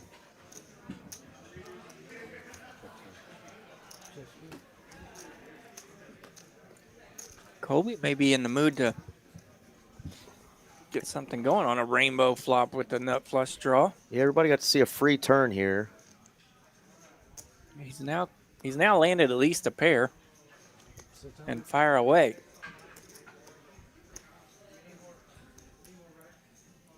$600 into that 635. And really not a lot of stud holdings out there. Sturdy may take a peek. What's he got? Double gutter there? Yeah, Yacht Club has the open ender. So he's going to make the call. Yeah, there's a 9-10. Okay. With the club draw as well, king high. Does not improve, though. Colby actually improves his hand by landing the little pair that he had. So he now has trips with the ace kicker. Yeah, really solid run out. No straight possibilities on the board. It's only going to be beat by a full house. He'll go 7 this time. You probably saved me a shit ton of money. I pulled the bottom set. You probably, thank you. Somebody folded 3s. I didn't get to verify that, but I believe him. That is the lovely Miss Mallory on stage, kind of checking in on her players. Miss Mal. Mallory is the person to get a hold of if you want to play on this live stream in Dallas. Typically, we run a little bit bigger game, just Hold'em on Tuesday nights, but we mix it up and do some round of each and PLO like we're doing tonight. So if you want to play in any of our streams in Dallas, scan that QR code or contact Mallory at the phone number or website there. And then once I got, And she will try to get you on. and then I was like, oh. Yeah, typically these 10K stacks, not so much. I was down to 4 bigs. Yeah, this one's firing pretty strong for, what are we officially, 2-5-10 tonight? 5-5-10. 5-5-10, okay. With obviously the $25 straddle, and we've had quite a few $50 double straddles. Last week we had some $200 double straddles. I remember those. Triple straddles. Last week was wild, and we had a blast on that stream, and this one's been fun too.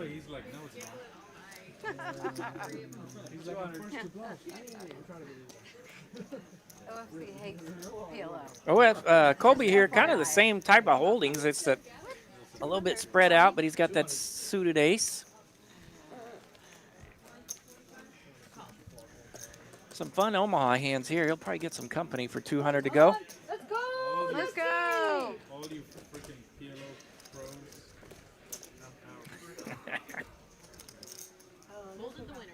The beauty of round of each. OFC, more of a Hold'em guy. Colby, more of a Omaha guy. They get to pick on each other about each other's games. Ace 7-9. Becca's going to pick up nut flush draw, but she's got 3 of them in her hand. Dusty will have an open-ended straight flush with this flop.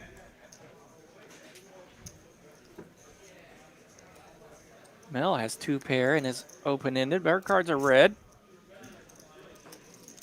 So we've got some things going on. Colby's actually landed top 2, so that's strong enough for him to lead out. Continuation bet. Yeah, everybody's got a little something. Dusty's going to fire away with that open-ended straight flush draw.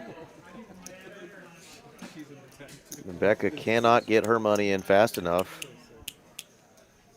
which leaves Poker Mama, or she's going by Mel tonight. Have to figure out why, but she's put in a little quandary here. Yeah, I was wondering where her cards were, but that would explain it. She's going by Mel.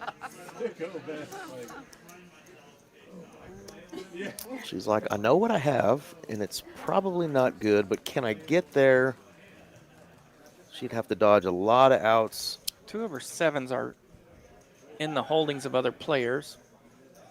So that is all of them. All 4 7s are out. One of the jacks that she would need for a straight is out.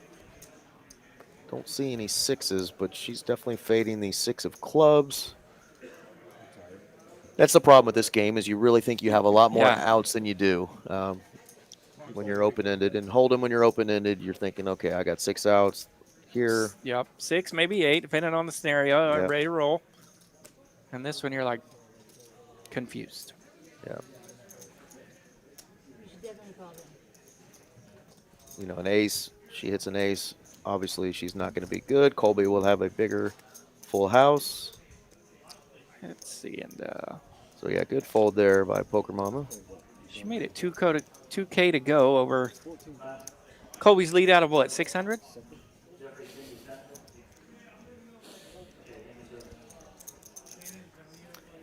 Colby's stack here probably sitting around 3K-ish. And he's got a little backdoor spade flush that he doesn't realize is actually good against these 2 opponents. He'll see a turn. So he may have shipped there, but it's not going to be a heck of a lot more. My boy Handsome Andy's joined the chat. What's going on, Andy? No, I don't have 15. Handsome boy himself. Handsome Andy. Thanks for joining us.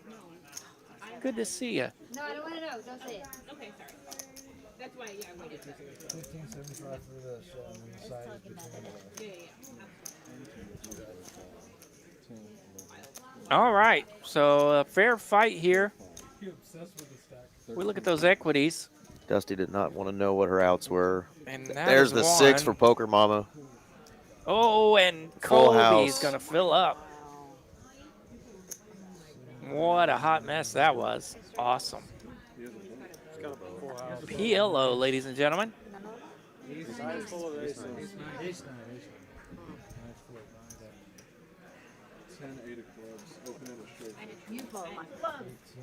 Dusty did hit the straight.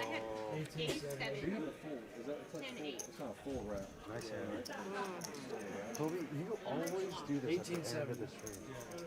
Last time you did this. Always. He's the closer.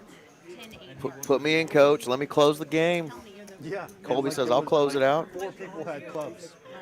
And he still hit it. Yeah, that was nice. So yeah, and I don't know what was Becca's stack there. That's a pretty good pot. Approaching $10,000 in that pot, so definitely pretty juicy. Nice hand, bud. If I have enough. Yeah, they decided to just go one time, 3 ways, and Colby says, I will take the full house, please. Yeah, the lowest of the 3 equities there comes home to bring it in. And that is PLO for you. 2 players hitting a straight on the turn there if Poker Mama had stayed in, and Colby just saying, nope, not good enough. He's stuck, though. Like, he wants to get unstuck. So yeah, a pretty fascinating hand there as you see a hand like Becca's top pair nut flush draw, and actually some big overcards that could have counterfeited the 2 pair of Colby. Whether she, whether you take that into account or not, you never really know. You often assume you're up against a set. But yeah, that gave her hand quite a bit of equity as well. 2 of the clubs, of course, covered up by Dusty's open-ended straight flush draw. So she had her full 8 outs. I think they're wondering, why he was willing to put that in, but he's got top 2, Top 2, backdoor, and stuff. Yep. Stuck is the key. Get it in while it's good. It may not hold. And of course on the turn it was no good, but he got there on the river. And a lot of times like that, you think your opponents are holding each other's outs, and they had quite a bit of them. There was 5 clubs amongst his 2 opponents there. So. Oh, thank you. Oh my God. Not Mark's going to pot this one up with aces and a suited ace 10. Some Broadway holdings as well. OFC coming along. He's got a suited ace as well on the club variety. Feel good about it. 8, 5, 6. 2 diamonds. 3 diamonds in Yacht Club's hand. What are you holding an 8 here? Another 8. Could be an exciting board if our players weren't holding a bunch of letters. 7-4, 10-8, 7-5, 10. Probably is going to go check all the way through, and it does. Mark's going to show his aces. Good run out for Mark there, considering the holdings of his opponents. Not the best board to look at, but he'll take it. Doesn't Omaha have their own set of rules? Yeah, it does. You have to use 2 cards. So which cards did I use? I used. Giving OFC a hard time. He's pretending to play dumb a little bit. He may not be as an esteemed PLO player as he is Hold'em, but he knows what he's doing. He's just giving Mark a little hell. Yeah, that is a 5K yellow chip on top of Mark's stack there, so he may not have the chips in numbers, but he definitely has the right denominations there. What are the other 2 cards? No, sorry. Jackson ace and whatever your highest card. Yes. I was praying for a king of clubs. I'm trying to remember if I've seen Jay. I feel like Jay's played some different games, right? Jay's played on our stream before.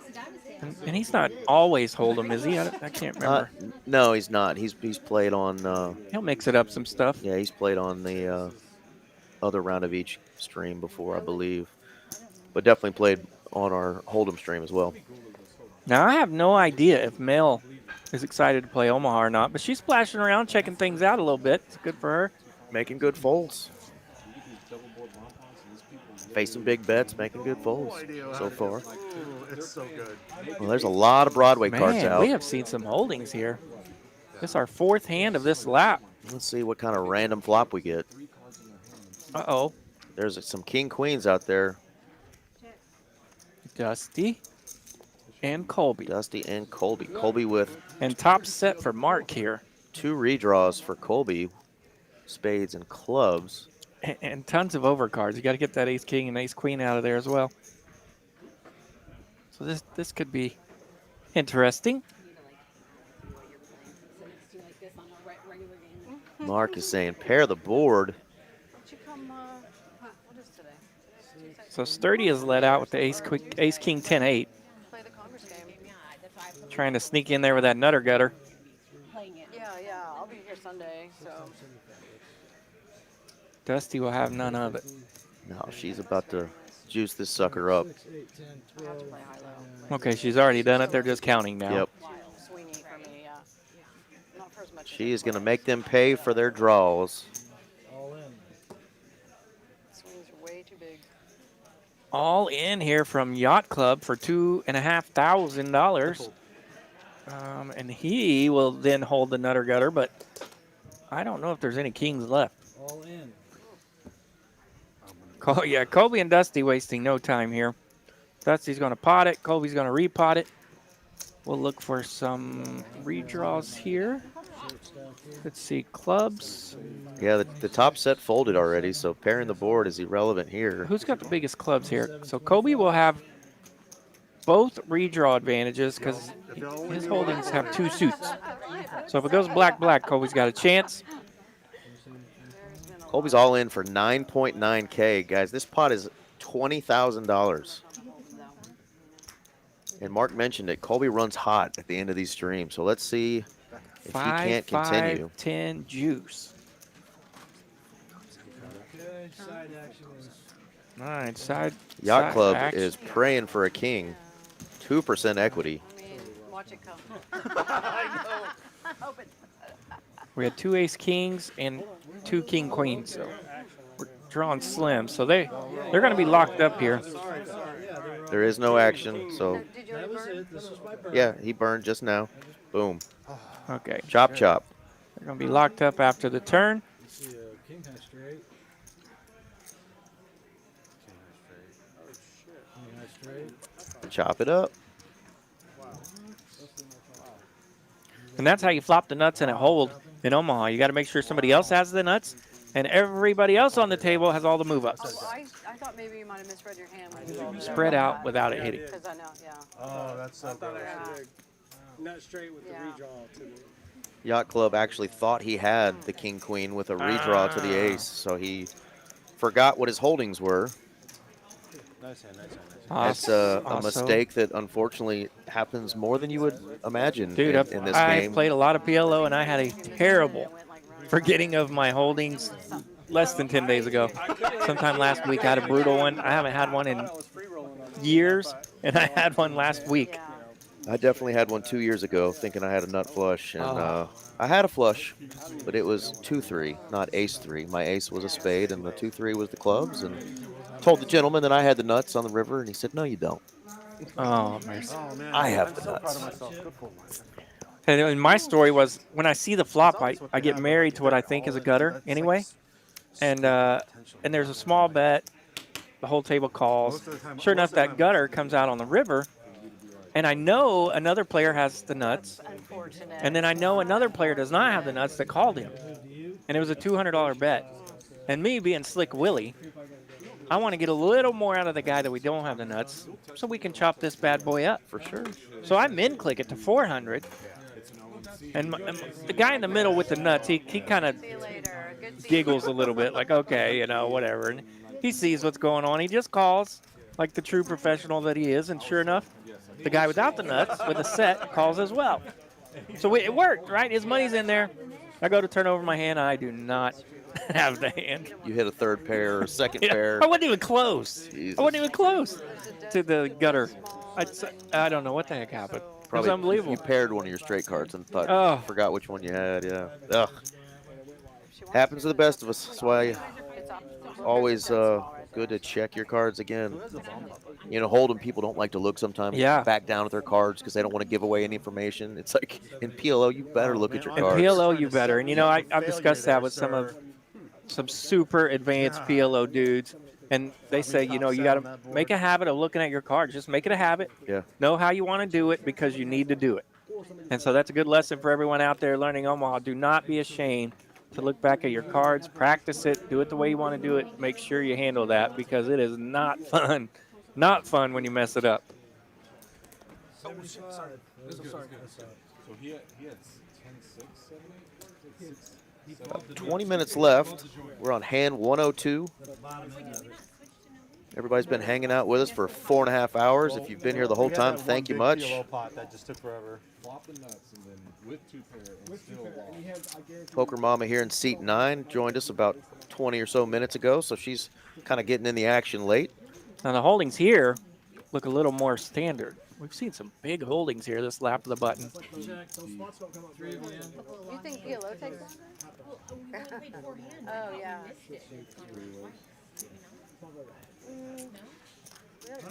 Let's see. Yeah, they were. They were. Sturdy's going to bet 100. It takes Hold'em players to play. Oh, really? Oh, God, yeah. It just kills me. I'm like, they only have 2 cards to think of, like PLO. That's so true. They got 4 cards that fold. Like, if they don't miss, or if they just miss everything, it's easy decision, I guess. I think that's Becca talking. She likes to play Omaha games, high-low games. She will play mixed games. She plays a lot of games other than Hold'em. So PLO, if you don't hit the flop at all, you're gone, No hearts, no straights. Dusty will hold the best of it here. With queen high. Hello. Check, check. Either have something or you don't. He's like, I have jack high. She says, I have queen high, and I'm going to win 565 of your dollars. Nuts $1,000. And she yells, "Nuts, ship it." With queen high. That is something that you do not see in PLO very often. Queen high, bro. Wow. In PLO. My fault. Jedi Master wants to know where everybody's from. We like to do that too. I know we've had some Scotland in the house. Yes, and sir, Jedi. We had some California in the house earlier. Eric and I, of course, living in Dallas now, but Right. I represent from Oklahoma. We had Murphy, Texas, Oh, okay. next door neighbor to my hometown of Plano, where I There we grew go. up.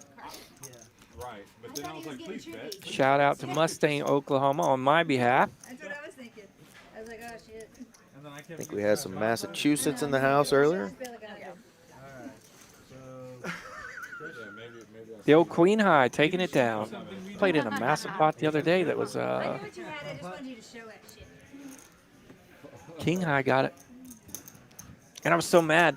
I actually was going to ship on the turn with a pair of fives and a 6-high flush draw and a gutter ball. And I chickened out.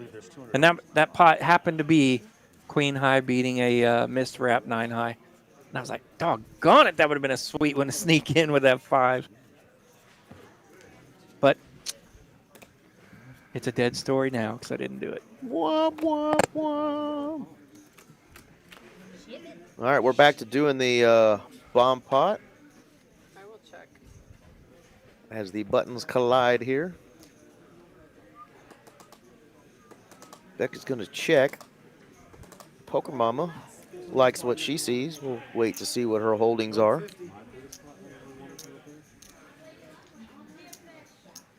She's got a bottom set and a gutter ball on top. I was going to say, look at these equities. Nobody's going to win.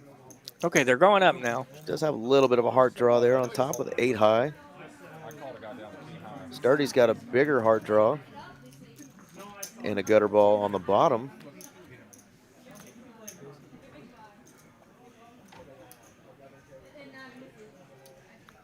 See if we have any king queens out there.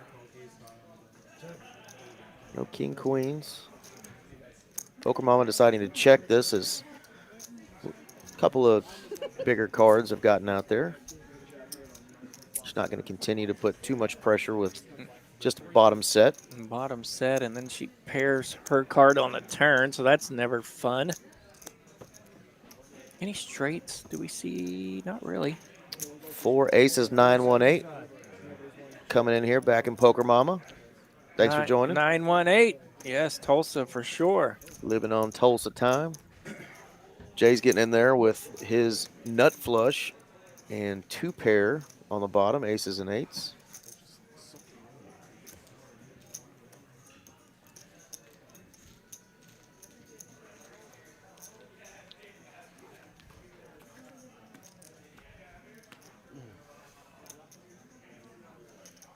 Okay, more bad cards here for bottom set.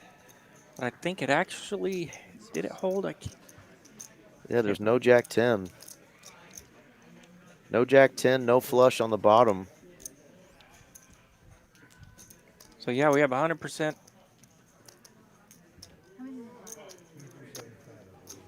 So Dusty holding King 10 here will be able to bet. She's got 10-5 on top and a king on the bottom. No fear. Playing both boards, she'll fire away. Puts bottom set in a funky spot. Funky town indeed. I'm about to. Fucking backwards. Great state of Maine in the house. Sounds cold, Nice. but that's awesome. Sounds really cold. Welcome, Mr. Bradley.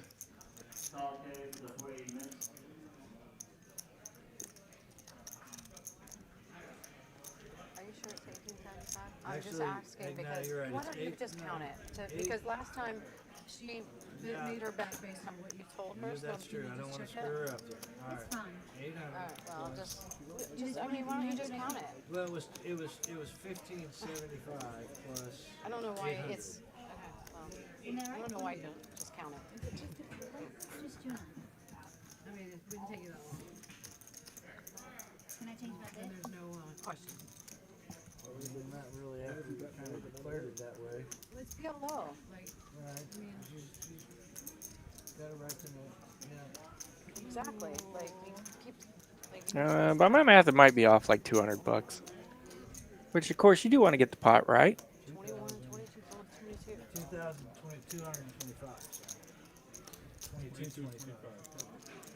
2225. All right, Poker Mom's gonna fold. I just know you bet less than Probably in the long run a good fold. Yeah, You it's know, tough. Yeah, it's an ugly spot for sure. You're calling the chop. On that last one, the very first number I threw out was like 39 or something. 49. 8-8 and a pair there. 8-8 and any pair on the top board gets you being. Button stays there. Oh, that's right. Jack 10 sweeps you.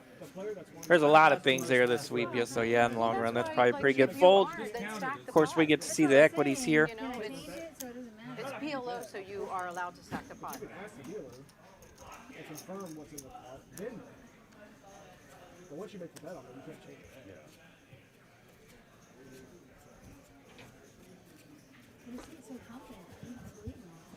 He didn't say it confidently though. That last one just now, he didn't say it confidently at all. He was like, Well, you can say if you want to bet the pot.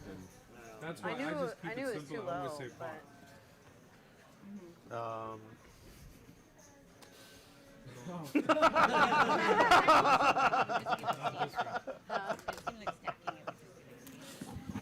well, most of them they do in my group, but it's a high-low. All right. Bobby Pierce in the chat saying he's from North Richland Hills. Will be coming to play at TCH this week. Looking forward to playing the bomb pot game. God bless you, because that game gets wild. Those guys are psychos, Bobby. You'll love it. Yeah, that game's pretty wild. Sometimes it can slow down a little bit, but man, it's nothing compared to what it used to be. It used to be just flat out insane. So it has slowed down a little bit, but it's still pretty crazy. Those guys take some nasty beats and are just cool with it. But they will stack them up too, boy. Jack 4-9 Rainbow. Oh, wait, let's change it. Yeah, let's King Jack 4. We're gonna have to get Randy Radar out to double check this one. OFC with the King Jack. It was not Mark betting 450, it says, but actually that's wrong. That says OFC bet the 450 and takes it down. There we go. Okay, so it was King Jack 4. OFC with the massive equity. Yeah, my back's been. Nice, yeah. Bobby, the PLO or the bomb pot game usually runs over at the Las Colinas location, so hope that's the one that you're going to. But you can always check Poker Atlas, Yeah, they the usually app, to see if we have one running here at the Dallas location. But the bomb pot game has primarily been running over there at the Las Colinas location. Yeah, usually a $10 bomb pot and going most often. They play most every day. Yeah, I got a little excited. I was like, oh man, we converted OFC. Good food too. Got some new items on the menu over there.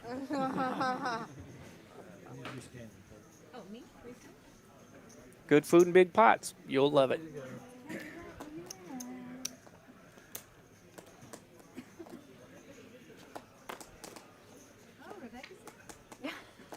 On the button, I have to be it's like,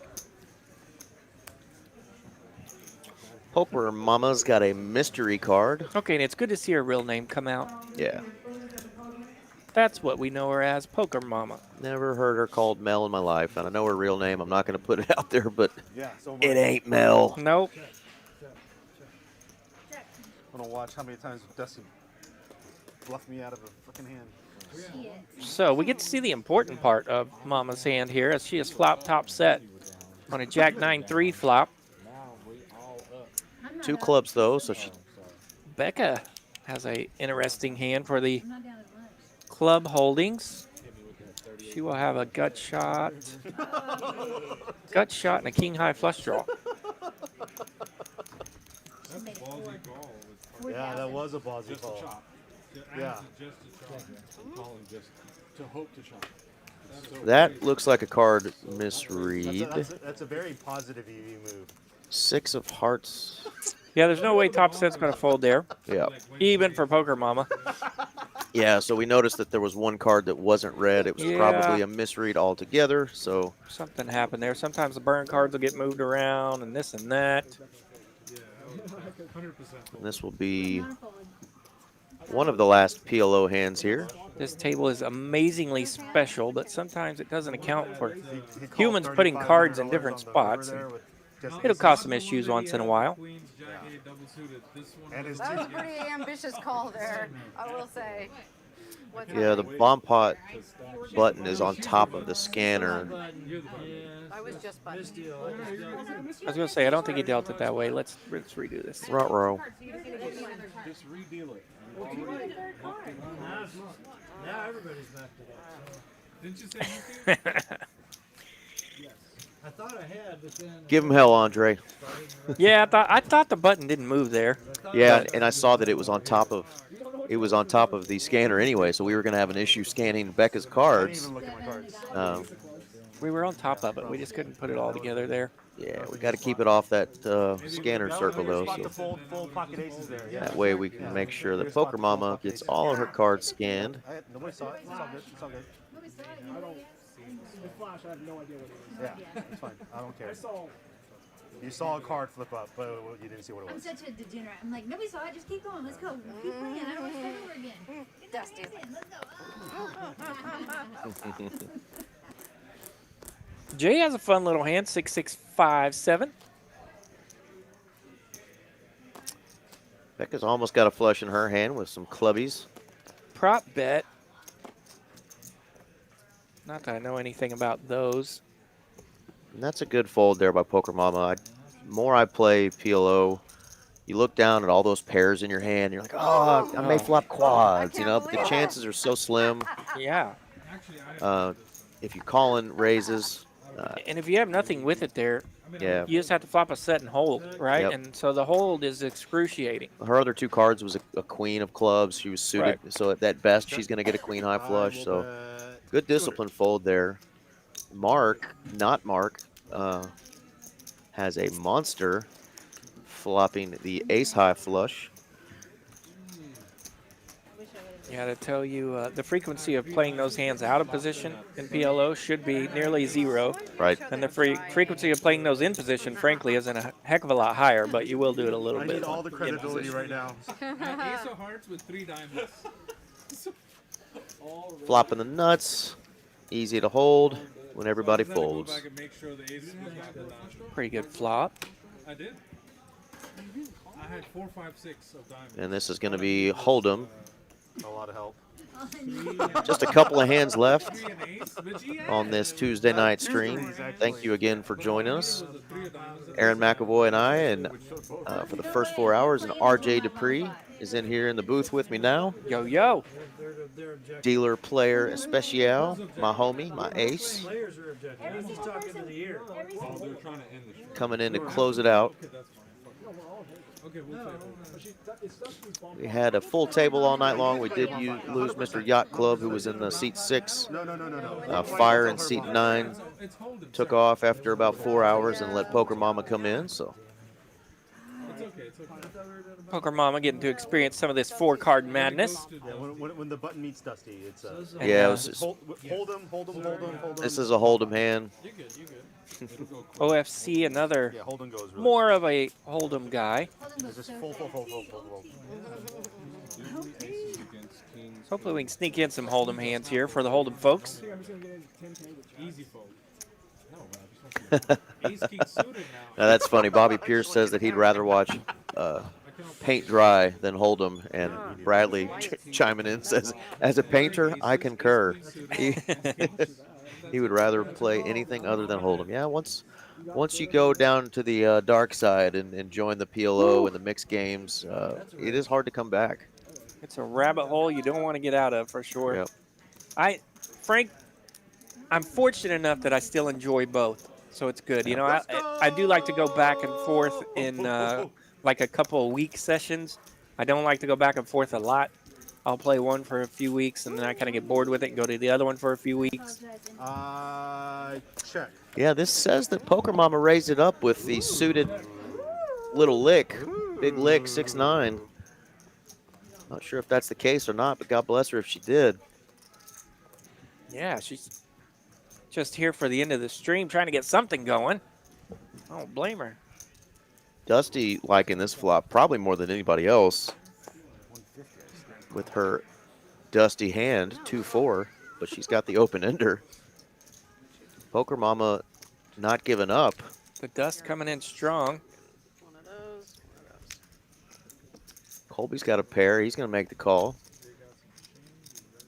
See if Dusty wants to get rambunctious with this open-ended, and she does. Bump it up. And Jay won't be calling, I'm sure. But what a sick card a 6 would be on the turn.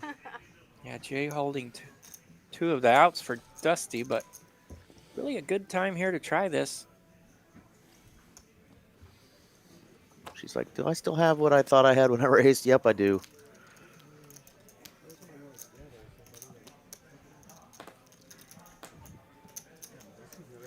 For a second there, I thought she was reaching to make highlight special of the week.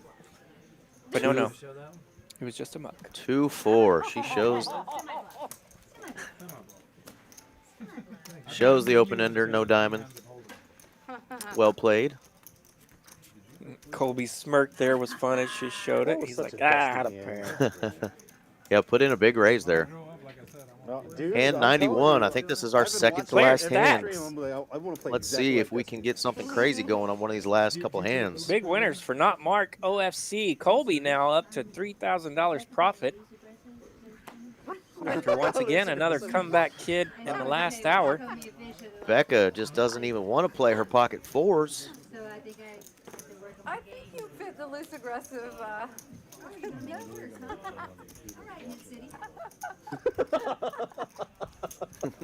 That's been Dusty's thing. She's getting called loose aggressive. She said, all right, Knit City.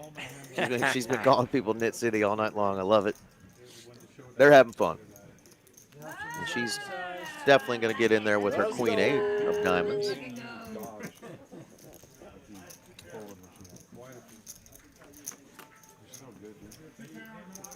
Get the graphics correct here in a second to see the hands. I think Jay has Ace King. Oh, it's a round of Hold'em, round of PLO. You want in? Yeah. Get off the stage. Yeah. Who is this? How much what? Who is this checking out the game? Put him in. What's the minimum? I mean, the stream's gonna be over. Like, they have a list. They have a list up there. It's, hold on, I'll show you. Yeah, I think last time they played Round of Each, the game continued quite a while after stream and brought in some new players. The list kind of filled in to at least continue the game. And yep, if that board is correct, Dusty will be raising here as she has a straight. She does indeed have the straight. Now she'll have the middle straight here, not necessarily the nut straight, but she may want to. May want to fire. Oh, Jay's all in for $255. Is that what I'm seeing? I gave a player my seat because he had been waiting. So. Okay, Jay was not all in. There's plenty of chips in his hand. I guess she must have not had a straight. There must have been another. They're throwing all sorts of curveballs Yeah, they're at throwing us. some curveballs at us. This is going to be our last hand of the night here. No. And I think they are just going to call it a night. So we're going to call it a night. RJ Dupree, Eric Van Loozen, thank y'all again for joining us tonight. Two more hands. Live from